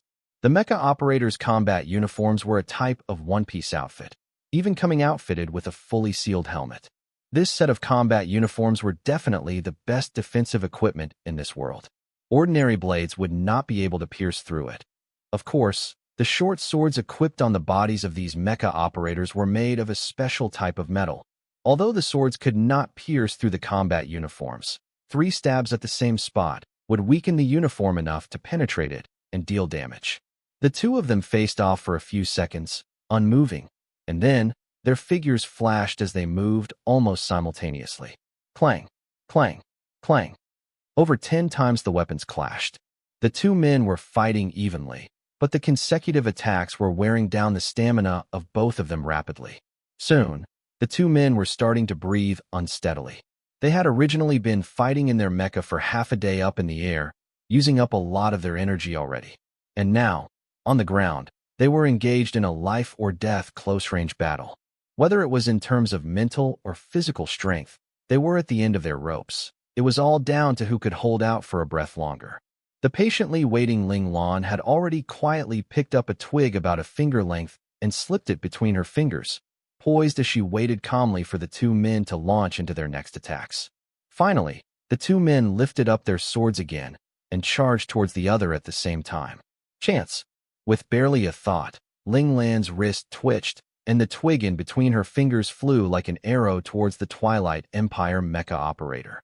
Ling Lan naturally knew that the twig would not be able to penetrate the other's combat uniform on its own. Thus, her target was the only weakness of the combat uniform, the neck. Even though, on the surface, it seemed like the mecha operator's entire body was shielded by the combat uniform. In truth, at times, from a particular angle, a tiny unshielded gap would be revealed. For example, when a mecha operator lifted his head a certain way, an almost imperceptible gap would appear at the join between the helmet and the combat uniform. Ling Lan, who was lying flat within the shrubs, was viewing the scene from a downward angle, and so managed to catch sight of this tiny gap. All this time, Ling Lan's cool observation was so she could find this opportunity for a one-hit kill. And Ling Lan's patience finally brought her this opportunity. The small and thin twig struck silently and abruptly. Also, the Twilight Empire mecha operator never would have imagined that there would be another ruthless hunter here, so his full attention was on the Federation mecha operator opposite him. He wasn't guarding against other sources of killing intent. He suddenly felt a stab of pain at his neck, and the hand which he had planned to use to parry the opponent's short sword stilled for a moment. But this short pause was enough to make him miss the correct timing to parry, and he could only watch as his chest was pierced forcefully by the other's short sword. Panicked, he tried to back away, but then he discovered something even more frightening. He could not control his body at all. Within the blink of an eye, the opponent had stabbed his chest 3 times repeatedly, breaking through his uniform to pierce into his chest.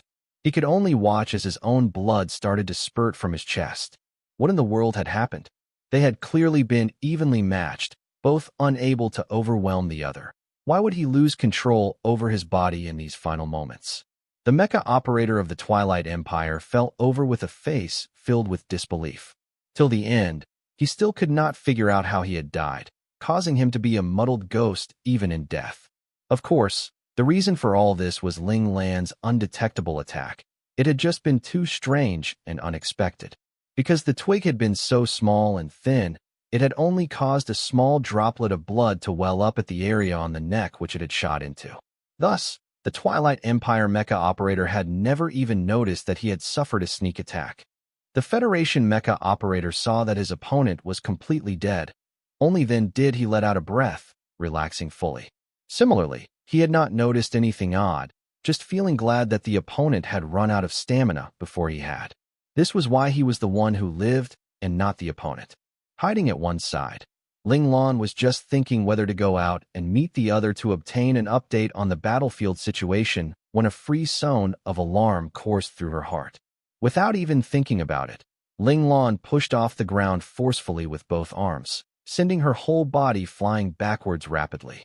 At that moment, a terrifying light energy beam poured down from the skies, accompanied by a horrified voice screaming, "Dodge!" A Twilight mecha in the air had noticed the surviving Federation mecha operator on the ground, and had decisively raised the gun in his hand to send a powerful light beam blasting down on the other. Not too far from this spot, another Federation mecha had also happened to see the opponent's movement, and had tried to lift his own gun to stop the other, but it was too late. The resting Federation mecha operator standing there had no chance of reacting, directly being engulfed by that massive light beam. A loud boom, and the earth was blasted apart, causing an approximately 20-meter-wide pit to appear.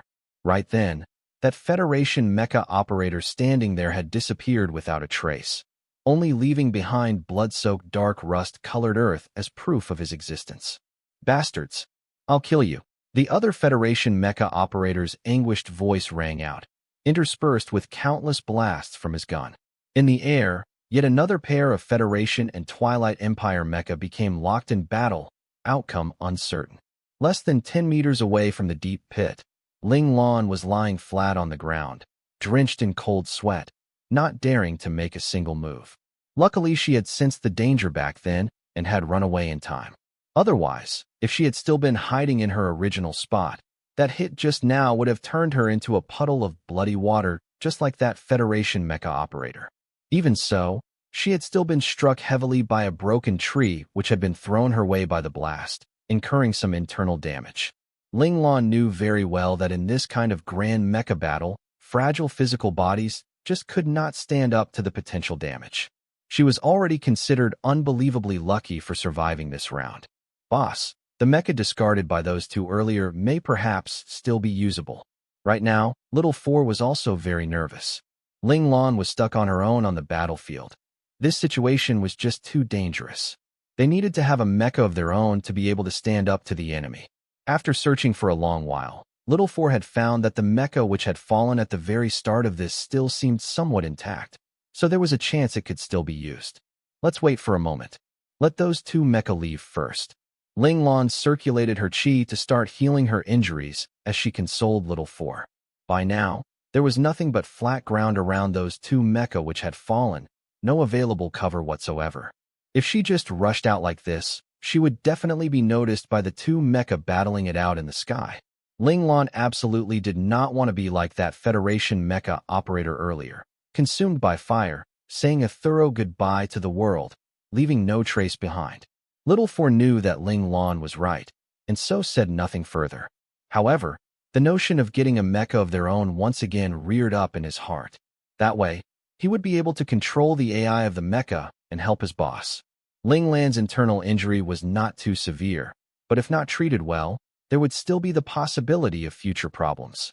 Especially since they were still in a dangerous position right now. Any damage would mean a decrease in combat ability, so the most important thing now was to make sure her injury was fully healed. Consequently, Ling Lan left the safety of her surroundings up to Little Four, putting her full attention into recuperating. Very quickly, Ling Lan shut out all thoughts of her surroundings, entering a deeper dimension of chi circulation and healing. When Ling Lan opened her eyes once more, her body felt light. The tired feeling in her muscles as she had rushed here was gone along with her injury. Ling Lan knew that this was due to the deeper level of qi healing, replenishing the vital energies of her body till its optimum state. Ling Lan's spirits were light as she looked up subconsciously. There was nothing there. The two mecha fighting there before she began healing herself were gone. Frowning lightly, Ling Lan asked, "Little Four, why didn't you wake me?" Who knew how much time she had wasted? If she had known that those two mecha were gone, she would have woken up earlier. Little Four did not think he did anything wrong. Righteously, he said, "You need to be well so we can find Qi Long and the others more efficiently." Ling Lan had nothing to say in response to Little Four's words. After all, Little Four had done so for her sake. If she did not heal her injuries fully and forced herself to go and look for her companions, and then, if by any chance there was any danger, she may have dropped the ball at a critical point. That was definitely being irresponsible. Thus, Ling Lan cast aside the issue and began sneaking cautiously towards the two fallen mecha. As she moved, she asked Little Four, "When did those two mecha leave?" They never left." For a moment, Little Four had no idea what Ling Lan was saying. "Then where are they?" Little Four's words scared Ling Lan so much that she immediately dropped flat to the ground and stopped moving. Could it be that the two mecha were hiding in some unseen corner? Why didn't this little rascal tell her about this sooner? "Oh, they're just laying about 1,000 meters away." Little Four's words let Ling Lan's heart settle back in her ribcage. Little Four brought up the image of the scene 1,000 meters away in front of Ling Lan's eyes. Through it, Ling Lan could see that the two mecha had apparently perished together.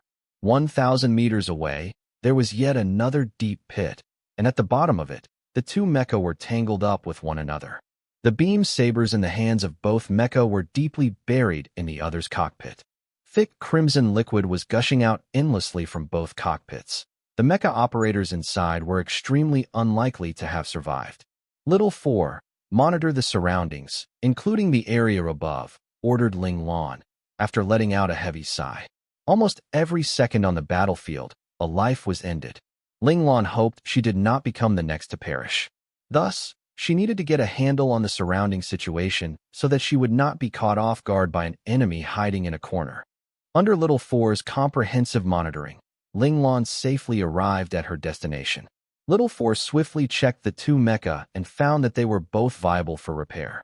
After some consideration, Ling Lan decided to take control of the Federation mecha. Although she also considered using the Twilight Empire mecha to sneak into the ranks of the Twilight Empire and attack them from within, the battlefield was a chaotic mess. Both sides were already in a battle frenzy. If she were accidentally killed by the Federation, that would be such an ironic waste. Ling Lan quickly climbed into the cockpit, and Little Four instantly took over the control rights of the AI. Then, the first thing he did was to urgently shut the cockpit hatch, and then activate the mecha. The mecha's screen lit up in a flash, and then countless combinations of zeros and ones appeared, scrolling up in an endless stream from the bottom of the screen, finally covering the entire screen. "Boss, please wait patiently. I'm upgrading the AI and repairing some of the broken driver routines." Little Four's voice suddenly came out from the mecha's sound systems. Ling Lan waited for roughly 3 minutes, and the countless zeros and ones finally disappeared from the screen, condensing down to form 2 large words, Polar Light 1.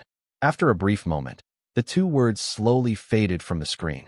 At the same time, the screen brightened, and Ling Lan felt the enclosed feeling she had at the start fade away. She could now see the limitless blue skies and several columns of black smoke drifting over from who knows where. This mecha is part of the advanced Mecha Polar Light series. Seeing the words Polar Light, Ling Lan immediately knew what level of mecha she was about to operate. Who'd have guessed that her first time piloting a real mecha would directly skip basic mecha, lower mecha, and intermediate mecha, jumping straight to advanced mecha? Other children probably wouldn't even dare to dream of such a thing. As expected, anything is possible on a battlefield, thought Ling Lan to herself. The Polar Light series, its strengths are its speed and its long-range attacks.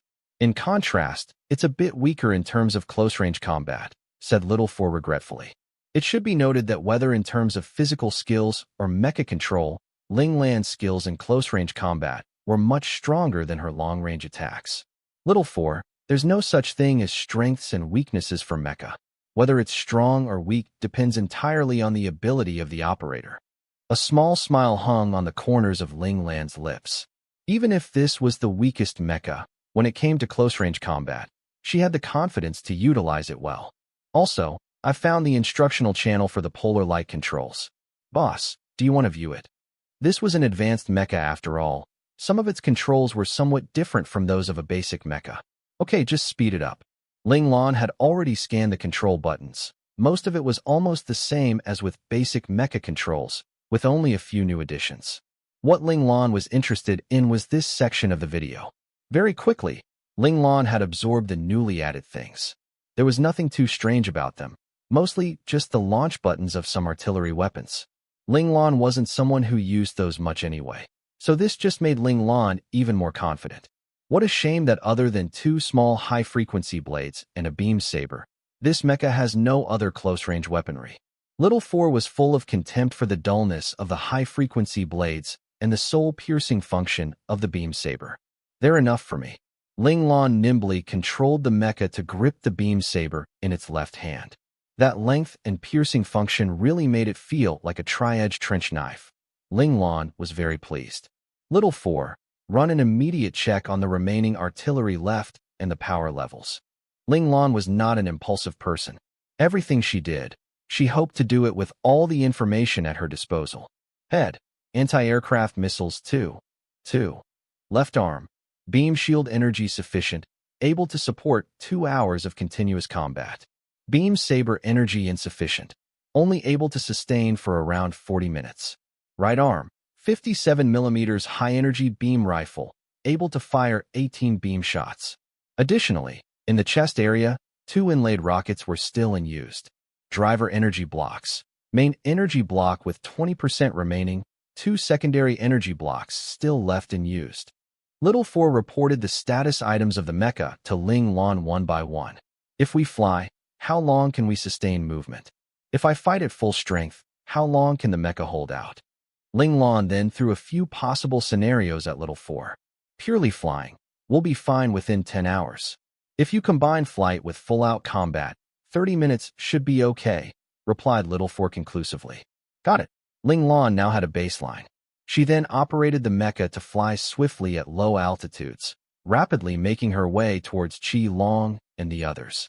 Ling Lan was not flying at max speeds, however, because she did not want to be noticed and targeted by the enemies in the air above. In a dark and dense forest area closest to the battlefield, a team of 4 scout students were carefully moving through the trees, trying to go around the whole battlefield by skirting the edges of the forest. They could clearly hear the violent sounds of artillery and explosions not far away, and every once in a while, they could feel the sudden tremors of the ground when a mecha crashed from the skies into the ground. Each time, they would be frozen in terror, afraid that some stray artillery or even mecha would just fall directly on them. You guys still okay? Qi Long swiped off the sweat on his forehead and turned back to ask his teammates behind him. Don't worry about us. Right now, the most important thing is to not go the wrong way. Han Jijian's brows were furrowed as he continued to keep track of their coordinates. Due to the spreading of the battle, they were getting closer and closer to the active territory of the F-class savage beasts. Even if they had not received Ling Lan's warning, they could feel the chill from within their bones. The situation was already getting worse and worse. The few of them once again made their way carefully through the forest. After a distance, Qi Long, who was in the lead, abruptly waved his hand. The boys behind him immediately dashed away to hide in the bushes or behind trees, beam handguns in their hands. If an F-class savage beast appeared, they would pull the triggers without hesitation. Taking the initiative would give them the upper hand. Qi Long alone was left in a half-crouch, his beam gun pointed right at the spot which he had found suspicious. Sweat dripped down his forehead to glide down his cheek. He did not dare to lose his concentration. An F-class savage beast was equivalent to a human at the refinement stage. This wasn't something he, as someone who had barely stepped into the refinement stage, could match up to. He had already thought things through. If an F-class savage beast actually appeared, even at the cost of his life, he would create an opportunity for his teammates to escape. Qi Long, A deep and hoarse voice came from behind the shifting shrub. Wu Jiong, it's you. Qi Long relaxed instantly, almost dropping bonelessly to the ground. He had really been too nervous before this. Hearing the two of them speak, Lin Zhongqing and Luo Lang were about to come out of hiding when Han Jijian, who was covering Qi Long's back, signaled them to watch and wait. The two of them instantly put up their guard again, gripping their guns tightly as they continued to remain hidden.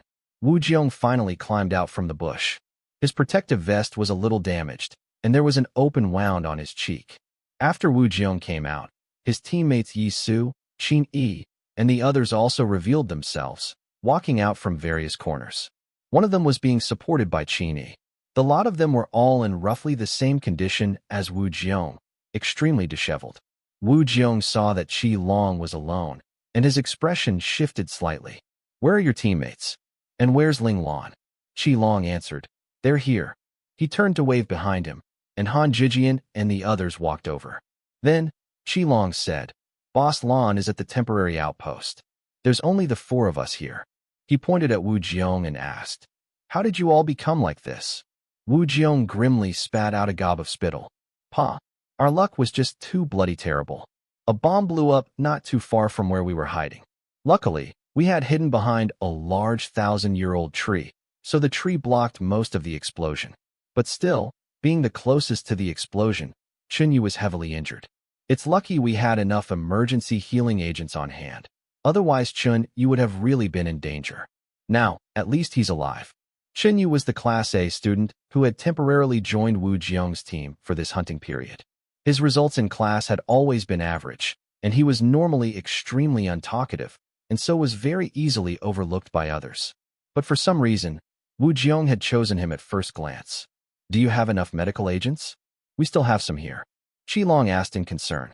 Hearing Qi Long mention this, Han Jijian hurriedly took off his backpack, prepared to take out some first aid agents. Thank you, but that's not necessary for now. Chunyu's injuries are stable, but to heal it as soon as possible, we need to get back to the outpost immediately to get him into a recovery pod. Wu Jiong declined Qi Long's offer, but his complexion did not look any better. This was because they needed to get through the battlefield as quickly as they could to get Chunyu back to the outpost for treatment, or else his injuries might get worse if left untreated for too long and end up giving him trouble in the future. But how they could pass through the battlefield was a huge problem. At this moment, he truly hated how helpless he was. He lifted his head to look at Qi Long and said, we're preparing to go back to the outpost as soon as possible to get treatment for Chunyu. What are you guys planning? We also plan to do the same, replied Qi Long. Boss just contacted us, saying that the savage beasts here are about to go berserk. The longer we stay here, the more dangerous it'll be. Cutting through the battlefield is impossible. The two sides are fighting too fiercely. The artillery is flying everywhere. No one knows whether they'll hit us, said Wu Jiong. Not just that. If any enemy sees us, they would also shoot a beam projectile at us without mercy. They've always been passionate about getting rid of us so-called promising seeds, added Han Jijian, mockingly. So we can only stick to the forest and go around the battlefield this way. Qi Long told Wu Jiong their original plan. Just as I thought. Wu Jiong had the same plan as well. Still, it's just as dangerous. We're basically rubbing the edges of the F-class savage beast territory as we travel. If we happen to meet an F-class savage beast, we'll be wiped out, cautioned Han Jijian. Damn it. Staying here is not an option. We might as well try our luck, muttered Yi Su in frustration. Agreed. The others all chimed in as well. They were the genius students of the Central Scout Academy, the cream of the crop. From youth, their education had always taught them to face trouble head-on and create chances for themselves. They were certainly not people who would just do nothing and wait for death. The two teams were in agreement. In fact, Luo Lang and Lin Zhongqing even helped Yi Su, Qin Yi, and the others by taking their backpacks so that they could care for Chunyu better. This cooperation helped the two teams move a little faster. Right then, Qi Long suddenly signaled for everyone to stop. Under Wu Jiong's suspicious gaze, Qi Long excitedly took a call on his communicator. Boss, how did you manage to contact us? Not long after the battle started, the communicators had lost the communication function. Qi Long and the others knew that this was due to the fighting. The camp control tower was afraid that the enemy would hack their signals, and so had chosen to cut satellite transmissions. But surprisingly, even under these circumstances, Ling Lan still managed to contact them. This was absolutely freaktastic. And so, in Qilong's mind, Boss Ling Lan's image just became even more impressive. Hearing Qilong's question, Ling Lan knew that this was all thanks to Little Four. Still, Ling Lan did not explain herself. After simply asking Qilong for their current coordinates, she told Qilong that she was on her way over. If they were not in any danger, they should stay as close as possible to the coordinates they gave until she got there. Hanging up his communicator, Qilong's face once again revealed his trademark wide-toothed grin, adding some goofiness to his demeanor. However, everyone present knew that this was just Qilong's facade. He had never been silly when he needed to be astute. Good news? Wu Jiong asked, seeing Qilong in such a great mood after answering the call. Yup, my boss will be here soon, said Qilong gleefully. Hee, it was truly great to have a boss. Even if the sky fell, there was someone to hold it up. It's too dangerous. What can he do even if he comes? Han Jijian's first reaction was to object, feeling that Ling Lan must have gone mad. He felt that this was not an action Ling Lan should take. This was definitely not the choice of a rational type leader. Still, it could not be denied that a tendril of warmth was spreading through his heart, and his initially flagging spirits suddenly lifted significantly. Brothers united, we can even cut through Gold 1. With Boss leading us, I have nothing to fear. Also, Boss said that he's already at G-class territory, heading here. Qilong did not have as many considerations as Han Jijian. He just felt that with everyone together, he would even be willing to venture into a dragon's lair or a tiger's den. That's great. Since Boss is coming, then let's just wait here, said Luo Lang, equally excited. At the same time, he had noticed that a large part of Han Jijian and Lin Zhongqing's stamina had been used up during this forced march. It was just that they were in a hurry to get back and was surrounded by danger, so they hadn't dared to stop and rest. Qilong looked at Wu Jiong, and Wu Jiong looked at the tired faces of all his team members. He felt that it was indeed about time to get some rest, so he nodded and said, "Let's rest for a moment." The two teams found a relatively secluded spot, and with Qilong and Wu Jiong as sentry on each side, the others huddled together in the middle and began consuming the compressed biscuits and nutrient solutions they had on them. Very quickly, they had eaten their fill and rested. If it were not for the sounds of explosions and mecha fighting not too far from them, they could almost believe that the battle had just been a bad dream. Not good. Hi, Wu Jiong and Qilong shouted almost simultaneously. The two teams reacted quickly. They immediately threw down the food in their hands, all of them moving to the respective nearest cover to hide. At that moment, a blue and white mecha fell from the sky, crashing forcefully into the forest about 100 meters from them. In an instant, the area had become a large pit, trees fallen with broken branches scattered everywhere. 3 powerful energy beams immediately followed, striking the cockpit of the mecha with precision. The cockpit was devoured by the beams instantly, melting away to become a gaping hole. 3 Black Twilight Empire mecha lowered their beam cannons in unison.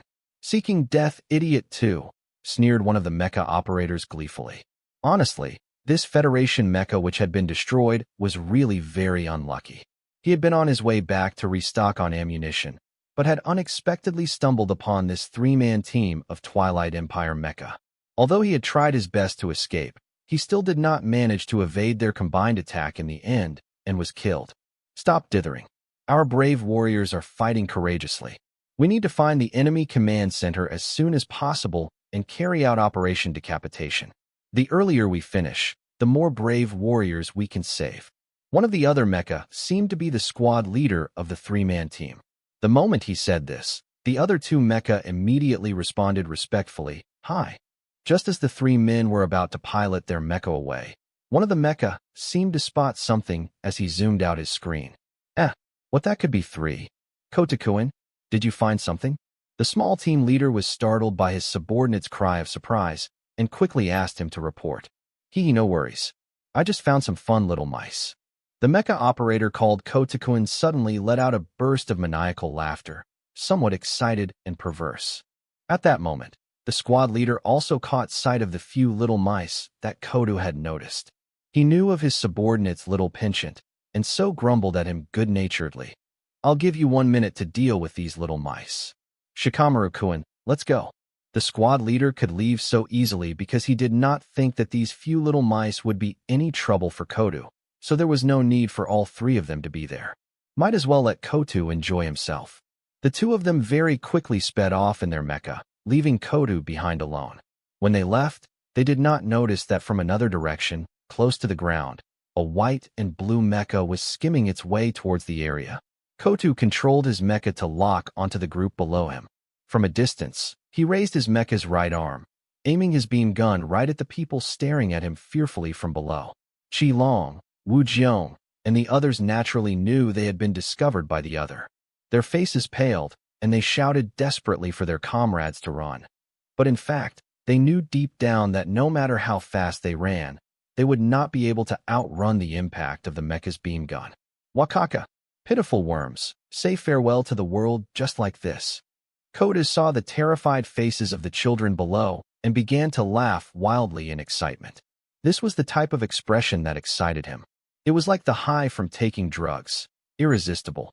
This was also the reason why he had always loved torturing and killing children. With this twisted mentality and a crazed smile, Koda decisively pressed down on the launch button in his hand. Energy began to gather at the muzzle of his beam gun, about to burst forth at any moment. A loud boom.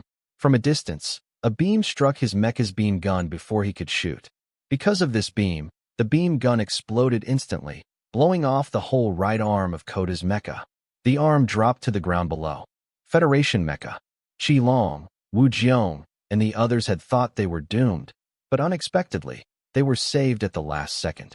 They all turned to look for the source of the beam, and saw a blue and white mecha flying swiftly from a distance, heading straight for the Twilight Empire mecha in the air. "That's great. We're saved." There was an expression of great relief on all the children's faces. Han Jijian was the only one who was still somewhat level-headed. Take advantage of this chance and run. There had been 3 Twilight mecha, while only 1 Federation mecha was coming here. If the other 2 Twilight mecha hurried back, Han Jijian did not think the Federation mecha had good odds of surviving. The mecha had saved them, so Han Jijian also did not want him to die, but reality forced Han Jijian to first prioritize their own survival. Qi Long and the others knew Han Jijian was right. They cast a reluctant look at the blue and white mecha, and then gathered everyone and moved deeper into the forest. "Good luck, Federation mecha operator." Everyone was silently cheering on the Federation mecha operator in the sky. Baka, Koda was livid. He had only wanted to have some fun and kill off a few mice, but just a slip in attention had allowed the opponent to blast off his mecha's right arm, losing him his beam gun. He glared hatefully at that incoming blue and white mecha. It was a standard advanced mecha, with only the Federation's logo on its chest, nothing else. From this, he could tell that the other was just a regular advanced mecha warrior. In the Federation, mecha of ace level and above would have their own personal symbol on the chest other than the Federation's logo. The higher one's level, the larger one's personal symbol would be. When one became a God-class operator, the Federation logo would no longer be displayed, leaving only one's unique personal symbol behind. Take Ling Xiao for example. On the chest area of his mecha, there had only been a fiery phoenix on display. His initial plan to contact his squad leader abruptly stopped. He had really been thinking of calling his squad leader over, but seeing that the opponent was just a regular advanced mecha warrior, his pride would not allow him to press the connect button. If he had to call for help against this kind of opponent, it would truly be a disgrace. Kodu felt that he could not afford to lose this face. He was the elite of the Empire, an ace operator. How could he lose to a common advanced mecha warrior of the enemy nation? Koda decided in an instant that he would avenge himself. Even if he only had his left arm remaining, with his control skills, it was enough to torment the opponent till the other yearned for death. Kotu controlled the mecha's left arm to pull out the beam saber behind its back, in preparation for close-range combat. "Boss, the opponent is actually choosing to engage in close-range combat." Little Four was thrilled. Compared to long-range attack, Little Four had much more confidence in Ling Lan's close-range combat. "That's pretty good luck. Little Four, engage full horsepower, charge. Ling Lan commanded decisively. Initially, she had been controlling her speed, wary of the others sniping at her mecha. Thus, she had been fully focused, ready to push her mecha into a regular flight. This decision of the opponent actually eased her mind greatly. Mind you, irregular flight was very taxing mentally, and was also a high-level movement that Ling Lan only learned recently. If forced to use it, Ling Lan would have only been able to do her best despite her average proficiency with it. Got it, boss. Leave it to me. Little Four's reply was accompanied by a burst in speed. Kodu had thought that he would have some time to adjust, but unexpectedly, the opponent's speed suddenly increased by several folds, and the opponent appeared before him in the blink of an eye. Even worse, the other did not seem to have any intentions of slowing down, instead choosing to barrel straight at him, as if determined to bring him down and perish together. Koda naturally did not want to die together with the opponent. His first reaction was to dodge. He activated the emergency thruster on one side, forcibly shifting his mecha to his side, narrowly missing the other's charge. But before Kodu could relax, the blue and white mecha about to pass by suddenly stopped strangely. At the same time, its mechanical arm bent and pushed out savagely. The crook of the black mecha's neck was struck by a forceful elbow. A loud bang. This strength behind this elbow was considerable. It immediately sent the black mecha spinning, and the initially airborne mecha began plunging towards the ground. God damn it. A moment of negligence made him lose the initiative and take on the passive role in this fight. Kodu tried desperately to regain control of his mecha, hoping to slow the speed of his descent and recover the mecha's balance to counterattack. He finally managed to stop his mecha's descent with much difficulty, but the blue and white mecha did not stop attacking with just that elbow. The opponent actually descended as well, flying upside down to meet him head first, sending an iron fist hurtling his way. This attack once again disrupted the mecha's balance. The mecha dropped sharply, and just when Kodu was trying his hardest to pull up his mecha, he was flabbergasted to find that the opponent's blue and white mecha was falling even faster than him, actually overtaking him in an instant. This was all because the blue and white mecha had engaged both main thrusters at the same time, boosting its speed so the mecha could descend faster. Qi Long and the others, who had just run away to a safe distance, were hiding and watching the battle. Seeing this development, their hearts jumped into their throat. Could it be that there was something wrong with the Federation mecha systems? Or did the mecha operator make an operation mistake? The blue and white mecha was about to smash into the ground when, barely 2 meters from the ground, the mecha's thus far inert secondary engine for reactionary propulsion activated, its 12 jet spouts all opening up. A powerful surge of air blasted out, actually blowing the leaves and broken branches on the ground into the air, twirling on the whirling winds. This blast of energy was enough to stop the falling mecha cold. At the same time, the blue and white mecha's 2 mechanical arms lifted high above its head, all 10 fingers spread wide, and slammed heavily onto the ground.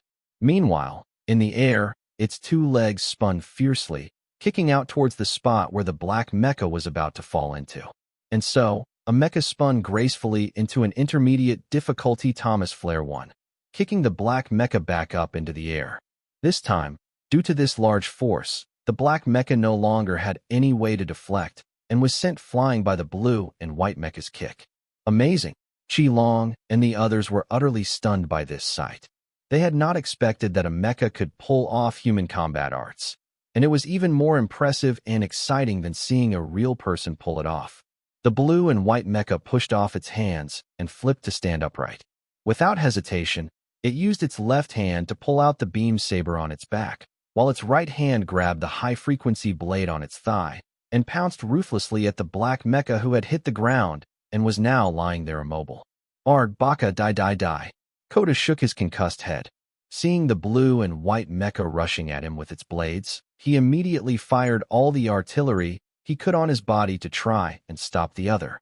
Perhaps out of fear, he actually began cursing vehemently within the cockpit. Facing the black mecha's barrage of fire, the blue and white mecha's rushing figures suddenly started folding and overlapping, even creating multiple layers of ghost images. The artillery all landed around the blue and white mecha, releasing countless light and flames, but not a single one hit the mecha. Isn't that the irregular flicker that only ace operators would know? Asked Wu Jiong, astonished. Qilong nodded excitedly. Yes, it is. The one controlling that mecha must definitely be an ace operator. Qilong was currently looking at the formidable blue and white mecha with a face full of admiration. He wished that he could be the one piloting that mecha. The desire in his heart was raging. I want to operate mecha, several 100,000 more operate mechas omitted. Impossible. How could it be irregular flicker? When Kota saw this, his eyes popped wide open in disbelief. A wave of regret crashed into his heart. He felt as if he had been tricked. Despicable Chinks too. In his final moments, he reflexively pressed the button to connect to his squad leader. But it was too late. The blue and white mecha's beam saber stabbed viciously into his cockpit. The immense beam energy immediately destroyed his upper body, leaving the cockpit filled with blood. The squad leader, already 3 kilometers away, saw Kotu's communication request and hurriedly accepted. Kotakuin? Kotakuin. The other end was silent, but for the strange sound of dripping water. Not good. Something happened to Kotakuin. Let's go back. The squad leader had a bad feeling about this. He instantly made his decision, calling for another team member to go back with him to check out the situation. Ling Lan resolutely ignored her discomfort. She gritted her teeth and controlled the mecha to pull out its beam saber from the Twilight mecha's cockpit. Ling Lan's discomfort was not because this was her first kill in real life, but because her current small body found it a little hard to bear the reaction force from operating mecha. Little Four noticed Ling Lan's condition and understanding the reason behind it. He asked her anxiously, "Boss, are you all right?" Little Four knew that operating mecha would definitely cause reaction force to reflect back on the operator's body. He had already done his best to lower the reaction force incurred to the minimum, hoping that his boss would not be harmed by it. However, Little Four never expected that Ling Lan would perform so outstandingly for her very first time operating real mecha. In particular, those final movements to evade the artillery had been beyond her usual standards, evolving the irregular dash of advanced mecha operators straight to the irregular flicker only ace operators were capable of. The irregular dash and the irregular flicker were actually the same skill. The reason there were 2 names for it was that depending on the operator's skill proficiency, the resulting effect was visibly different. The irregular dash was an advanced mecha control technique, one of the compulsory techniques advanced mecha warriors and special class mecha operators must learn. On the other hand, irregular flicker was a skill exclusive to ace operators. In other words, only an ace operator would be able to execute irregular flicker perfectly. This was also why Qilong and Wu Jiong would mistake Ling Lan for an ace operator. Frankly, Ling Lan's current control capabilities were only at the level of an advanced mecha warrior. At most, she could be said to have stepped half a foot into the ranks of special class mecha operators. Without a doubt, the appearance of the irregular flicker was the result of an accidental cross-limits burst of skill. Of course, this cross-stage display of skill had also dealt heavy damage to Ling Lan's body. Although Little Four had already tried his best to minimize the damage, Ling Lan's body had still incurred a certain degree of damage. "I'm fine. I've been through worse pain than this. This is nothing," Ling Lan reassured Little Four. Even though her complexion was so pale that it was worrying, her spirits were still at regular levels. It was as if the pain of her body did not exist. Honestly, from the moment she had decided to pilot the mecha, she was already mentally prepared to get hurt. Mind you, for a child not yet 13 years old, no matter how solidly built the child was, their bones just could not handle the feedback force from operating mecha. This was also one of the reasons why the Federation banned children below 13 years old from learning how to operate mecha. Of course, Ling Lan's reassurance to Little Four was also the truth. This little bit of pain she felt now was nothing compared to the excruciating pain of her illness from her previous life. In comparison, the pain she felt now was not even worth mentioning. Besides, Little Four, you've already helped me neutralize most of the reaction force, protecting me well. So I'm fine. Thank you, Little Four. Ling Lan thanked Little Four sincerely for his hard work. If not for him, her body might be in even worse condition. "Boss, I definitely won't fall for your candy-wrapped missiles." Little Four was beaming, a smile blooming on his face, stretching from ear to ear. Still, he did not forget to clarify his stance. As a principled, intelligent entity, how could he be so easily bought?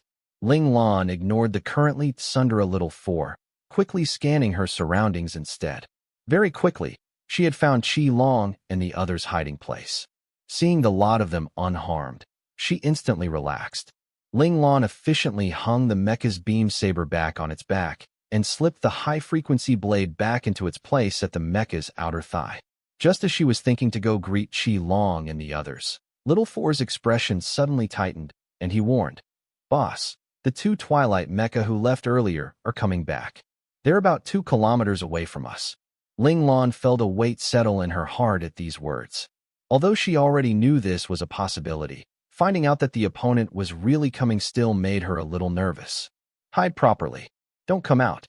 Ling Lan threw down these words and purposefully flew the mecha in another direction, preparing to distance herself from this area. Ling Lan did not want the following battle to hurt Qi Long and the others. Otherwise, her coming here to aid them would be meaningless. Qi Long and the others hiding in the dense forest heard a cold voice ring out by their ears. They were startled and dispelled all thoughts of climbing out from their hiding place. They laid flat in their respective hiding places, not daring to make any movement. "It's the Twilight mecha. The 2 mecha who left earlier have returned. Everyone make sure to stay hidden." Wu Jiong's hiding spot happened to allow him to see the mecha flying swiftly by in the skies above. He immediately hissed out a warning. Qi Long and the others now knew why the Federation mecha had warned them not to move before flying off. "He's trying to save us by drawing those 2 mecha away?"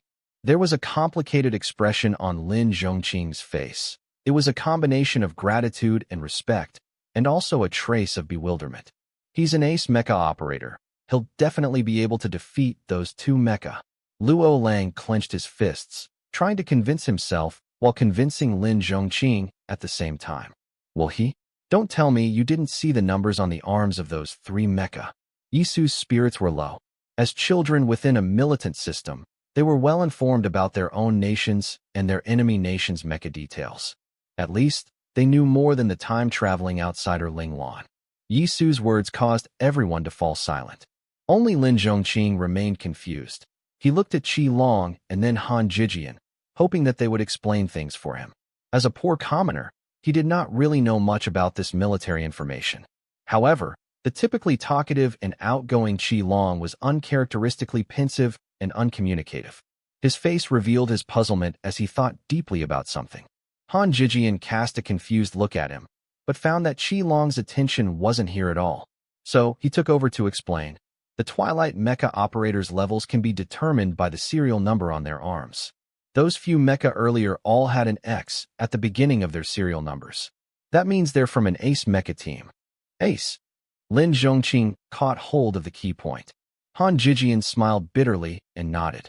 With that, Lin Zhongqing understood, and his face drained of all color. Would their savior lose his wings one here? The children's hearts grew heavy with worry. "Squad leader, I've found Kotakuin's mecha. There's a large hole in Kotakuin's cockpit. Looks like it's been shattered. From my observations, this should be the result of a stab by a mecha's beam saber." Mecha operator Shikamaru discovered the area Kotakuin had perished on his scanner. The zoomed-in pictures his camera picked up was very clear. It was very obvious how his teammate had died. Bakiru too. A vein popped out on the squad leader's forehead as he gritted his teeth and cursed. He was irritated that someone had actually managed to kill his subordinate right under his nose. This made him feel extremely humiliated. "Squad leader, there's a mecha over there. It's Federation." Mecha operator Shikamaru had already widened his search range, and soon picked up the low-flying Ling Lan on his radar. "That fellow must be the one who killed Kotakuin. We must kill him to wash away our disgrace." After him, livid, the squad leader immediately turned and set his mecha on the path towards that mecha. Behind him, Shikamaru reacted swiftly, hurriedly following with his mecha. Ling Lan's mecha was not flying in a concealed manner, and its speed was not very fast either.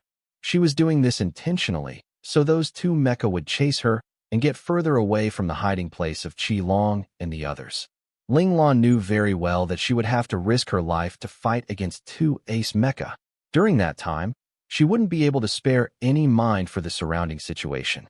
To avoid harming Qi Long and the others by accident, the further she could get away from them, the better. The image Little Four transmitted to her let Ling Lan know that the two mecha were following her as she had hoped. Then, Ling Lan abruptly increased her speed by many times. The two main engines of the mecha roared in unison, and the mecha drew a lightning-quick line through the air, flying over 1,000 meters in an instant. Shikamaru-kun, speed up. The opponent has noticed us. The squad leader saw the Federation mecha trying to escape and knew that the other had noticed them on his tail. Hi. The two Twilight mecha increased their speed at the same time, and like two feral dogs locked on Ling Lan's scent, they chased after her.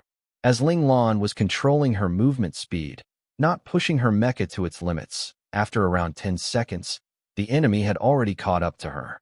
Shikamaru-kun, high-altitude snipe. Once Ling Lan entered sniping range, the squad leader immediately gave the order.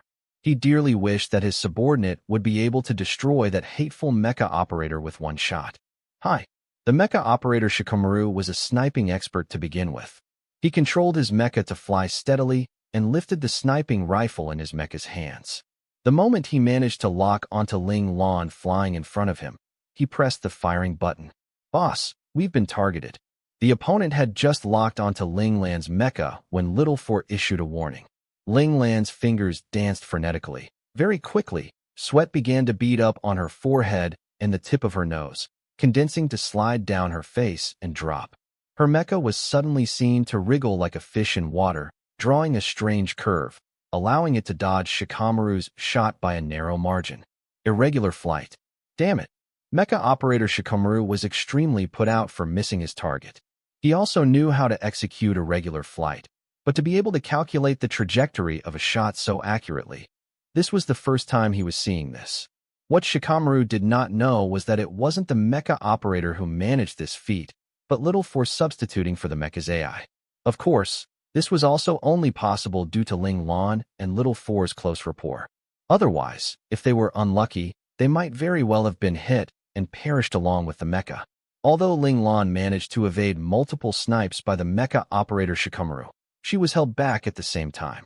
When the squad leader chasing them got within 100 meters of Ling Lan, he sneakily raised the beam cannon in his hands to aim at Ling Lan, who was still busily dodging Shikamaru's attacks, prepared to lock onto her and shoot.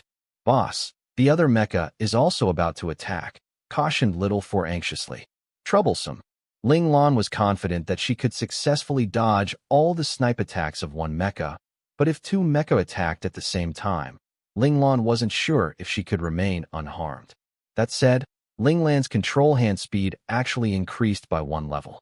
Right then, the outlines of Ling Lan's fingers were no longer visible, nor was it possible to see which buttons were being pressed. At most, on the control panel, one could only see the countless afterimages of her fingers, just like blossom after blossom of flowers blooming, beautiful and ephemeral. Just when the squad leader was about to lock onto Ling Lan's mecha, the mecha's waist twisted into a very bizarre position, and its initial forwards flight trajectory suddenly took a 180-degree turn.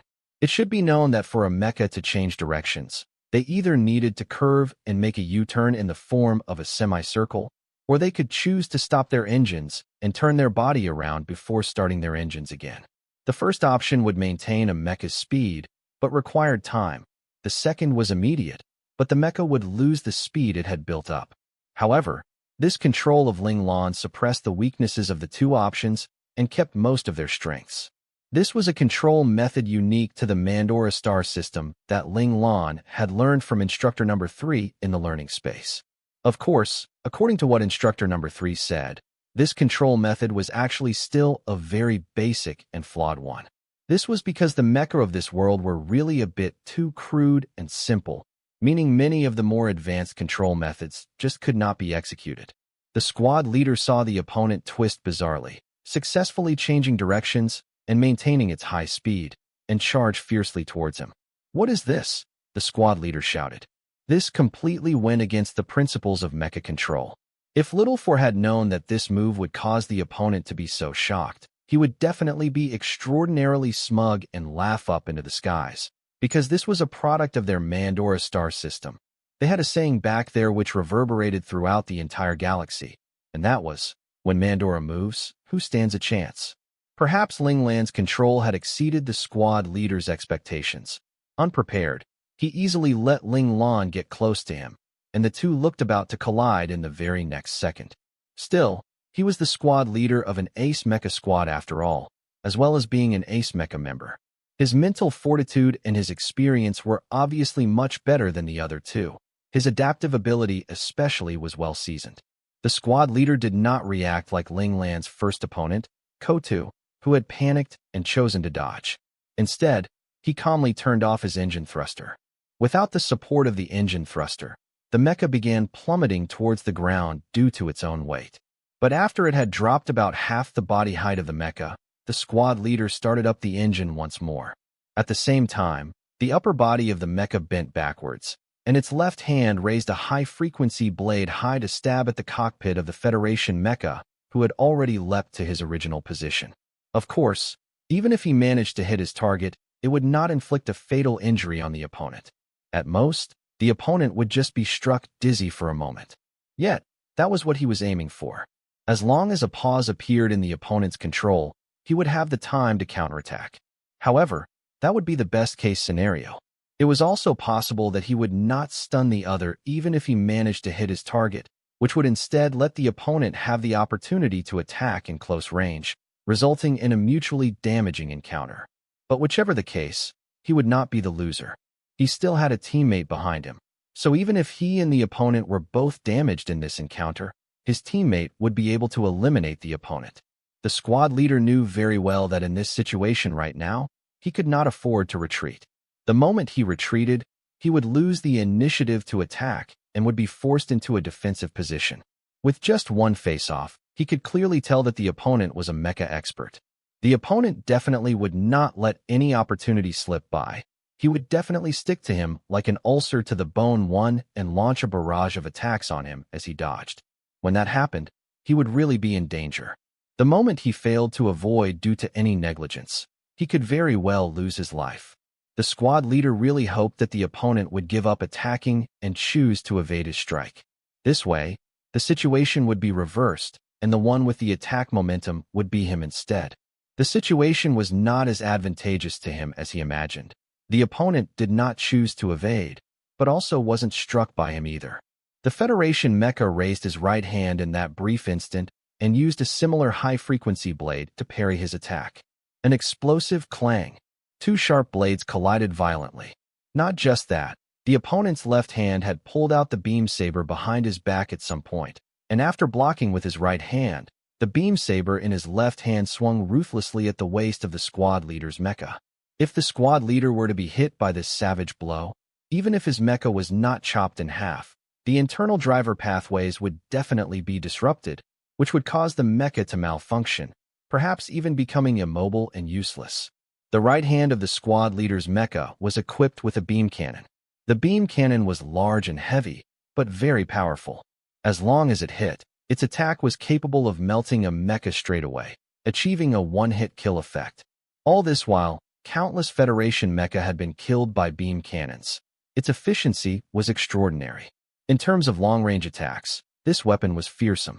However, every weapon had its weakness. The beam cannons was for an enemy to get close. The moment the enemy got close, the heavy, bulky beam cannon would become nothing more than a burden, preventing a mecha from moving nimbly, just like the predicament the squad leader was facing right now. The squad leader was undoubtedly a decisive person. He immediately chose to discard the beam cannon.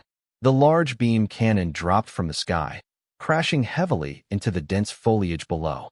Without the extra weight of the beam cannon, the now nimble mecha arm rose up to meet the opponent's beam saber. A dull clang. Beam saber and mecha arm collided once again. The two of them were thrown backwards.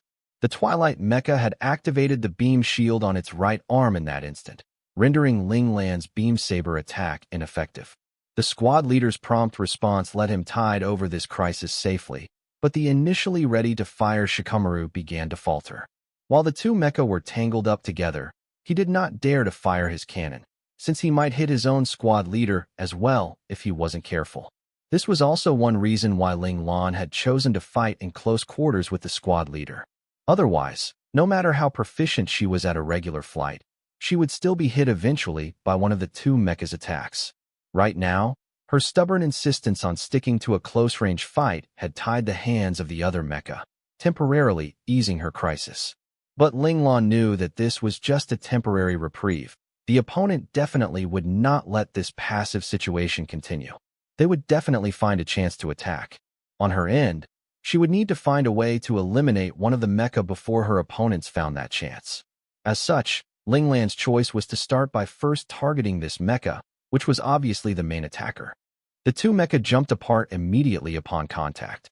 The Federation mecha's two side engines roared once more, stopping this rebound in its tracks before pushing the mecha forwards once more to hack at the opponent with its right hand. Linglong now had to ensure that her mecha remained within a body's length of the Twilight mecha, or else she may draw the other mecha's long-range snipe attacks. Baka, the squad leader, had yet to catch his breath when he saw the opponent attacking once more. He hurriedly controlled his mecha to meet the attack with his own blade, a curse spilling from his mouth. Remember, a proportion of the reaction force when controlling mecha to fight would be fed back onto the mecha operator's body. Therefore, mecha operators had the habit of stopping for a moment to rest after taking action before moving on to the next move. It was very easy for the body to get injured when executing consecutive moves. In the cockpit, Linglang's complexion was becoming increasingly paler. The load on her body had already exceeded her limits. Little Four was even worried whether his boss would collapse in the next second. This kind of high-frequency attack was really too taxing on the body. Although the battlefield of the mecha and the hiding place of Qi-Long and the others were significantly far apart, the two teams in the forest were still somewhat flustered by the intense sounds of collision and the blasts of artillery. Qi-Long, it's too dangerous for us to stay here. Why don't we continue moving? Let's go around the battlefield to the nearest air raid shelter to hide. Wu Jiong felt that instead of waiting here blindly, they might as well take the risk and continue moving forwards. Perhaps they would stand a better chance that way. Wu Jiong's words caused everyone's expressions to shift. Han Jijian and the rest of Linglang's team looked to Qi-Long, waiting for him to make the decision. When Linglong was not around, they would defer to Qi-Long. Linglang's purposeful cultivation of Qi-Long as the team leader had been acknowledged by everyone in the team. So, even if she wasn't there, the team would not lose direction. After some thought, Qi-Long said seriously to his team members, "I'll be staying here to wait. What do you all think?" Including Han Jijian, the team members were all taken aback by Qi-Long's words. "Why?" asked Han Jijian. Qi-Long must have his reasons for choosing to stay. They wanted to know the reason before making a decision. Qi-Long raised his head to look at the mecha fighting in the skies in the distance. His gaze was complicated, but he soon regained his composure and turned to face the group, saying, "Boss Lon said that he would come. I need to wait for him." Han Jijian and the others abruptly remembered. The situation earlier had been too precarious. The near loss of their lives at the hands of the Twilight mecha had driven this point from their minds. All of them nodded their heads to show that they wanted to wait for their boss together with Qi-Long. They believed that since Boss Linglong had said he was coming here, then he would definitely come. Wu Jiong cast a long look at Qi-Long and his team, somewhat admiring and somewhat envious. He admired the strong bond of friendship among Linglong, Qi-Long, and the others of their team, which held up even in the face of death, and also envied their great luck, actually having a boss who would be willing to brave lethal danger to come save them. "Then we'll leave first." Wu Jiong turned to look at his teammates behind him, gaze lingering on the injured Chunyu. They could not afford to wait. Qi-Long watched as Wu Jiong left with his team until their figures disappeared. Then, he turned to say to his companions, "Let us go." "Where? Aren't we waiting for Boss Lon?" Luo Lang was bewildered. "I want to see our saviors battle up close," said Qi-Long, looking to the battlefield in the distance. "Perhaps I will be able to find the answer I want." "No, I don't need it." Qi-Long's words were somewhat contradictory. Han Jijian was the one who understood Qi-Long best. His expression shifted and he asked, "Did you notice something?" "No, I don't know, and I don't want to know." Qi-Long dodged Han Jijian's question, directly putting on his backpack and heading off towards the mecha battlefield. Han Jijian was puzzled, but he did not continue to question Qi-Long, merely indicating for Luo Lang and Lin Zhongqing to follow. Since Qi-Long did not want to talk about it, then he would not ask. He believed that as long as he followed Qi Long, he would be able to find the answer. The two mecha had been tussling for several moves. Well, it was more of Ling Lan attacking fiercely while the squad leader defended himself passively. Seeing that the situation was not looking good for his squad leader, Shikamaru finally fired. His marksmanship was very accurate. Even though Ling Lan was fighting the other at such high speeds, she was still shot. The mecha's external shell received light damage. The beam's effect is minor. Initial estimations suggest that the other is using a miniature beam gun. Little Four ran a quick scan of the mecha and reported his findings. It turned out that the waiting mecha operator Shikamaru had finally thought of a way to attack Ling Lan without harming his squad leader. He had decisively set aside the powerful beam cannon, hanging it back on his back, drawing out the miniature beam gun strapped to his waist instead. The beam gun's power was noticeably weaker than the cannon's, and its range was extremely short. But its advantage was that he did not have to worry about hurting his teammate. Even if he shot his teammate by accident, based on the mecha's innate defensive ability, as long as he did not strike the same place twice, the mecha would not take any significant damage. He chose to use this beam handgun to snipe, primarily just to harass the Federation mecha operator. Though the shots were weak, they would distract the opponent and prevent him from attacking fiercely. This way, his squad leader would have a chance to counterattack. However, if the opponent decided to just ignore his attacks due to the limited damage of the handgun, he believed that, if given a chance, he would be able to hit the same spot multiple times to deal heavy damage. Without a doubt, his choice trashed Ling Lan's hopeful plans, allowing him to rejoin the battle without worry. Looks like I'll need to come up with something to finish off this mecha in front of me. Ling Lan knew that the scales of victory were slowly tipping in favor of the opponents. She could afford to wait no longer. A number of options flashed through her mind. Operator Shikamaru pressed on his trigger once more, and a beam shot out from the muzzle of the beam handgun. The beam scored a direct hit on the right side of the Federation mecha's waist. The sound of an explosion rent the air. A thick plume of smoke started pouring from the back of the mecha's waist. Yes, Shikamaru couldn't help but mentally give himself a pat on the back. This shot, his luck had actually been so lucky that it had cleanly taken out one of the opponent's side engines. This would create problems for the opponent's mobility system. Sure enough, because of this incident, the Federation mecha's engines suddenly sputtered and died, causing the entire mecha to plummet.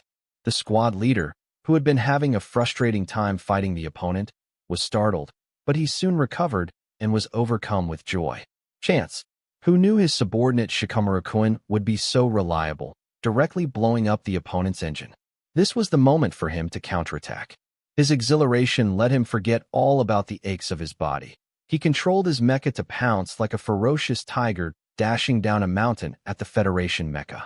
Earlier, he had constantly been on the defensive. Now it was finally his turn to beat on the other.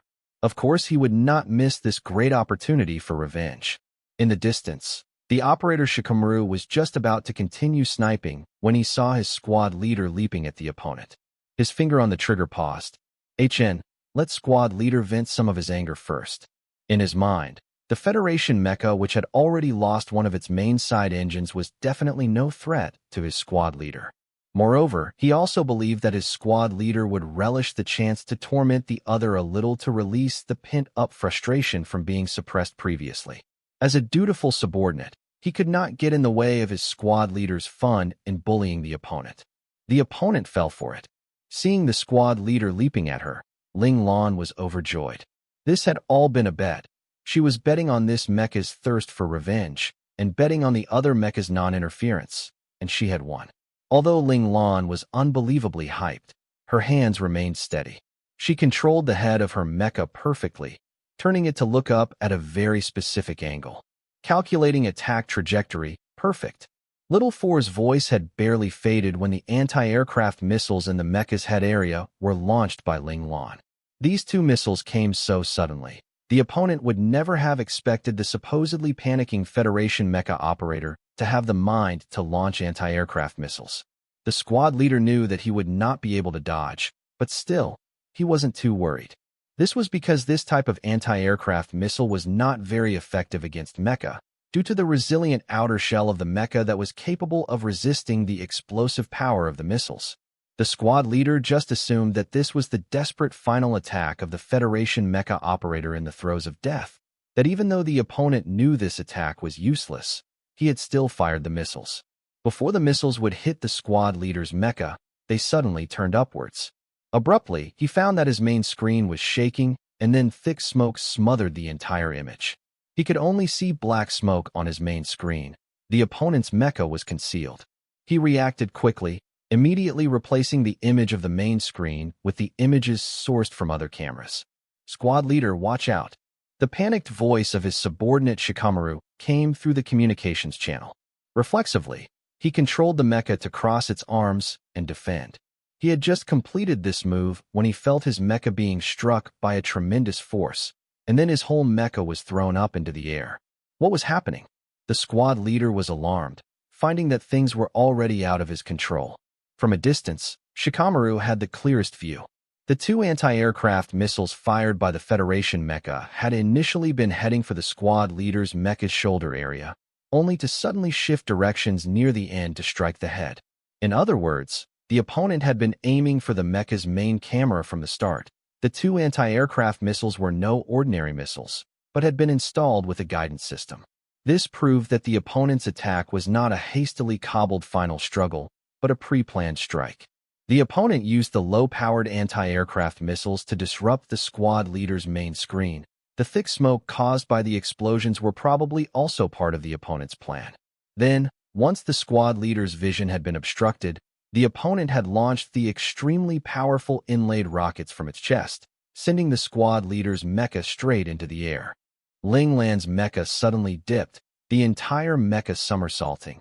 Then it bent both knees to kick out abruptly, sending the Twilight Empire mecha in its hands flying. The Twilight mecha flew like a missile, hurtling straight for the sniping mecha in the distance. Meanwhile, riding the reaction force of the kick, Linglan's mecha flew backwards.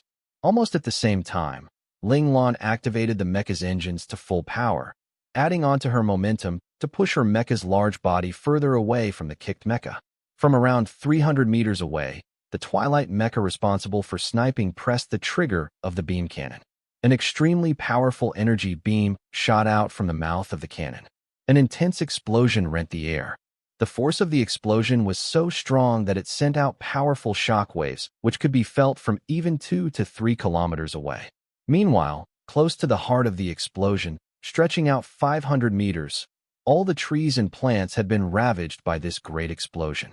In particular, 100 meters around the centermost point, there was not a speck of greenery left. All that remained was turned-up black dirt and a large pit of about 50 meters wide. At this life-or-death juncture, Linglan's mecha control had exceeded her limits, achieving a realm regular people were unable to obtain. But despite her speedy reaction, she still did not manage to completely escape the range of the Twilight mecha's self-destruction. Her mecha's right leg was blown to smithereens. This immense concussive force also dealt heavy damage to Linglan herself. With a cry, she once again threw up a mouthful of blood, her head spinning. Linglan bit down fiercely on the tip of her tongue, letting the sharp pain force her back to wakefulness. She wiped away the traces of blood at the corners of her lips and asked, "What happened? How could the explosion from self-destructing be so strong?" Little Four gave his analysis instantly. The mecha self-destructed at the moment the beam cannon struck, igniting the full force of the cannon beam. The two energy waves added to each other, resulting in an effect 10 times stronger than just pure addition. Looks like it involved some chemical reaction. Linglan frowned. This unpredictable explosive force was the cause of the severe damage to both her mecha and herself. Marching rapidly, Qi Long and the others were thrown off their feet by the tremors from the explosion. The weakest Han Jijian was even sent flying, but fortunately, Qi Long was able to react in time to press him down to the ground, so he wasn't injured. Qi Long waited for the tremors to stop, and then climbed up quickly to look into the sky. He saw that the Federation mecha's right leg had been destroyed in the blast, and his complexion paled. "We need to move a little faster." The aerial battle did not seem too far, but was in fact 3 to 4 kilometers away. Qi Long and the others were already moving extremely rapidly, but still only managed to cover half the distance thus far. However, this time, Qilong's decision drew his sworn brother Han Jijian's objection. Qilong, the closer we get to the mecha battlefield, the more danger we'll face. Especially now, the mecha on both sides are obviously at the do-or-die moment. At any point, they could choose to self-destruct to bring the other with them. If we get too close, judging by the explosion just now, we will die immediately. Han Jijian was extremely rational, not at all led by his emotions. Thus, seeing that progressing further would threaten their lives, he raised his objection, not allowing Qilong to behave willfully just because they were sworn brothers. I know. Qilong did not deny the truth of Han Jijian's words. He too knew that going closer was not a smart move, but a voice in his heart was yelling at him to get as close as he could. If he didn't obey, he felt as if he would die from the tension and sense of suffocation in his chest. Qilong pointed at his chest and said, "But my heart tells me that I should go there. You know well that many times my heart is more accurate than my mind. Although I don't know why it wants me to do this, but what you say is right. Getting close is really very dangerous. I cannot be selfish and ask you all to take this risk with me." Qilong felt that he had been selfish. He should have explained things clearly to his teammates and discussed the matter first before making a decision. Han Jijian looked at Qilong silently and found that Qilong's gaze was extremely determined. He was dead set on getting close. As his sworn brother, Han Jijian understood Qilong well. Although Qilong seemed brash and forthright on the surface, not placing anything but combat in his mind. In truth, Qilong's personality was very stubborn. Once he had made a decision, even a herd of thousands of cows would not be able to hold him back one. "I want to go," said Luo Lang suddenly. Luo Lang's abrupt interjection caused Qilong and Han Jijian to turn and look at him with some befuddlement. With some embarrassment, Luo Lang scratched at a cheek and said with a smile, "Actually, everyone knows that Qilong's animal instinct is very accurate. If instinct is telling Qilong that he must go there, then there must be something there. Perhaps it might even be safer there." Besides, Luo Lang's expression became serious. "I also want to watch our savior kill off the enemy and return safely to camp." At this moment, Lin Zhongqing chimed in as well. "Honestly, I want to go too." Even Luo Lang was surprised by this, looking over in shock. Luo Lang's support of Qilong's decision was largely due to the fact that he had become sworn brothers with Qi and Han Jijian since they started school, so it made sense to advance and retreat in accord. However, Lin Zhongqing joined later, so his relationship with all of them naturally wasn't as deep. It was understandable that Luo Lang and Han Jijian were willing to take the risk with Qilong, but Lin Zhongqing's decision was obviously a little beyond their expectations. The three of them focused their attention on Lin Zhongqing, waiting for his explanation. Lin Zhongqing said seriously, "Whether the team leader's instinct is right or not, I do not know. However, the fact that I want to become strong is not a lie. So, I cannot retreat because I fear danger. Cowards will never become strong." Regardless of whether Lin Zhongqing's reason was true or false, his support undoubtedly stunned Qilong and the other two. Lin Zhongqing's willingness to risk his life by throwing in his lot with them proved that he truly considered himself a member of their team now, and wasn't just here because he had been forced to by circumstance. Han Jijian forcefully held back the surging emotions in his heart and said, "In that case, team leader, bring us along." Qilong looked around at the three people in front of him, nodded solemnly, and said, "Okay, let's go." From then on, they no longer doubted. There was only the strong bond between brothers who were willing to brave life and death together. The four of them moved with Qilong in the lead, Han Jijian right behind, Lin Zhongqing in third, and Luo Lang watching their backs. They swiftly made their way through the dense forest. The violent tremors caused by the previous explosion were not purely bad. It also brought about a small benefit. There were no longer any savage beasts in this area of the forest. Even if some savage beasts were lingering around previously, the force of the explosion had scared them enough to send them running into F-class territory. Therefore, Qilong and his company did not meet any obstacles whatsoever. It was smooth sailing all the way to their destination. Along the way, Han Jijian quietly said to Qilong, "Qilong, you must definitely become a qualified team leader." Han Jijian's voice was extremely soft, so soft that it was more like Han Jijian talking to himself. At the front, Qilong jerked. His chest throbbed. In a position no one else could see, his fists clenched. Meanwhile, in the aerial battlefield, Ling Lan was facing another crisis. In order to dodge the opponent's snipes, Ling Lan had no choice but to once again control the mecha to execute irregular flight. However, this type of advanced flight movement put a heavy burden on the mecha. Right then, on the secondary screens on both sides, many areas had lit up with flashing red warning alerts. The entire cockpit was drowned in a sea of alarms. Little 4, scan damage condition. Ling Lan commanded Little 4 to report as she controlled her mecha to dodge the opponent's fire. Right leg damage 100%, left leg damage 30%. Right main engine working under duress. The entire mecha's overall damage at 52%. It's 53% now? Boss, every time you execute irregular flight with the mecha, the damage rate goes up. Estimated 10 more minutes at max before the mecha disassembles. Little 4 quickly reported the condition of the mecha to Ling Lan. Most importantly, because of the continuous fighting, there's only one secondary energy block of the mecha's driving energy remaining. 20% has already been used. If we fight at full strength, it can only hold out for 5 minutes. That's really bad news. Ling Lan grit her teeth. In short, this mecha would not be able to hold out for much longer, so she would need to find a chance to counterattack within this limited time. Otherwise, she could only let the opponent chase her around and be beaten to death. Little 4, how many more usable weapons do we have? Ling Lan controlled her mecha to dodge another of the opponent's attacks, and the screen flashed with red warnings.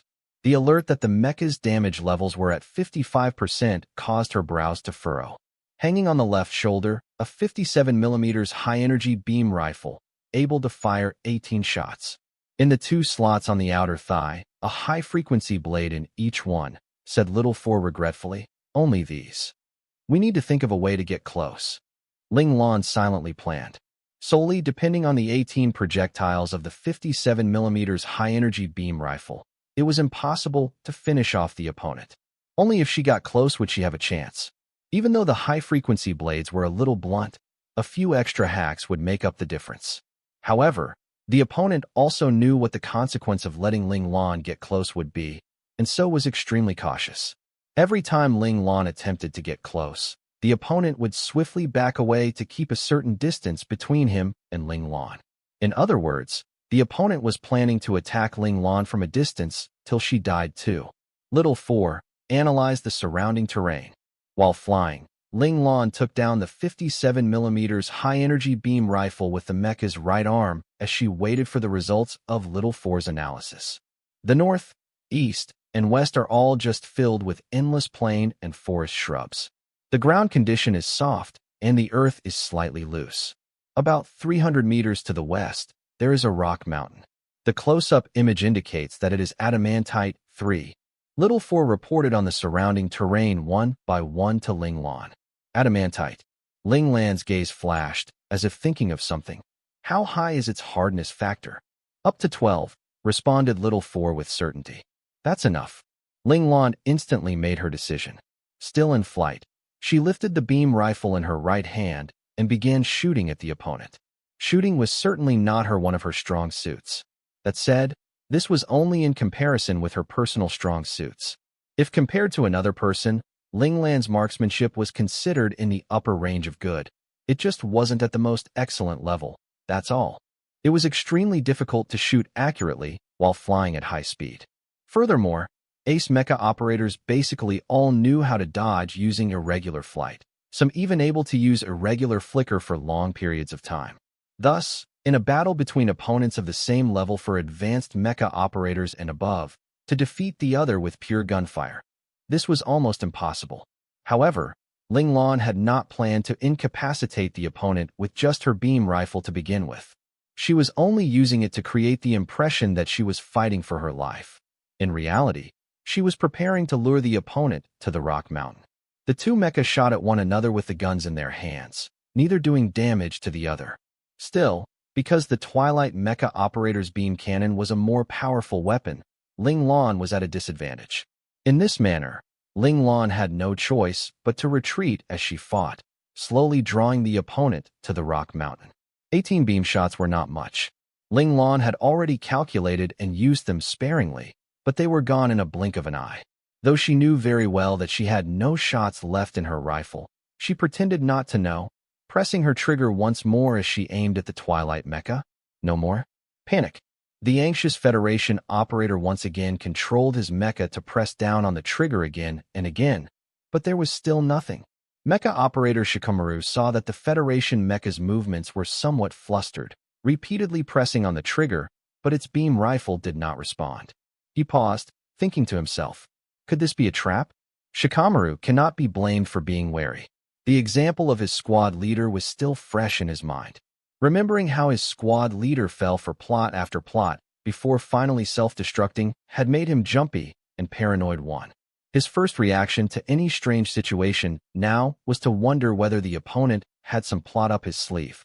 However, when he saw the Federation mecha throw away the beam rifle in the end and turn tail to run, he knew that the other's rifle had truly run out of power. Shikamaru's heart leapt in joy. This meant that the opponent no longer had any long-range attacks. As long as he kept his distance, long-range attacks were his domain now. He immediately controlled his mecha to chase after the fleeing Federation mecha. Of course, Shikamaru could only give chase without worry because Ling Lan had thrown away her beam rifle. If the opponent were still holding onto his rifle, Shikamaru would definitely be on his guard and not chase so closely on the opponent's heels. The two mecha began a game of tag. At one point, the Twilight mecha shot its beam cannon once, but the shot was dodged nimbly by the Federation mecha operator. This caused Shikamaru to curse internally. It has already been 3 rounds of continuous battle. Why was the opponent still so focused? Little 4, have you finished calculating? Ling Lan asked calmly, not at all influenced by the cascading flashing red alerts all over her screen. The beam cannon requires roughly 55 seconds to gather its energy, but this doesn't exclude the fact that the opponent could be faking, responded Little 4. While the opponent had been firing at them, Little 4 had been constantly gathering data and analyzing it. However, what he could analyze was merely what the opponent revealed. If the opponent just happened to be as cunning as his boss, then his analyses could very well all be wrong. How likely is that? Asked Ling Lan. About 15% chance, replied Little 4. After all, this data was gathered within a short period of time, so some error was to be expected. Thus, the risk of this being a plot was still quite high. In other words, 85% chance of winning. It would be stupid not to take the risk. A trace of a smile appeared on Ling Lan's lips. In the learning space, as long as there was more than 50% chance of winning, she would fight for it, because if you didn't, you would definitely die. Yup. Also, the mecha's damage levels are already at 75%. From this point on, the mecha's damage rate will double, so it may not hold out for even 2 minutes. Reminded Little 4, looking at the horrifying damage levels of the mecha and its almost depleted power. Ling Lan did not respond. Her fingers sped up even more, and this time, her fingers completely disappeared. Focused on the controls, Ling Lan did not notice, while Little 4 did not dare to say anything about it, afraid that he would distract Ling Lan. Ling Lan's mecha began circling the rock mountain as it flew. She was still waiting for an opportunity. Boom! The Twilight mecha on her tail fired its beam cannon once more. The immense beam flew at her from a diagonal angle. Ling Lan calmly executed a small-range, irregular movement, dodging the attack. Irregular movement placed a heavier burden on mecha. Ling Lan could even hear the mecha's body emitting creaking noises. The mecha was very likely to break apart soon. However, Ling Lan paid no attention to all this. Instead, she continued by pulling off a surprising move. She turned off the mecha's engines. Then, she controlled the mecha to get into a pose where all 4 limbs were facing the ground, and with the limbs as landing pads, her mecha began falling towards the rock mountain below. Ling Lan was not very high above the rock mountain to begin with, and the mecha itself was heavy, so it took less than 10 seconds for the mecha to crash into the rock mountain. A loud boom. The forceful impact caused the rock mountain to quake, throwing dust into the air, and Ling Lan's mecha was soon obscured within it. Shikamaru had quickly halted his mecha when Ling Lan's mecha had dropped, keeping his distance. Extremely cautiously, he kept his cannon trained at the dust cloud. At any odd movement, he would dodge and shoot. Ling Lan had been wily from the start. This made Shikamaru very wary. Of course, all this happened within the blink of an eye. Shikamaru had just gotten ready when a blue and white figure leapt out from the dust cloud, lunging at him at a frightful speed. This speed was definitely not a speed an advanced mecha could achieve. Shikamaru's first reaction was to retreat, and then he reflexively pressed down on the trigger of his cannon, but nothing happened. He glanced at the indicator on his screen, only to find that the 55-second recharge time wasn't over yet. There were still 11 seconds remaining. Shikamaru gritted his teeth and pushed his engines to their limits, letting the mecha retreat at full speed. He needed to get past this brief 11 seconds. As long as he could survive till then, a shot from his beam cannon would be enough to destroy this detestable Federation mecha in front of him. The Federation mecha leaping at the Twilight mecha was currently already worn and battered. Its initially still intact left leg had also disappeared by this time. All that was left were some broken edges at its thighs. The entire outer shell of the mecha was covered in scratches, and some of its internal parts were even exposed at certain areas. That last fall had indeed caused significant damage to the mecha's body. The mecha can only hold out for another 50 seconds at most. Little Four was doing his best to maintain the condition of the mecha so that it wouldn't break apart in the very next second. Ling Lan did not seem to hear Little Four's warning. Right then, she felt as if she was an outside observer, watching herself operate the mecha with cold eyes. Her thought processes were somewhat mechanical, accurately pushing the engines to the maximum speed the mecha could take, aiming the mecha to pounce at the opponent at almost light speed. At this moment, the two mechas' roles in their game of tag were now reversed, and the distance between them grew increasingly closer. One of them was anxiously waiting for his beam cannon to recharge, while the other was waiting for the final gap between them to close. She had done everything she could. Now it was up to the goddess of luck to decide who she would favor. Shikamaru watched as the Federation mecha got closer and closer. 10 meters, 5 meters, 3 meters. A feral smile emerged on his face. Die. He decisively pressed the button to fire his beam cannon. At that very moment, the cannon's power had finally finished recharging, allowing it to fire once again. A crisp yet resounding snap, and Shikamaru saw sparks bloom at his right shoulder from the corner of his eyes. Then, he realized in shock that the beam cannon on his right shoulder had not fired at all. Warning: right arm control system has been destroyed. Please repair immediately. The AI mechanically reported the damage sustained by the mecha. Shikamaru had no idea what had happened, but still understood that his mecha must have somehow been manipulated by the opponent, causing the cannon on its right arm to become useless. Cold sweat beaded on his forehead. Without thinking about it, he forced his engines to speed up even more, trying to pull away and distance himself from the opponent. As long as he could pull away, his left hand could take over and use the weapon in his right hand. When that time came, victory would still be his. Shikamaru's plan was beautiful, but reality was not as cooperative as he had hoped. He felt his mecha sink downwards. It turned out that the despicable Federation mecha had actually caught his mecha in a tight hug. In other words, no matter how much he accelerated, he would not be able to pull away from the Federation mecha. This continuous series of actions caused Ling Lan's complexion to be as white as paper. Blood spilled uncontrollably from her mouth in large heaves. Still, Ling Lan tenaciously held on. She decisively pulled up the self-destruct mechanism of her mecha and pressed down on the cockpit's eject button at the same time. Little Four, the rest is in your hands. These were Ling Lan's final words before she lost consciousness. Of course, this was because Ling Lan fully trusted Little Four. Otherwise, she would not so easily allow herself to faint away. The moment the cockpit was ejected, control would be handed over to the AI. The AI would calculate the best reactionary force to apply for a safe landing and determine a secure landing spot.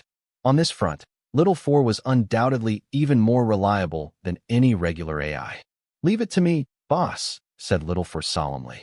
He knew very well that Ling Lan was putting her life in his hands. This was a display of Ling Lan's faith in him. At this thought, Little Four's core chip burned. This made Little Four a little worried about whether his chip would overheat and blow.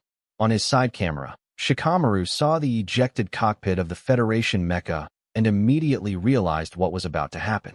He tried to get the Federation mecha still clinging to him off, but either Ling Lan had made the mecha hold on very tightly, or Shikamaru himself was too panicked.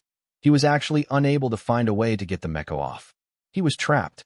Right then, Qi Long and the others had already made their way to a spot about 1 kilometer away from the battle. When they saw the Federation mecha crash into the rock mountain, they could not help but be anxious and despair. But then they saw the Federation mecha shoot out once more from the dust cloud, and almost leapt up in their excitement. They also saw the Federation mecha shoot a white light from its right hand at the Twilight mecha when the two were about 3 meters apart. This move was too sudden, so subtle that the Twilight mecha did not detect it. Subsequently, they saw sparks shooting out from the Twilight mecha's right shoulder joint. A high-frequency blade was embedded in it up to the hilt. The small group immediately understood what the previous flash of white light was.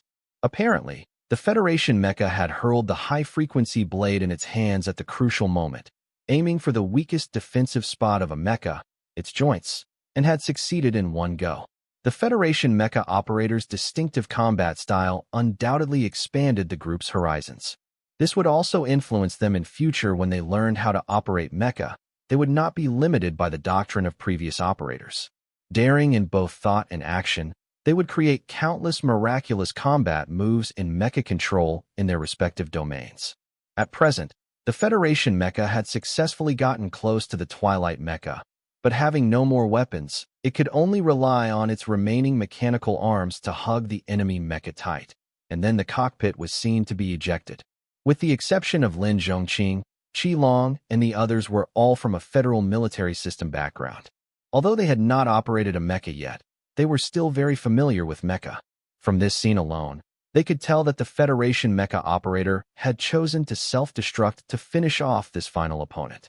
But was the 30 seconds before the explosion initiated enough for the ejected cockpit to safely escape the blast radius? Normally, the mecha's self-destruct mechanism was meant for the operator to die along with the enemy. Boom, crack, kaboom. The first sound was the Federation mecha self-destructing, and then, perhaps the explosion sparked something, for the beam cannon on Twilight mecha's right arm suddenly split open, causing the Twilight mecha to blow up as well in a large blast. Of course, before the big explosion, the opponent's cockpit had also been ejected, but the following second and third blasts undoubtedly intensified the concussive force. The opponent just did not have the time to escape the blast radius. He was instantly blown sky-high right at the heart of the explosion, plummeting to the ground in blackened crisps and thick smoke. Without even having to check, Qi Long and the others knew that mecha operator was definitely dead. Just looking at the mass that was left, already a whole half-size smaller than the cockpit was at the start, it was certain that the person inside could not have survived. Fortunately, the Federation mecha's cockpit had been ejected much earlier and had been flying at a faster speed. It had shot away from the blast center by almost 500 meters, just escaping the most dangerous zone. But even so, it was still thrown further away by the blast by about 100 meters before it began to descend in a natural curve, heading swiftly towards the ground. Qi Long and the others were extremely anxious, hearts lodged high in their throats. Deep down, they prayed that the concussive force of the explosion had not destroyed the AI inside the cockpit. Their prayers were effective. When the cockpit reached a particular altitude, the cockpit's reactive thrust powered on, slowing the cockpit's descent. After self-destructing, ejecting the cockpit had a 9 in 10 chance of ending in death. It was basically just there for self-reassurance. Not only did the cockpit have to get out of the blast range, it had to be ejected high enough, and the reactive thrust must activate accurately. Every single item on that list had to be met, otherwise ejection would still result in death. Luckily, the cockpit was being controlled by Little 4. Otherwise, relying on the Federation's current AIS, who knew what the outcome would be. The Federation's AIS could only mechanically remember some data sets and execute operations based on regulated settings. It would not consider other variable factors. Seeing the cockpit land safely under the application of reactive thrust, Qi Long and the others instantly let out a sigh of relief. They hurriedly made their way over to the landing spot of the cockpit to check on the pilot. If they could help out somehow, then them rushing here would be so worth it. Boss, we're safe now. Little 4's calculations were accurate, letting the cockpit land safely. He called out in excitement to Ling Lan, wanting her to praise him. However, The inside of the cockpit was still and silent. Only then did Little Four notice the blood still dripping continuously from his boss's lips. "Boss, stop scaring me. Wake up. Wake up!" he shouted desperately, but Ling Lan remained silent. Thinking of something, Little Four quickly detached from the mecha's AI to look for Ling Lan in the learning space. However, inside, he still found no sign of Ling Lan. Instantly, he panicked, knowing that things were not good. Boss must have taken a great deal of damage and lost consciousness. At this time, I must let her eat some healing medical agents. Little Four figured it out, but he was just a formless intelligence entity, and so had no limbs to use to feed Ling Lan. At this moment, Little Four hated the fact that he was an intelligence bioentity. Right then, Little Four suddenly sensed people approaching. Anxiously, he scanned the surroundings, and when he saw those few familiar figures, he was instantly overcome with joy. Boss was saved. Qi Long and the others had arrived. From a distance, Qi Long could see the cockpit lying silently on the ground. He signaled for Han Jijian and the other two behind him to wait, while he carefully crept closer to the cockpit, wanting to observe the situation. He had just gotten within 100 meters of the cockpit when the doors to the cockpit suddenly swung open, startling Qi Long. But he was soon taken with joy. The fact that the cockpit was opened from within meant that the person inside was still alive, otherwise the doors would not open on their own. Of course, Qi Long did not know that this world had such a miraculous existence as Little Four. Qi Long did not choose to go closer, patiently waiting for the mecha operator inside to come out. A stranger approaching without reason would be easily misunderstood, especially when on a battlefield. Warriors were extremely sensitive after fighting. Any strange movements would just prompt a counterattack. Although Qi Long wanted to help their savior, he did not want to randomly lose his life here, so he retained the necessary caution. Of course, Ling Lan's subtle training all these years was also a reason. Qi Long waited patiently for a few minutes, but did not see anyone coming out.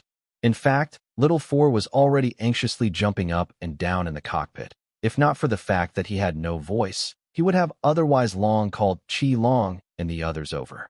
Qi Long's pause puzzled Han Jijian and the others, so Han Jijian led Luo Lang and Lin Zhongqing over as well, coming to stand beside Qi Long. At this moment, they too saw the open cockpit. Qi Long, could it be that the person inside is injured and can't get out? Han Jijian thought of this possibility. Qi Long's eyes brightened, thinking to himself that what Han Jijian said made sense. He decided to go forward on his own and see, and let Han Jijian and the others continue to wait here. He got closer and closer, and when he saw the blood within the cockpit, all wariness he still had fled instantly. He hurriedly quickened his pace to rush to the door of the cockpit and looked inside. "Jijian, it's not good, come over quickly." Qi Long's voice actually held true grief. Han Jijian's heart skipped a beat. Could the mecha operator inside be one of Qi Long's relatives? He hurriedly ran over with Luo Lang and Lin Zhongqing. When he saw the unconscious small figure inside who was still bleeding from the mouth, his expression changed drastically, and he shouted, "Boss Lan, this cannot be. How can it be him?" Those were ace mecha operators he was fighting. Boss Lan was only 10 years old. There was no way he could control mecha. Han Jijian felt everything he thought he knew about mecha completely collapse at this moment. Will Boss Lan die? Seeing the terrible state Ling Lan was in, Luo Lang felt a chill spread throughout his entire body, and his body began shivering uncontrollably. Meanwhile, Lin Zhongqing was even more stunned, unable to form a coherent thought for a long moment. "Quick, feed him some healing agents." Han Jijian saw that the others were panicking, and so quickly collected his emotions to order calmly. Oh. Qi Long and the others hurriedly pulled out the medicinal agents they had in their backpacks and tried feeding them to Ling Lan. However, because their hands were shaking, the agents spilled, missing their mark to slide off Ling Lan's lips. "Let me." Han Jijian quickly pushed away the typically bold and brash idiots who were currently flailing in their panic. He took one pack of agent from Luo Lang's hands, and using his left hand to pry open Ling Lan's mouth, he poured the agent in. Another. Han Jijian indicated for them to pass him more and continued to pour, only stopping after 5 full packs were gone. The effect of 5 packs of medicinal agents were pretty good. The initially pale white complexion of Ling Lan started to warm, and the blood flowing from her mouth started to slow. 3 minutes later, Ling Lan was no longer spewing blood. We have to return to the campsite immediately, otherwise boss's injuries will not be able to be healed. If any aftereffects are left, this might destroy boss's future. Seeing Ling Lan no longer at the brink of death, Qi Long's rationality returned. Qi Long's words naturally obtained everyone's agreement. They carefully lifted Ling Lan out from the cockpit, and then looked for materials in the surroundings to make a simple stretcher to carry Ling Lan in. After all, it was better for Ling Lan to lie down and be still in his current condition. While searching for materials, they actually stumbled upon the beam cannon discarded by the Twilight Empire's squad leader previously.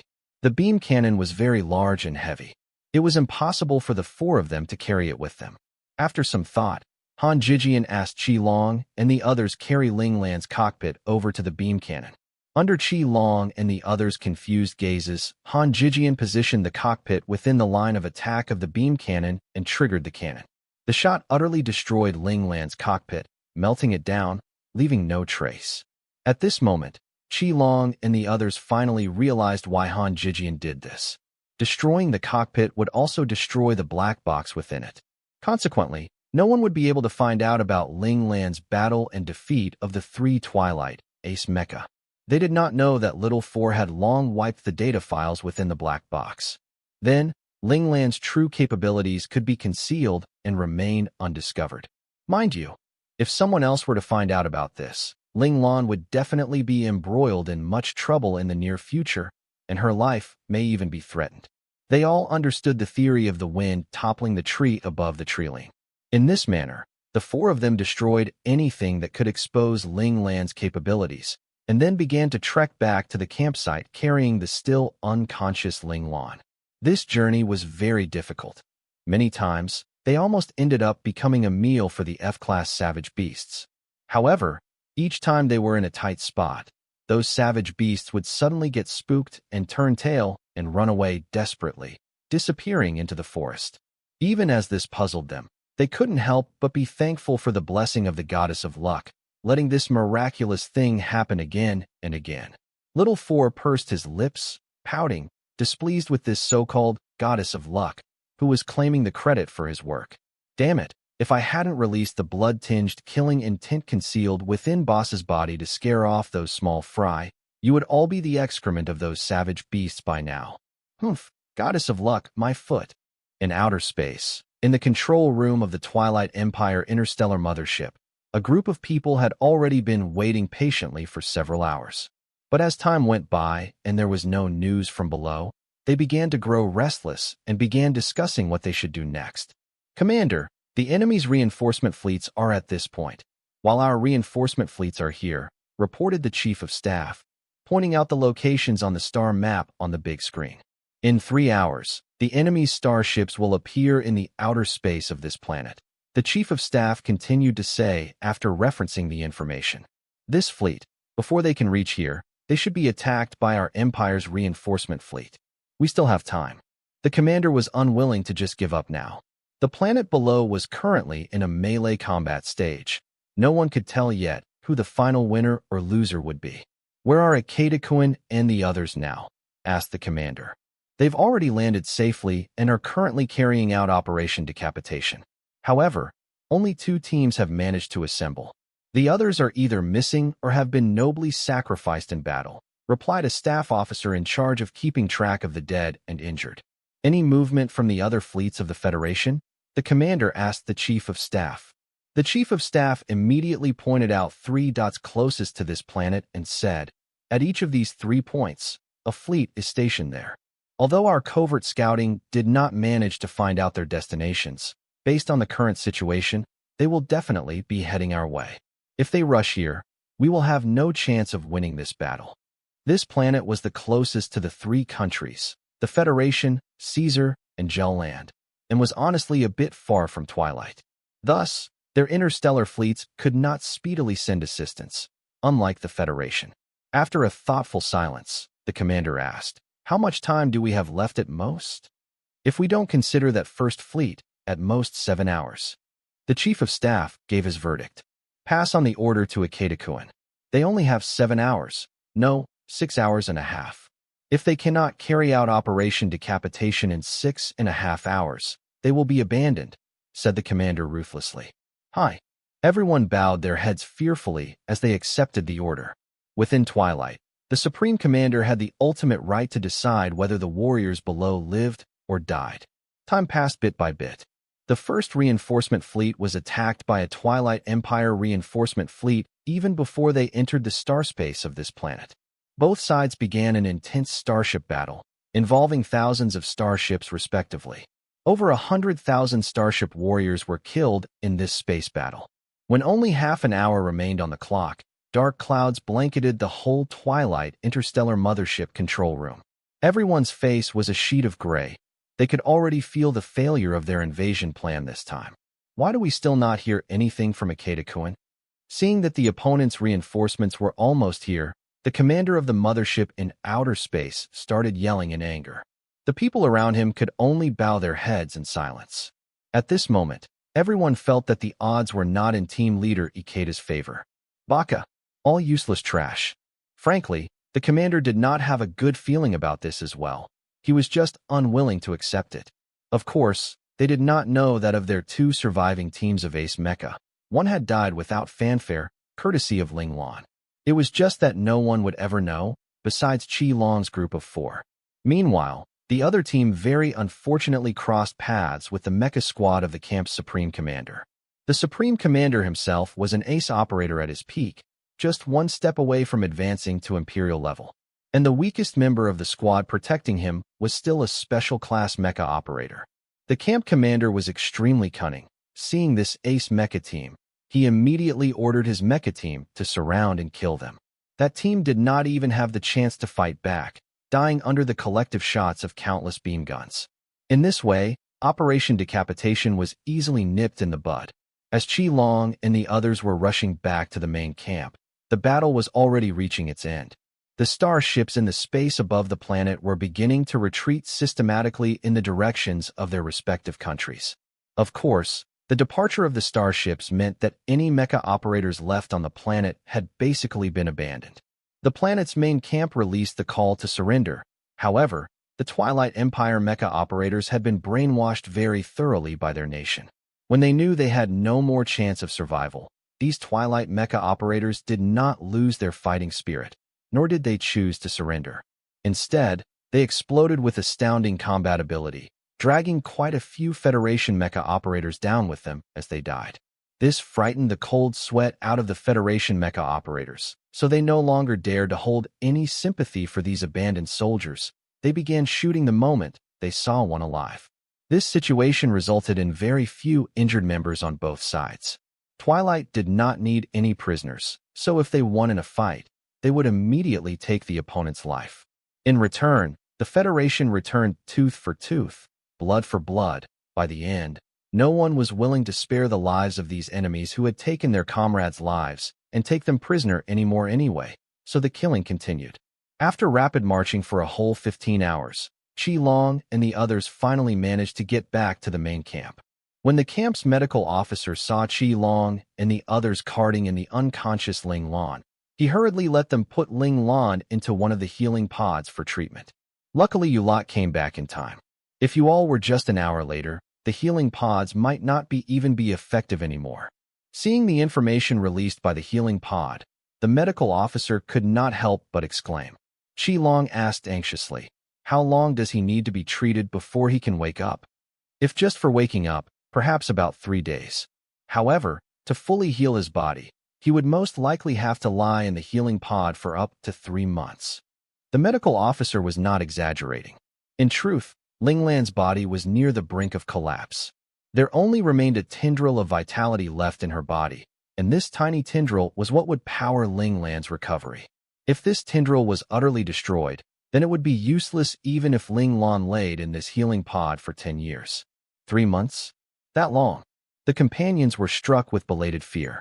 They had known that Ling Lan had been injured badly, but they did not expect the injuries to be this severe. That long? Little fellows, you all should be grateful that it is only 3 months, and not no time at all, sighed the medical officer. Only kids like these would be bothered about the length of time needed for healing. For people like him who were used to seeing life and death, as long as there was a chance to lie down and receive treatment, it was a blessing no matter how long it took.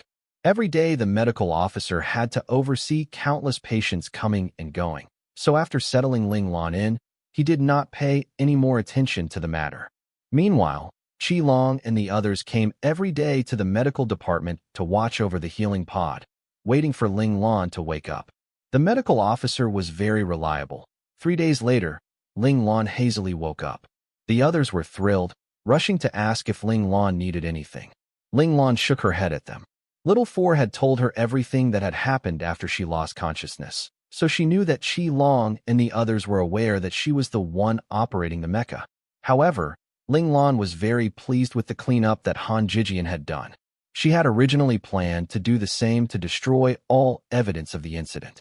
Meanwhile, at this time, this planet was finally fully back in the control of the Federation. They successfully killed all the invading Twilight Warriors, though of course there were some mecha operators who had chosen to abandon their mecha and flee on foot into the forest to hide, biding their time for an opportunity to counterattack. With regards to those people, the Federation did not specially send out teams to clear them out. This was because once they entered F-class Savage Beast territory, those mecha operator without their mecha were really unlikely to be able to handle those savage beasts. The rebuilding after the battle also commenced very quickly. The Federation delivered materials and resources in an endless stream to the planet. Some credit had to be given to the Twilight Empire for this. Their invasion this time forced the Federation to publicize the coordinates of the mysterious planet and include it into the Federation's maps, where it was given the name Planet Demon Beast. This was because there was nothing other than endless savage beasts on the planet. Half a month later, Qi Long and the others resumed their hunting assignment. Of course, every time they returned, they would not forget to give Ling Lan a share of their earnings. In this way, 3 more months passed. Ling Lan finally obtained the approval of the medical officer to leave the healing pod and could once again move around freely. The first thing Ling Lan, after regaining her mobility, was to go eat. She was seriously starving. Although nutrient solutions could replenish all the minerals and other elements needed by the body, her stomach, which was used to working for over 10 years, just could not help but feel hungry. After she finished eating her fill, she looked up to find Qi Long and the others sitting beside her, waiting patiently. "When did you guys arrive?" Ling Lan was startled. She had been too focused on eating that she had not noticed anything happening around her. Of course, she also questioned Little Four inside her mind, asking him why he had not alerted her. Little Four was speechless. Boss was the one who said that these few people were on the list of people whose presence did not need to be announced. When had Boss changed her mind? Why did he not know about it? Not too long ago. Seeing Boss eating so happily, we're also very happy, replied Han Jijian with a smile. Ling Lan rubbed her brow helplessly and said sulkily, "Han Jijian, just ask if you have a question. This sneaky look doesn't suit you." Han Jijian's sudden change from a cool and serious scout into a warm and smiling gentleman just seemed really awkward to Ling Lan. She couldn't help but feel goosebumps rising all over her body. "Here is not a suitable place," said Han Jijian regretfully, keeping his smile as he looked around. Due to the rebuilding spanning 3 months, many of the veteran soldiers all managed to obtain new weapons of their own. Thus, they were in a great mood, so it was easy to see tables after tables of rowdy celebrating soldiers. Observing the situation around them, Ling Lan nodded and said, "True. Then let's go back to the dorms." Ling Lan led Qi Long and the others back to their dorms. She then took a quick shower and changed into a new set of protective clothes before sitting at her usual spot. Then, she said, "All right, ask if you have any questions. But this is only for today." Ling Lan wasn't someone who liked to talk about herself, which was why she had dragged on so long in revealing to the others that her father was Ling Xiao. The group stared at one another, and Han Jijian was the one who asked in the end, "Boss Lan, who are you really?" Helplessly, Ling Lan rubbed at her forehead once more. In the end, she still could not avoid answering this question, but since she had chosen to be honest, she should really introduce herself properly. Thus, she answered seriously, "My name is definitely real. I am really called Ling Lan. My family background isn't fake as well, but I just didn't tell you all who my young dad who passed away was." Boss Lan's father, surname Ling, sacrificed 10 years ago. Qilong muttered to himself as he thought. All of them here were intelligent children. Almost immediately, an astounding yet sorrow-tinged name emerged in their minds. All of them could not help but stare at Ling Lan incredulously. Ling Xiao. Ling Lan nodded expressionlessly, indicating that their guess was not wrong. Knowing that they had not guessed wrongly, Qilong and the others couldn't help but exclaim. The shock of this answer was really too much for them. It should be known that Ling Xiao was one of the 12 God-class operators of the Federation, as well as the only human being who had managed to successfully advance to God-class operator status at the young age of 24. Throughout human history, the youngest to advance to God-class operator status before Ling Xiao was a 33-year-old mecha operator from the Caesar Empire. In one jump, Ling Xiao had raised the bar by a whole 8 years, proof of just how aberrant he was. Thus, to the people of the Federation, Ling Xiao was a godlike existence. Although he died early in the end, having been killed in a plot by the Twilight Empire in the Death Tunnel, this did not stop the passionate soldiers and those children chasing their dreams from viewing him as their lifelong idol. Moreover, Qilong, Luo Lang, and the others had grown up within the federal military system. All along, Ling Xiao had been a figure often mentioned by their guardians, in tones wistful for what might have been. They even emphasized the fact that if Ling Xiao had lived, the Federation would have been able to hold complete deterrence ability over the other nations for the next 50 years, with no worry of border trouble. So, as they gradually grew up learning about Ling Xiao and his exploits, they also began viewing Ling Xiao as their own idol. They hoped that one day, they would be able to achieve everything Ling Xiao had achieved, and perhaps even go one step further to complete what Ling Xiao did not get to complete. Right now, Qilong and the others actually learned that their boss Lan was the son of that aberrant genius, Ling Xiao, the people's idol. The lot of them were instantly stupefied by the news. Ling Lan coughed empathically, shaking them from their stupor, before continuing to say, "Because my father died young, and also because his circumstance is a little special, it didn't seem very appropriate to talk about him." "No wonder boss is so good at operating mecha," sighed Han Jijian softly, his entire body relaxing. He had actually been afraid that Ling Lan was from a major faction from within the military. If that was the case, their relationship would very easily drag their paternal families into an unnecessary faction feud, and this was something he did not want to see. If that happened, their friendship would certainly change, no longer able to stay pure and simple. "Boss, could you teach us how to operate mecha?" The mecha maniac Qilong's eyes were sparkling. He had really been fantasizing about this moment for so long. Qilong's suggestion stirred the hearts of the other boys as well. With faces filled with expectation, they looked at Ling Lan with stars in their eyes, hoping that she would agree. "I cannot," Ling Lan refused resolutely. She had secretly absorbed so much gene agent, and then trained both body and spirit repeatedly in the learning space and in reality. Besides that, she also had Little Four doing his best to keep the mecha in check, lowering the feedback energy to the absolute minimum. Under these circumstances, her body still received heavy damage. Not to mention, Qilong and the others were children who had not been through specialized training for mecha. Qilong may still be fine, but the others' bodies just would not be able to support even 2 or 3 mecha movements. Seeing their stubborn gazes, Ling Lan said sternly, "Because of our Ling family secret methods, that is why I can learn mecha a few years earlier. Even so, I still was not able to take the feedback energy of the mecha and was injured badly. What will support you all to learn mecha now?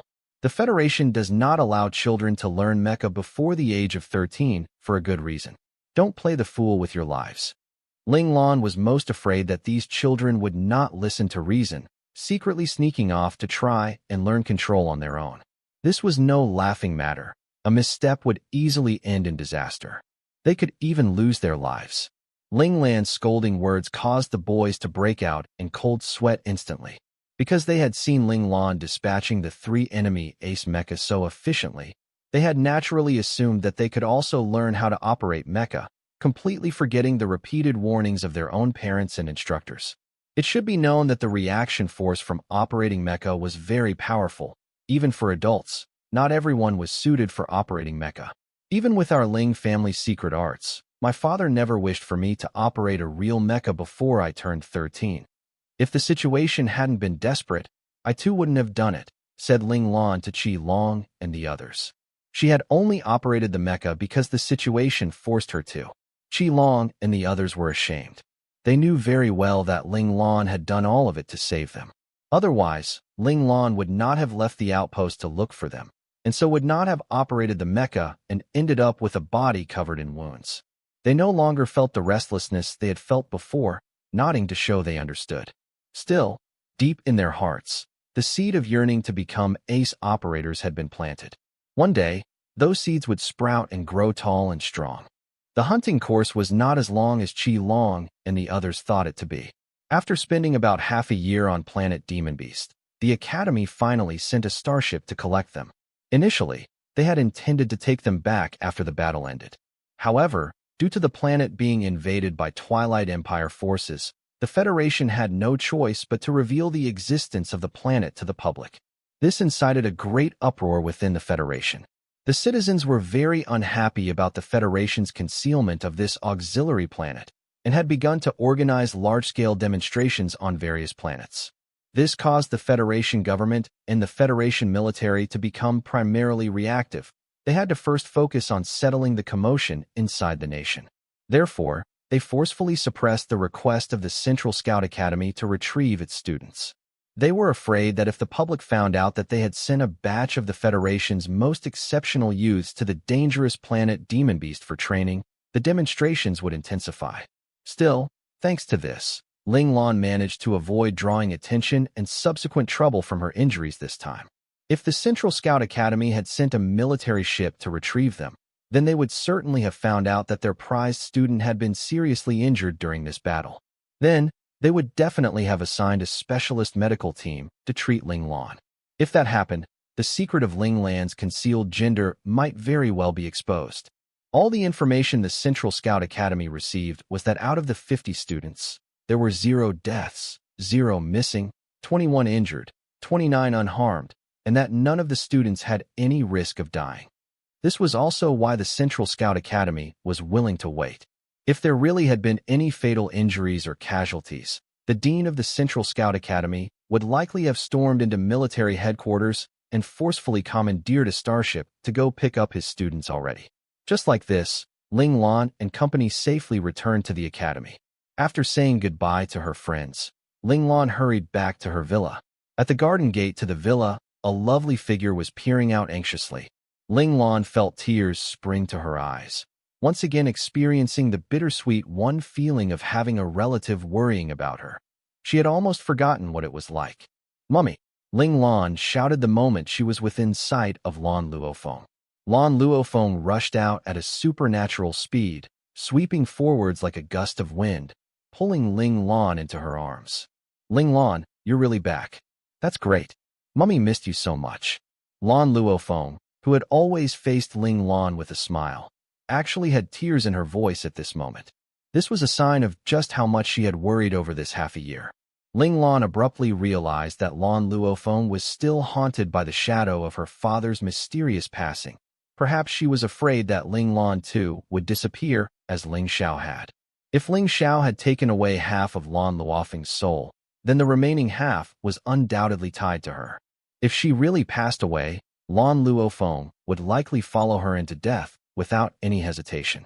Losing her, Lan Luofeng would no longer have any soul left to keep her alive. Ling Lan was unbelievably touched by Lan Luofeng's deep motherly love. She hugged Lan Luofeng back with all her might as tears fell silently from her eyes. "Mummy, I'm sorry for making you worry." In her previous life, although her parents loved her, due to her illness, they were already slowly giving up on her. They gave most of their love to her younger brother, and the remaining love they had for her was slowly being worn away by the endless treatments and care she needed. Ling Lan did not blame them. This was a basic human instinct. To avoid the pain they saw coming, they voluntarily chose to slowly divert their love. Thus, the death of Ling Lan in her previous life was actually a type of release for her parents and her brother. Of course, there was sadness, but there was even more a sense of relief at finally laying a burden to rest. The Ling Lan of this life had constantly been guarded with her affections, because she too was afraid of being hurt. Towards Lan Luofeng, She had deep respect and love, but not a lot of intimacy. Because she had taken over the body of Lan Luofeng's child, she needed to bear the responsibility. Her impression of Ling Xiao was mostly based on descriptions from Lan Luofeng.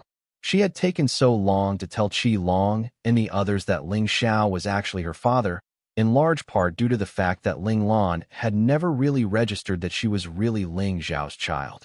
However, when Ling Lan personally felt the tremors running through Lan Luofeng's body right now, the physical manifestation of her deep-seated worries and fear, a reflection of that unnameable adoration of motherly love, the generous warmth of it instantly wrapped around her entire body. Ling Lan could no longer hold back her brimming emotions, sincerely saying sorry to Lan Luofeng. Only Ling Lan truly knew what this apology meant. It wasn't purely referring to this most recent injury, but was for her closed-off heart over these past 10 years. She was sorry for not responding properly to Lan Luofeng's 10 years of unstinting motherly love. Perhaps Ling Lan's warm response surprised Lan Luofeng, for she quickly gathered herself and pulled away a little from Ling Lan. After looking her over carefully, she asked worriedly, "Ling Lan, are you all right?" Ling Lan patted her chest and replied, "All is well. I can even put away 20 servings of steak with no problem." Fully accepting Lan Luofeng into her heart, Ling Lan once again recovered her previous composure and began to joke around lightheartedly with Lan Luofeng, smiling. "That's good. Did you know? Your expression now is a little richer now than it was previously. Mummy can stop worrying now." Lan Luofeng patted Ling Lan's adorable Shota face, satisfied, before pulling Ling Lan by the hand into the villa. Meanwhile, Ling Lan's heart throbbed at Lan Luofeng's words, so Lan Luofeng had always been watching and observing all the changes she went through. The only reason why she never said anything was that Lan Luofeng chose to believe in her own child. Perhaps only a mother who loved you fully would pay attention and notice all these minute changes. Lan Luofeng did not seem to care much for her academic results, and seemed not to worry about Ling Lan's future. In all appearances, not a responsible parent. However, looking closely, from birth till now, in the minor details of her life, anything or anyone who made Ling Lan feel uncomfortable would unknowingly disappear. This was definitely Lan Luofeng's doing.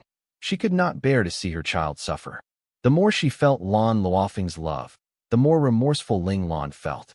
She pressed down on Lan Luofeng's hand, drawing Lan Luofeng's questioning gaze.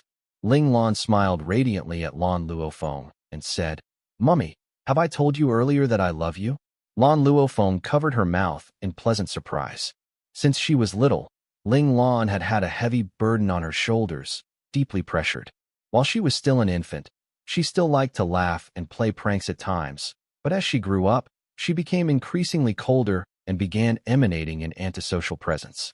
This made Lan Luofeng's heart ache for her child, and she was also extremely regretful, wondering whether her initial decision had doomed Ling Lan.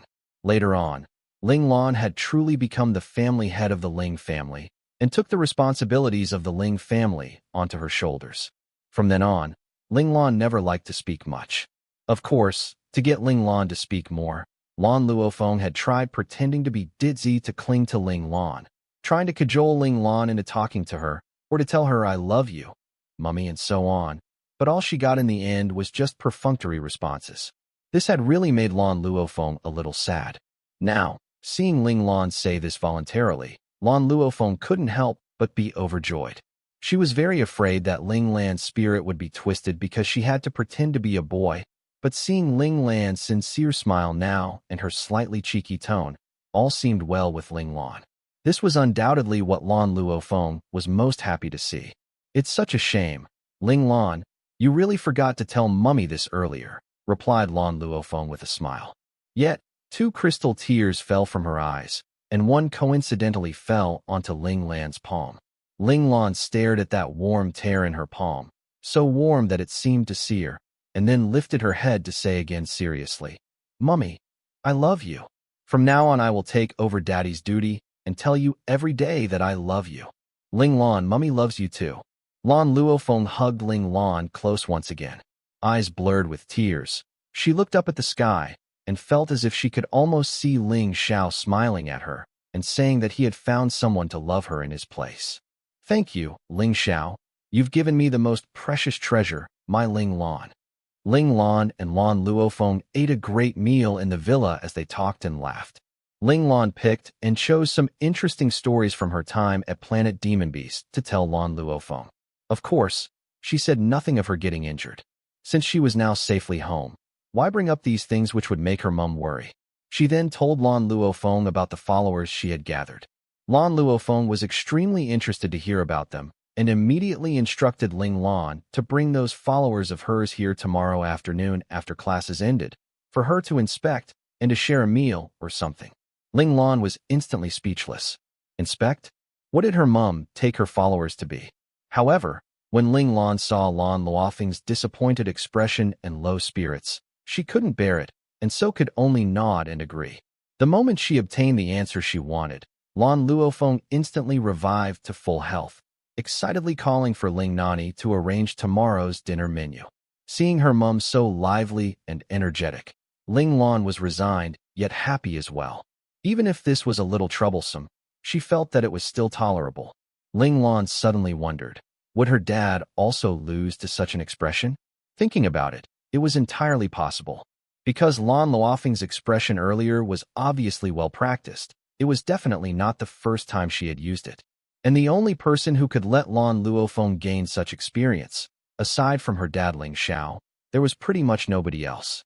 When housekeeper Ling Nani heard that young Master Lan was inviting classmates over for dinner, she too was swept up in the excitement and immediately jumped into the discussion animatedly. Because this was the first time Ling Lan was inviting friends home. Although this was just a temporary living area within the academy, it was still their temporary home, wasn't it? Watching the two fretting women loudly discussing at the dining table, even going back and forth multiple times over a single dish on the menu, Ling Lan knew that she was unnecessary here. Resigned, she quietly left the dining hall and logged on to the virtual network. There, she contacted Qi Long and the others who were also online and arranged for them to come eat at her house. Only after that did she secretly slip into Ling Zhao's legacy space. At the same time, Little Four created a fake Ling Lan to walk around the virtual world randomly, creating the illusion that Ling Lan was nowhere near the legacy space. This time, the moment Ling Lan entered the legacy space, it was no longer as complicated as before. There were no tests. She immediately arrived at the Ling family mansion. Ling Lan took the familiar path to the study and pushed the door open to see Ling Xiao sitting behind the study desk. He was in the middle of writing something, and when he heard the noise of Ling Lan entering, he lifted his head. Seeing Ling Lan, he smiled warmly and said, "Ling Lan, you've come?" He immediately followed up by saying, "Looks like you've already met the requirements needed to receive the next part of the legacy. In that case, show me." That said, he brushed his hand lightly over the surface of the table, and 6 translucent crystal beads appeared. Ling Lan did not look at the crystal beads on the table, only keeping her eyes trained steadily on Ling Zhao's face. That face with such a warm and kind smile on it. The last time she saw it, she did not feel much resentment. But this time, seeing it again, a surge of negative emotion rose in her heart. She wished she could just leap forward and punch the smile off that face. During this time, Ling Lan had already learned a lot more about God-class operators. She knew very well that they were near godlike beings and definitely did not die easily. Even if the energy turbulence in the death tunnel back then had been overly terrifying, that did not mean that Ling Xiao could not escape. Just looking at a God-class operator's horrifying speed, which was close to light speed, escape was not impossible. What was it that made Ling Xiao willing to abandon Lan Luofeng and herself to choose death? "Why did you die?" Ling Lan bit out word by word, voicing the doubt in her mind. Ling Xiao was taken aback, as if unprepared for Ling Lan to ask this question. "I ask you, why did you choose to die?" yelled Ling Lan with mingled grief and rage. Lan Luofeng was such a perfect woman. How could Ling Xiao bear to make her sad? He should know that without him, Lan Luofeng would lose her happiness. Even if she had a child, she would still lose the vibrancy and color she should have had. Ling Xiao smiled bitterly, his aura still so warm and calm that he seemed beyond reproach. "I am a soldier. I cannot refuse the military's commands. Besides, I have never thought of dying. I really wished I could have lived." After a brief moment of silence, Ling Xiao continued, I don't know whether I am dead when you entered this legacy space. But I can tell you with certainty that I would not choose to kill myself, and I would not leave things to fate. If there is any hope of survival, no matter how difficult things may be, I will persevere and fight with all my strength to obtain it. If that is the case, why are you still dead? Ling Xiao was a God-class operator. Could it be that that magnetic field energy turbulence still had some hidden story behind it, that even Ling Xiao had no way of piloting his God-class mecha to leave? I do not know. I just sense danger.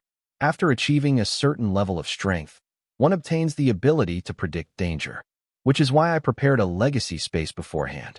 This was to be my last resort. It doesn't mean I am truly dead. Ling Xiao's smile slowly faded. Of course, it is also possible that I am really dead. Ling Xiao's aura exploded. Only now did Ling Lan sense how terrifying the spiritual pressure of a God-class operator was. Luckily, the press of Ling Xiao's aura came and went. But just that brief taste of it was enough to drench Ling Lan in sweat. In that moment, she had even had the wrongful feeling that she would die under its pressure. Originally, we had wanted to settle things once and for all. We were going to locate the greatest parasite hidden within the Federation. But unexpectedly, that parasite was deeper and higher up in rank than we had anticipated. It was very likely that the opponent saw through our plans and so set up a counterplan. It was a loss by just one move. There was no shame in losing. You just need to be careful, for the opponent may very likely try to end things by killing out my line. Ling Xiao revealed just a little of the information back then. Of course, I have also made some arrangements. If those people do not go against their word, perhaps you will be able to grow up in peace and also obtain my legacy. At this point of his recitation, Ling Xiao snorted and said, when a man dies and the lights go out, whether those people are still willing to take the risk for me, no one knows. This is not something I can control. So Ling Lan, you must remember, no one is reliable. The most reliable thing is to become strong yourself. Besides that, intelligence is also something you cannot lack. If I, Ling Xiao, am truly dead, at the heart of it, I must have died by the opponent's plot. Ling Lan did not expect that Ling Xiao had long thought of this and had also made the appropriate arrangements. It was just that in the end, things must still have happened outside of Ling Xiao's expectations, causing all of Ling Xiao's plans to be useless. These words of Ling Xiao caused the negative emotions in Ling Lan's heart to slowly melt away. It was just as Ling Xiao said. This was not something he could control. She walked forward and swept her hand over the surface of the desk.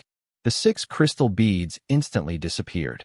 Subsequently, 4 beads appeared in the gaps of Ling Lan's fingers, while 2 more rested in her palm. Ling Xiao nodded lightly. Just that last move alone showed that Ling Lan's speed had already reached his minimum requirement. Ling Lan did not look at Ling Xiao's expression. Her fingers folded and began dancing swiftly. Then, layer after layer of afterimages of Ling Lan's fingers appeared, and countless clear sounds of collision started to ring. Ding ding dang dang one. Extremely pleasant to the ear. Gradually, these tinkling sounds became powerful ringing, reverberating like stormy winds and driving rain, an endless assault. It was clear to see that Ling Lan's hand speed had already reached a significantly terrifying speed. Ling Xiao's gaze was filled with satisfaction. This speed of Ling Lan's had indeed met his requirement, and was actually a hair better than what he required. Just as Ling Xiao was going to say that she had passed, the ringing sounds of the crystal beads colliding sped up even more, merging the separate noises into one collective consistent peal of sound. Meanwhile, at this time, Ling Lan's fingers had disappeared. Seeing this, the expression of the initially smiling Ling Xiao shifted. If he weren't afraid of disturbing Ling Lan's attention, he might have just yelled out in shock. Ling Lan's hand speed had actually reached the step of void. This was a definite step into the standard requirement to become an ace mecha operator. His child should be no more than 10 years old, right? With a dull puff, Ling Lan's fingers stopped, and she woke up from the state of void she had been in. Her brows furrowed lightly, and she opened her palm. Inside it were still 4 crystal beads, but now there was also a little powder. Clap, clap, clap. Ling Lan heard the sound of applause coming from beside her. She lifted her head to look and saw Ling Xiao clapping sedately. He smiled and said, Ling Lan, very good. You've actually reached the state of void. Void? Asked Ling Lan, puzzled. Ling Lan had learned mecha training exercises on her own, other than those things taught by the instructors in the learning space. Therefore, no one had explained the relevant standards to her. Little Four should have been the one to gather this information for her, but Little Four was under the mistaken belief that his boss only needed to learn the techniques of Mandora, and so had neglected this front. Ling Xiao seemed to be prepared for this. Hearing Ling Lan's question, he explained, the hand speed for mecha control is split into 5 stages. Base, representing the foundational speed. Most mecha operators in training and low-level mecha operators are within the range of this level. Diligence, the next stage after base. Typically, putting in hard effort will be enough to bring one up to this level. Intermediate mecha warriors belong at this level. Apex, representing the advanced mecha warriors. This means that one's hand speed has already reached the standard limits of the human body. Shade, a stage belonging to special class operators. Of course, a part of those here could also advance into novice ace operators. Meanwhile, Void was the standard by which operators were judged to be ace operators or not. Originally, my requirement was for you to achieve apex speed, but unexpectedly, you've given me such a great surprise from the start. Ling Lan listened closely to Ling Zhao's explanation. Then after a pensive silence, she asked, after Void, is there a higher speed? And also, both of Ling Lan's eyes focused on Ling Xiao. What is your speed? Ling Xiao was silent for a long moment, but then he said, above Void is form. But that's still a long way away yet for you. You don't have to know about it now. Ling Xiao only mentioned a title, but did not go into the specifics. And you? Ling Lan doggedly continued to ask. The second question was the one she was more concerned about. Ling Xiao looked placidly at Ling Lan, and Ling Lan looked back unflinchingly at Ling Xiao. Her gaze was filled with the message that she would not back off on this. Ling Xiao sighed deeply. My hand speed is space. His tone was somewhat fond, as if a little resigned at his child's stubborn personality. That's the highest speed, right? Said Ling Lan decisively. Otherwise, Ling Xiao would not have become a God-class operator. Ling Xiao shook his head and said, no one knows where the true limits of the human body are. Space may be the limit right now, but is it really the ultimate limit? No one is able to foretell the future with absolute certainty. Ling Zhao's gaze was somewhat vacant, as if reminiscing about something. Thoughtful, Ling Lan nodded. In her previous life, she had never even considered that humans could be this strong. Just looking at the physical body alone, human strength in this world was over 10 times greater than it was in her previous world. For instance, the extraordinarily strong men of her previous world would only match up to the strength of a 10-year-old child here. It was clear to see that in these 10,000 years, humans had made countless breakthroughs in the so-called human limits. Ling Xiao abruptly came to himself, and sensing that Ling Lan had no more questions, he continued to say, since you've already met my requirements, then the second part of the legacy is yours now. That said, Ling Xiao waved a hand in Ling Lan's direction, and Ling Lan instantly felt a large surge of energy push her out. And then, she was falling rapidly, just as if plummeting uncontrollably from the sky. Ling Lan's complexion was extremely pale. Even though she had already conquered her fear of heights after a period of bitter training, still, when faced with this sort of uncontrolled free-falling, she felt all the hairs on her head stand on end. If not for the fact that she was certain that her cheapskate dad Ling Xiao had no bad intentions towards her, she would certainly have started screaming by now. But even so, she was so scared that her body was drenched with cold sweat. Ling Lan fell into a gray-colored area. Mist covered everything, hiding the surroundings from her eyes. Just when Ling Lan was wondering what to do, countless information and precious images were crammed into her brain. Numbers, movements, formulas, experience. In short, everything that Ling Xiao had learned, from control intuition, battle experience, and all sorts of miscellaneous insight were shoved unceremoniously into Ling Lan's little head. Once you've absorbed all this, come find me again then. In a daze, Ling Lan heard this final statement by Ling Xiao, and then fainted dead away. Oh, but before fainting, Ling Lan at least remembered to point a savage middle finger at her old man. Hells, this legacy was just way too tyrannical. It was truly over the top. Meanwhile, Ling Xiao thought, what a tenacious child. Luo Feng, you raised her well. When Ling Lan woke up again, it was already the morning of the next day. She climbed out from the virtual logon pod, and cradling her head, she shuffled to her bedroom to get some proper rest. Of course, this drew the concern of Lan Luofeng. However, Lan Luofeng still chose to believe in her child, thinking that Ling Lan had everything well in hand. After a good sleep, along with Little Four's help, she managed to seal away anything currently inapplicable into the depths of her brain, thus clearing up a great portion of her overloaded brain. Only then did she have the space to continue processing.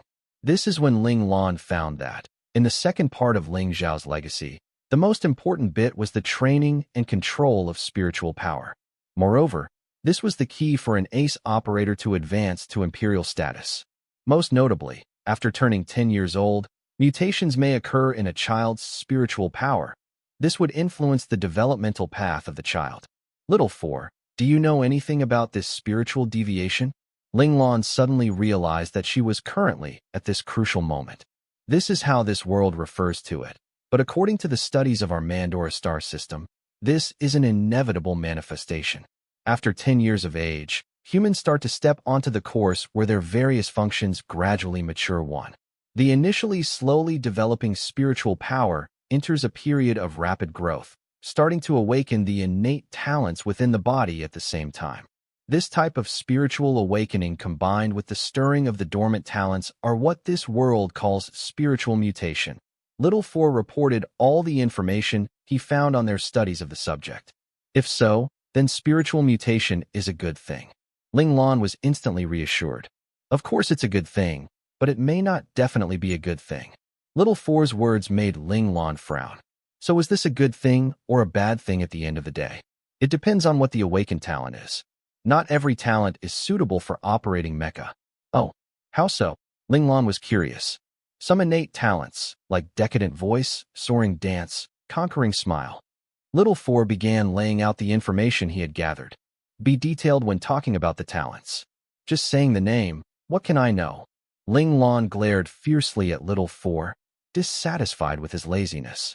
Little Four rolled his eyes. Something so easy to understand, yet his boss wanted to make things complicated.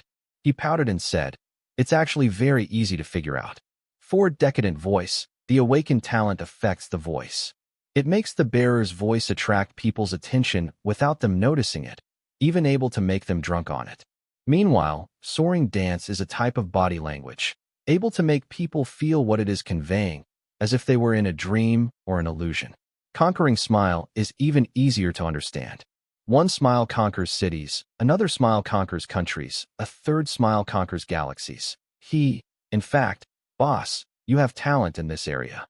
Little Four started giggling behind his little hands.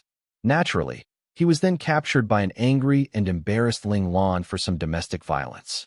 With great difficulty, Little Four finally managed to escape Ling Lan's demon clasp and whined, "How violent! I can't even speak the truth anymore." Seeing Ling Lan's pointed glare, he quickly clammed up and stopped joking around. Pulling on a straight face, he continued to say, "Those talents earlier are more suited for the entertainment industry.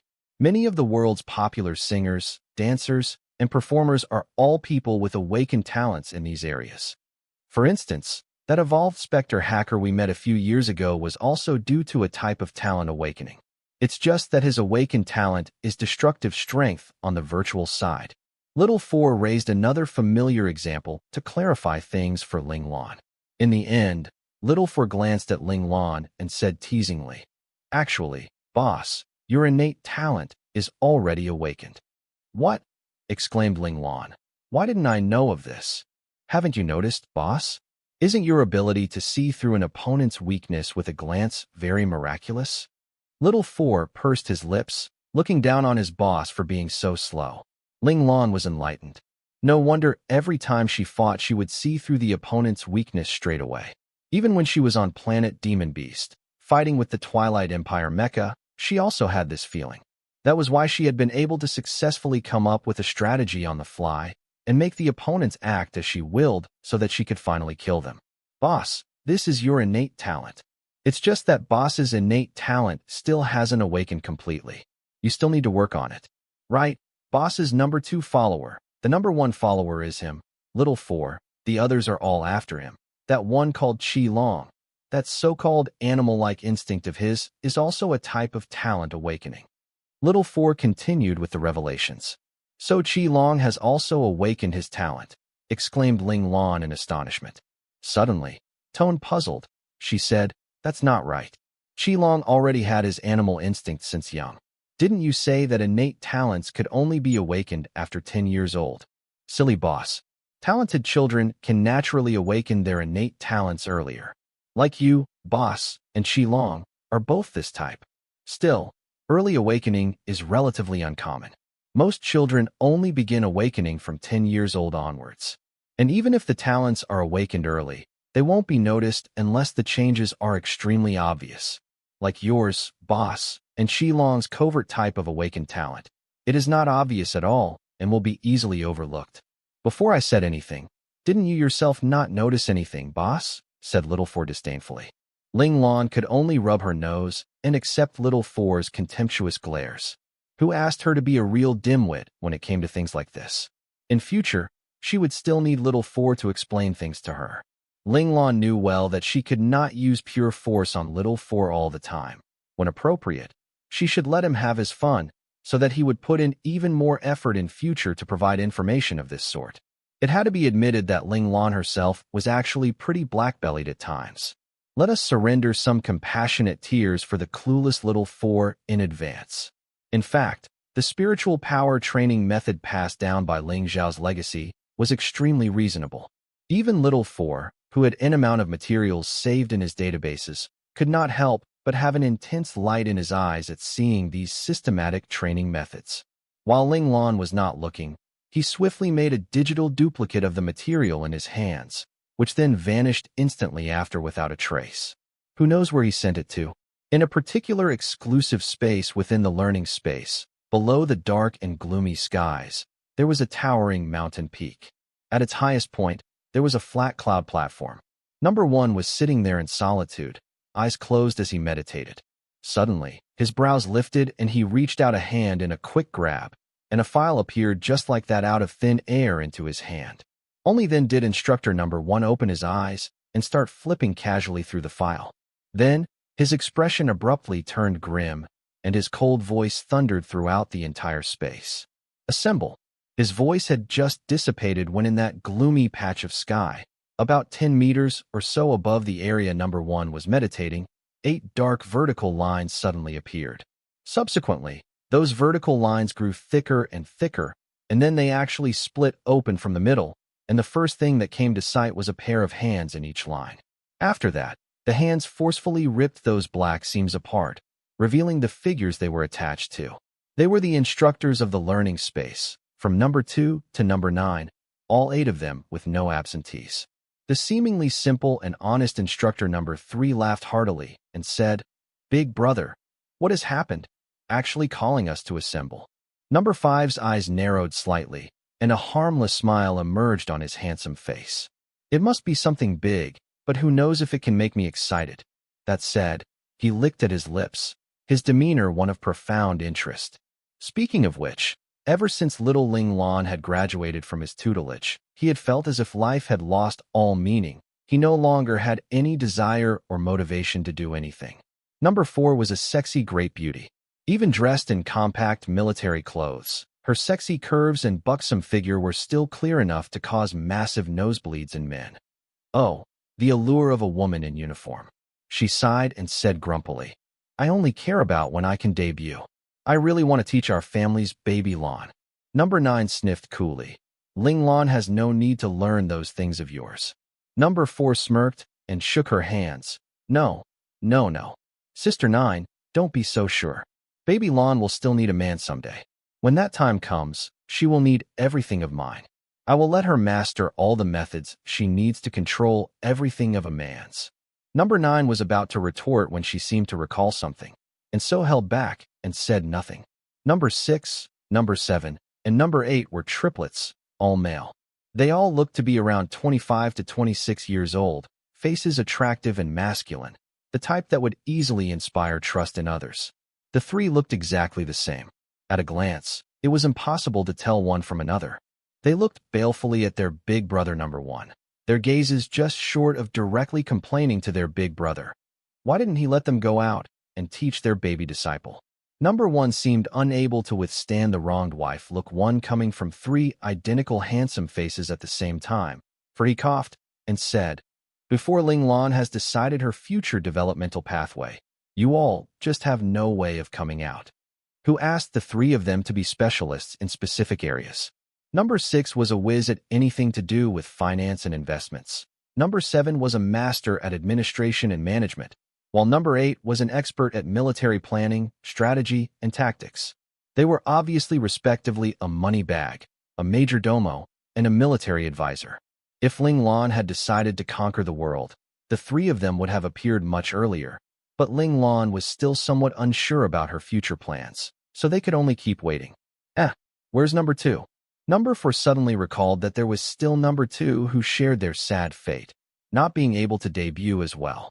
Could it be that number 2, unlike them, did not want to interact with their baby Lan? Everyone abruptly realized that number 2 who had come here with them had actually disappeared. Number 1 coolly thrust the document in his hands behind him, saying calmly, "Number 2, take a look at this document." The shadow of number 1's right hand suddenly moved, stretching up to take the document from number 1's hands. The moment the document left number 1's hands, it became a shadow too, returning to join number 1's shadow, merging seamlessly into it. Watching this scene, everyone present felt a chill invade their hearts. However, they all seemed to have some resistance built up against this creepy shadow play. Most of them just shifted a little, but then stood steady and pretended not to see anything. Very soon, the dark shadow spoke. A very perfect set of spiritual power training methods, even safer and steadier than the triggering method that our Mandora star system has to awaken innate talents. Compared to this method, our measures are clearly a little violent. The shadow's voice was hoarse and ragged, somewhat grating on the ears, making anyone who heard it feel uncomfortable. It's really that good? Number 5's eyes finally sparked with some interest. His voice had barely faded when a copy of the document sprang out from the shadow and flew straight at number 5. Number 5 caught it deftly and began browsing through it. His gaze flickered and he sighed in awe. So that's how it is. This way, the effect of awakening the innate talents will be doubled with just half the effort. This is a good lesson. I'll need to see how I can integrate this with my hell training. Number 9 grabbed the document from him and sniffed coldly. Don't ruin this great thing. Number 5 just smiled without retorting and did not try to take the document back either. Frankly, as beings made from data, they could clearly know all the content within the document just by touching it. Browsing through it was just a habit they had. Everyone took their turn to take a look, and they each had their respective insights. Spiritual power training had a certain boosting function upon high-intelligence bioentities like themselves. Or should we say, every one of them obtained differing types of insights applicable to their own domain. This was beneficial to their evolution. Who'd have thought that we would one day receive a present from our host? Side number 4. Her words caused everyone to fall silent. Due to the bindings of the rules, they would have to repay their host for the gift. However, at present, it was rather difficult to repay their host properly, because this was not the Mandora star system. Without the relevant technology, they could not materialize. This matter, let's leave it till later. There will be a chance somehow. Number 1 closed the issue for now, and wait for a future opportunity. For this reason, at some time in the future, number 6, number 7, and number 8 would be working hard to develop the technology of this world, fighting to hasten the arrival of the day they could materialize.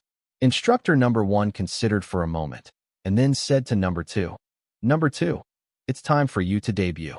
"Yes, number 1, said number 2 darkly. This time, he had once again changed his manner of speaking.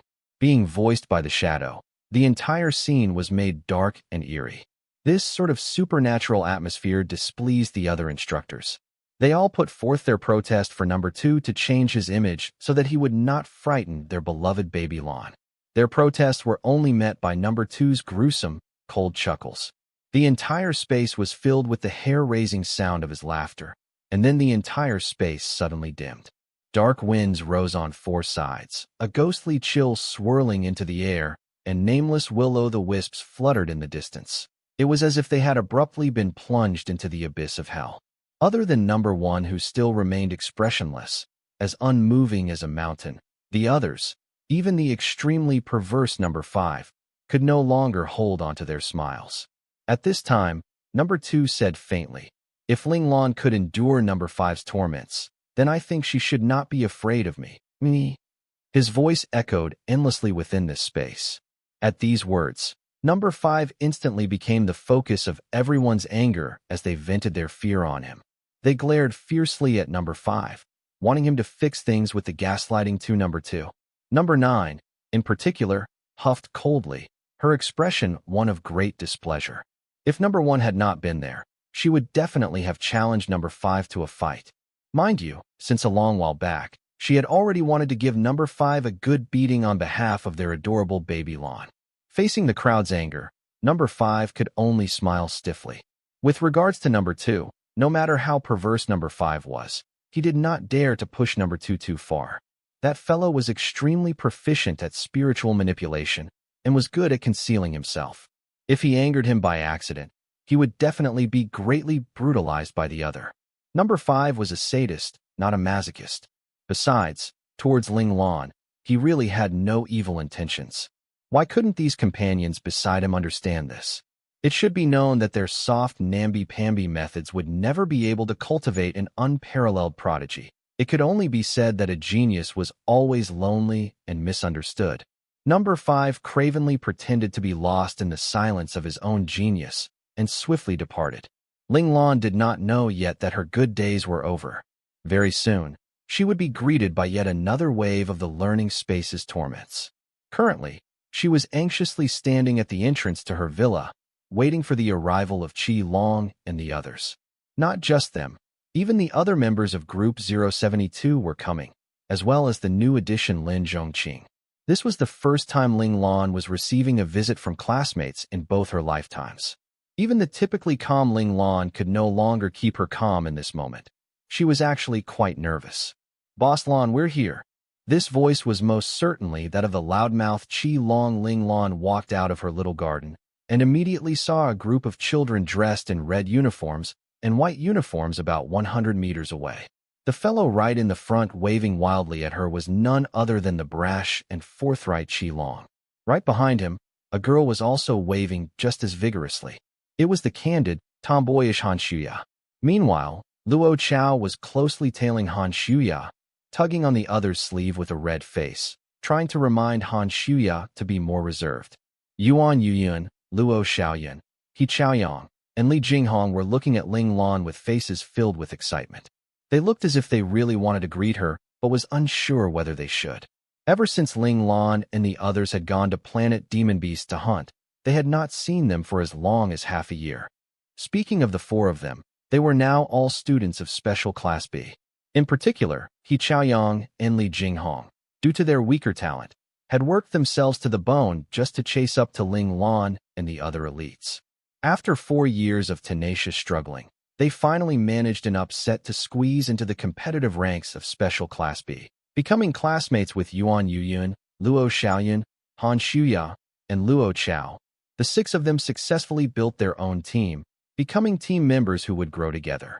To commemorate Group 072, where they had taken the exam together, they named their team 072.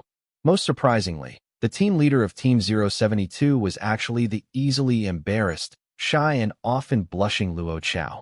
It was true enough that people could not be judged by their appearances. Meanwhile, Ling Lan's team had been short of 1 person all this time. Ling Lan was unconcerned by this, so Qi Long and the others also did not worry. Behind Yuan Yuyun and the others were Han Jijian, Luo Lang, and Lin Zhongqing. Although they were restraining their excitement on the surface, their gazes revealed their true emotions. In contrast to the ignorance of the others, Qi Long and the other 3 knew the true meaning of this visit. This would be the first time they would encounter the world of God-class operator Ling Xiao, especially the wife mentioned in the legends of Ling Xiao. "That's my mom." Ling Lan was moody. These bunch of followers were actually ignoring her. The group nervously followed Ling Lan into the villa, and then saw a beautiful lady smiling gently at them. Of course, in this time period, beautiful men and women were everywhere, but still, the children could feel a warmth coming from Lan Luofeng's body, easing their initially high-strung nerves. The half-grown kids greeted Mama Ling politely and bashfully. This greatly pleased Lan Luofeng, because her Ling Lan always had a serious adult-like expression on her face, giving her no sense of achievement as a mother. But now, she could finally have a taste of what it felt like. Boo-hoo-hoo. If only her own daughter was as lively as these children before her eyes. The intent behind Lan Luofeng's gaze rendered Ling Lan speechless. How had her mum come to the conclusion that these kids were lively? Setting everything else aside, just looking at Han Jijian alone, that stern expression of his was not much better than hers. All that could be said was that parents would never be satisfied with the current situation. They would always admire the things that their child has yet to accomplish, regardless of whether it was apt or not. In a great mood, Lan Luofeng's demeanor was naturally very welcoming to the children. In comparison with their fierce dragon mums at home, the children could not help but admire Boss Lan's blissful life. It was once again proven that the grass was always greener on the other side. During the meal, Ling Lan observed her mum's formidable diplomatic methods for the first time. Without any notable signs, she managed to coax out the family backgrounds of all 10 children by beating around the bush. Of course, not everyone was oblivious. Han Jijian noticed, but he was not surprised by it. This was an expected measure by any responsible mother to understand the friendships of her child. Han Jijian had already been mentally prepared for this, and so was the one to handle the subtle interrogation the best. Lan Luofeng looked at the children before her with extreme satisfaction. It had been a really long time since the house was this lively. Her child finally had her own friends now. Who knows which of them would become the right one for her daughter one. That one called Qi Long had a good personality, very obedient, not bad. But then that one called Luo Lang was just so pretty. She liked him by just looking at him. Lan Luofeng was a certified face con. That Han Jijian was a bit stern, but he was very clever and handled things in a very organized manner, seeming to match well with her daughter. And that Lin Zhongqing, although his family background was a bit weaker, he knew how to compromise and seemed adaptable, and would most certainly do well in the future, also a good choice. What a shame she only had one daughter. In short, Lan Luofeng was extremely satisfied and pleased with all the boys here in front of her. She had actually already begun debating with herself over which one was the best choice. These impure thoughts of Lan Luofeng were quickly seen through by Ling Lan, and cold sweat sprang out from her forehead. "Oh, Mom, can you stop looking at my friends as if you were looking at your future son-in-law? Your daughter is only 10 right now, okay? And most importantly, right now your daughter is still male." Just like that, under Lan Luofeng's special ministrations, the dinner table was a lively affair for both host and guest.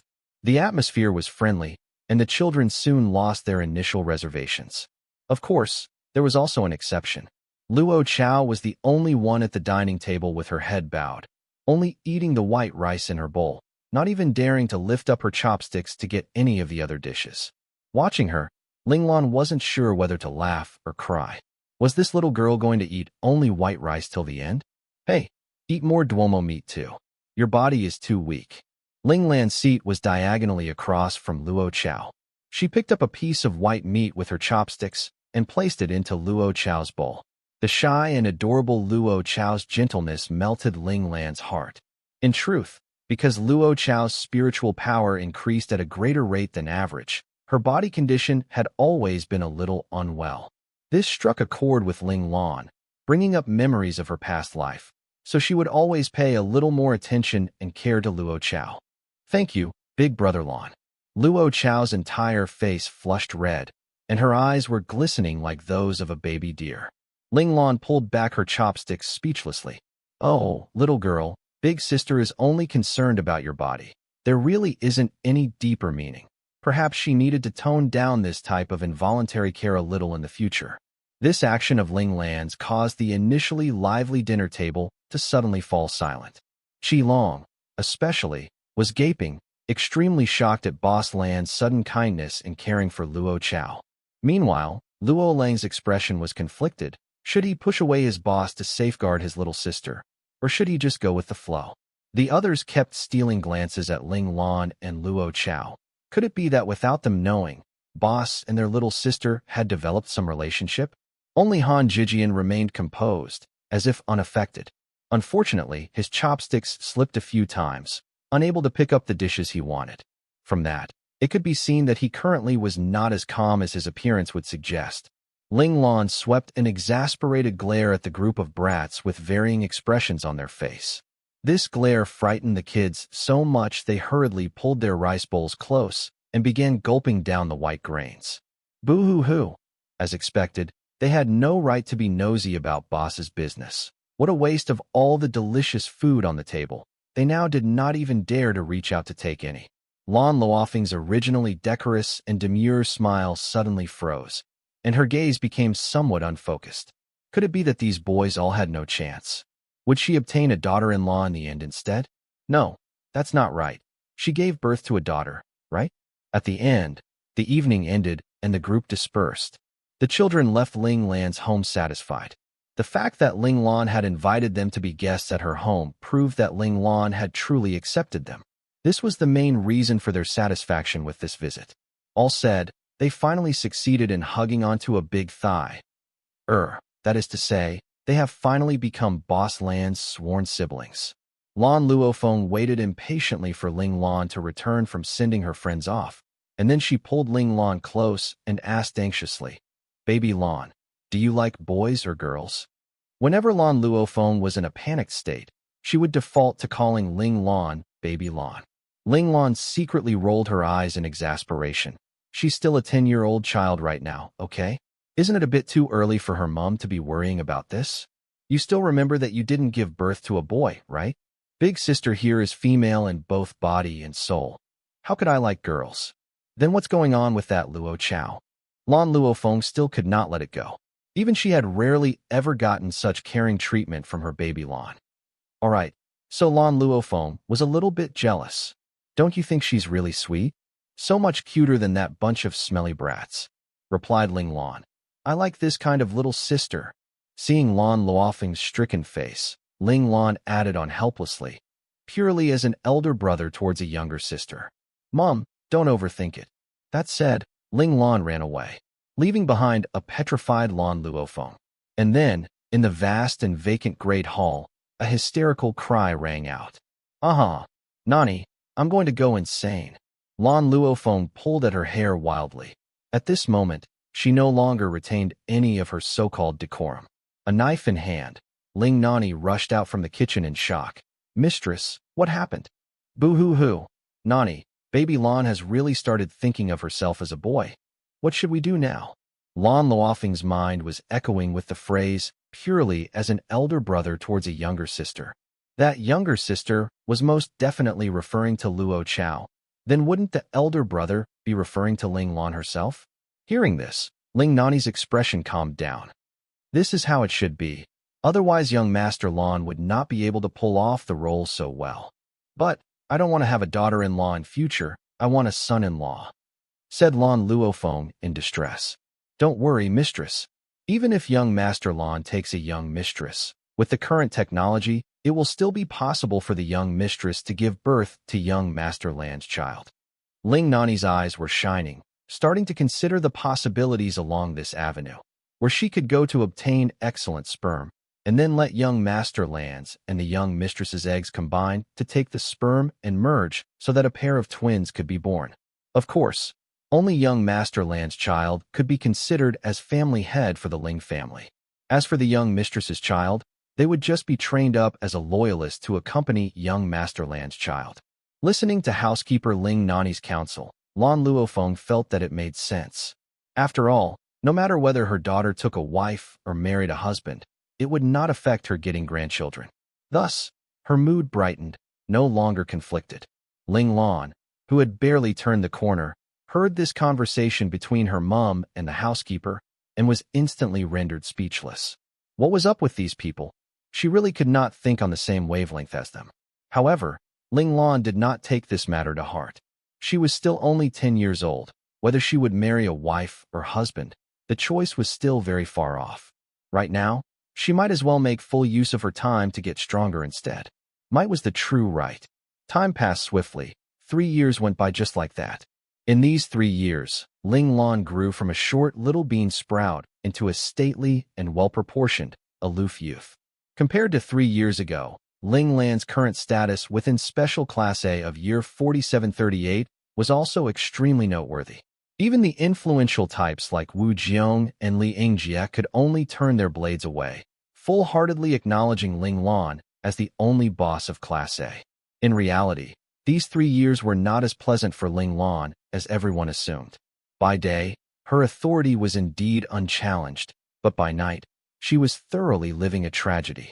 Within the learning space, she was going through countless torments, being bullied endlessly by Instructor Number 2. Still, Instructor Number 2 was not as crazy as Instructor Number 5. Of all the countless ways he could use to torment Ling Lan, he only used the simplest of them, but it was still enough to frighten Ling Lan to within an inch of her life during every training session with him. Who knew where Instructor Number 2 obtained his intel? Little Four was cackling smugly. Of course the info came from him. He brought the ghost movies and horror films of Ling Lan's previous world to life. Ling Lan had thought that after Instructor Number 5's perverse torments, she was already immune to any other torments, but who knew she still had a weakness, actually being terrified of those illusionary ghosts and spirits. These eldritch ghosts had no form, so physical attacks were useless against them. Many times, Ling Lan found her own sword turned against herself by these ghosts to disembowel herself or stab out her own heart, where she then breathed her last without being able to do anything. This greatly frustrated Ling Lan. She had never felt so helpless before. At least during Instructor Number 5's insane training, she had not been completely unable to fight back. From the start, Instructor Number 2 had not told her what she should do. Every time she entered the learning space, she would be thrown directly into all sorts of horror films to train, putting Ling Lan through time after time of unending terror. Ling Lan finally knew what a so-called endless trial was now. It was truly unbearable. In the course of dying 5 or 6 times, Ling Lan had tried countless ways, finally grasping the use of spiritual sensing to kind of sense the existence of those eldritch ghosts. And so she began to focus on training with the spiritual power training methods bequeathed to her by her father, trying to use her spiritual power to fight these ghosts in these horror films. Only at this time did Instructor Number 2 appear to instruct Ling Lan on how to pull out her spiritual power and teach her the way to divide it. This extraction and fragmentation of spiritual power was agonizing. Every time, Ling Lan would go through the suffering of having her spiritual power being forcefully ripped apart. This was much more painful and much more unbearable than the feeling of her physical body being torn apart. Every time, Ling Lan would only barely succeed after she started puking from the pain. If it weren't for the fact that she did not want to die in myriad strange ways, Ling Lan would have lost all courage to even attempt a second time. Still, this inhuman torment had significant results. Ling Lan's original 1 cord of spiritual power split into 2 cords, and then the 2 cords split into 3 cords, and so on until she finally succeeded in splitting out 12 cords of spiritual feelers. In Instructor Number 2's words, she had succeeded in becoming an initiate-level spiritual power user. Of course, from the moment Ling Lan succeeded in extracting and projecting her formless spiritual power, this meant that she now had the ability to defend against those formless spirits, giving her the possibility of survival in those endless horror film scenarios. In these 3 years, Ling Lan had pretty much lived through all the horror films in her previous world. From the start when she could only defend passively, till the point when she could finally fight back, to now where she could kill her way through the sea of ghosts. These 3 years caused Ling Lan to grow up very quickly. This method of Instructor Number 2's, which forced Ling Lan to reincarnate repetitively, caused Ling Lan to master the various uses of spiritual power in a very short amount of time. Ling Lan even managed to invent several spiritual power attacks of her own. Regarding this, Instructor Number 2 could only exclaim in silence at how aberrant Ling Lan's tolerance was. Consequently, he further increased the difficulty. In several attacks in some scenes, he took part personally, and so Ling Lan once again experienced the sensation of dying at ghostly hands, welcoming yet a new round of evolution.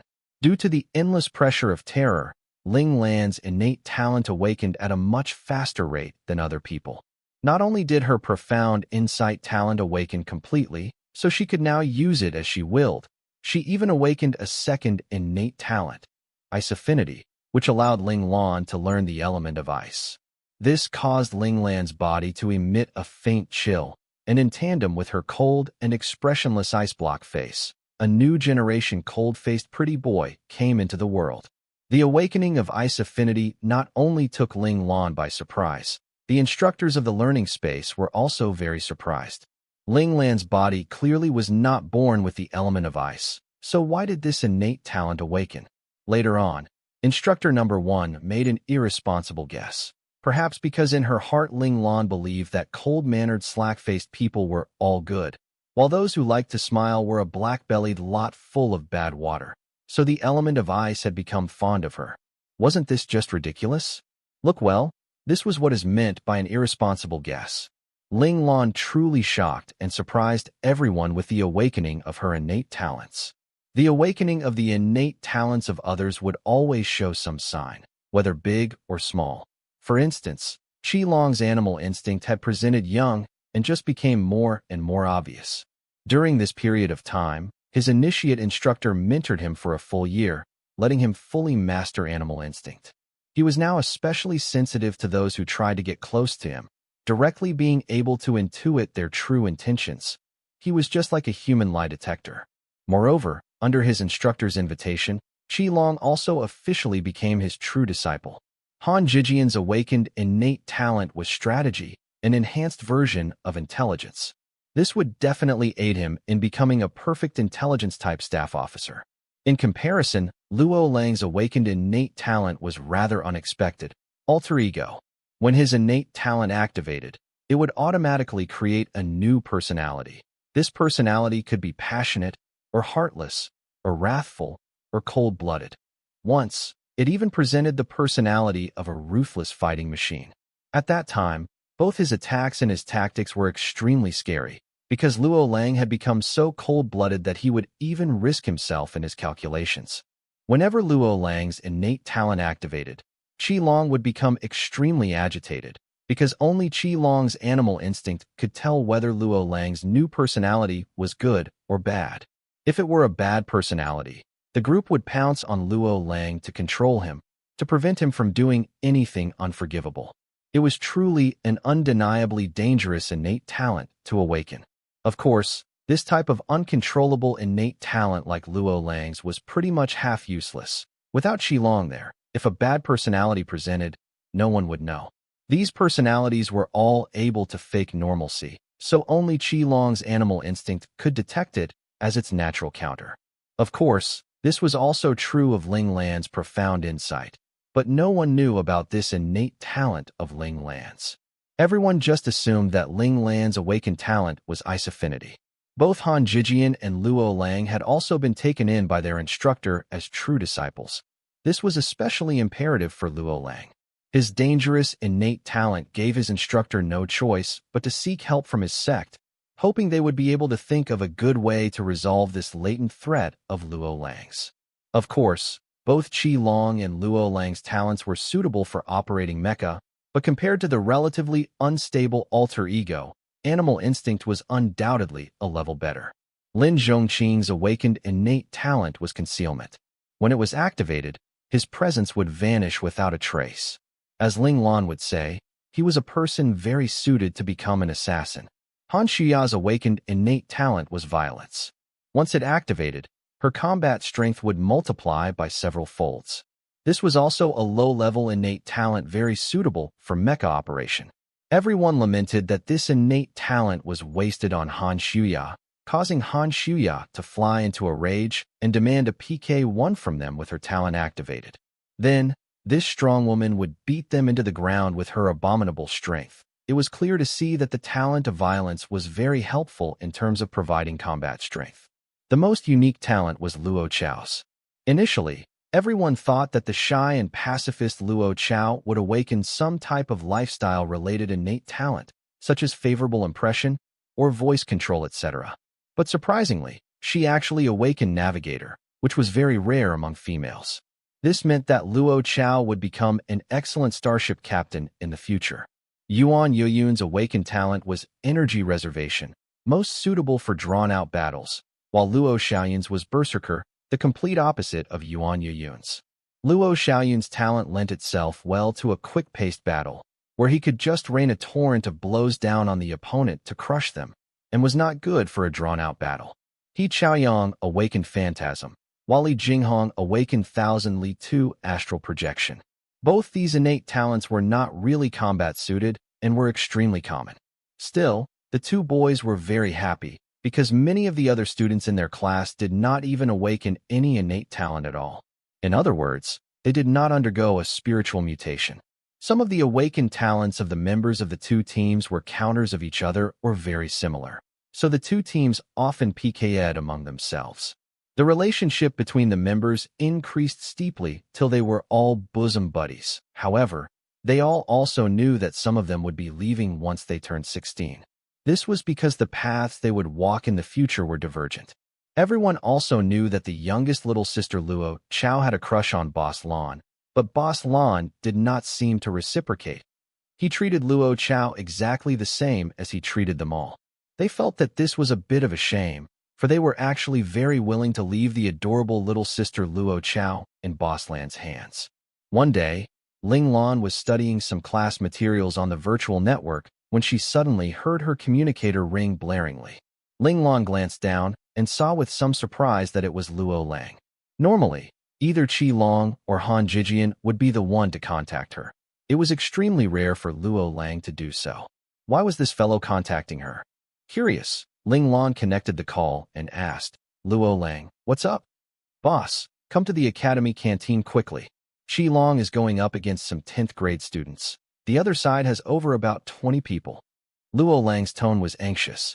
Qi Long was indeed very strong, but against so many people, his pair of fists would still be unlikely to defeat the opponent's horde of fists.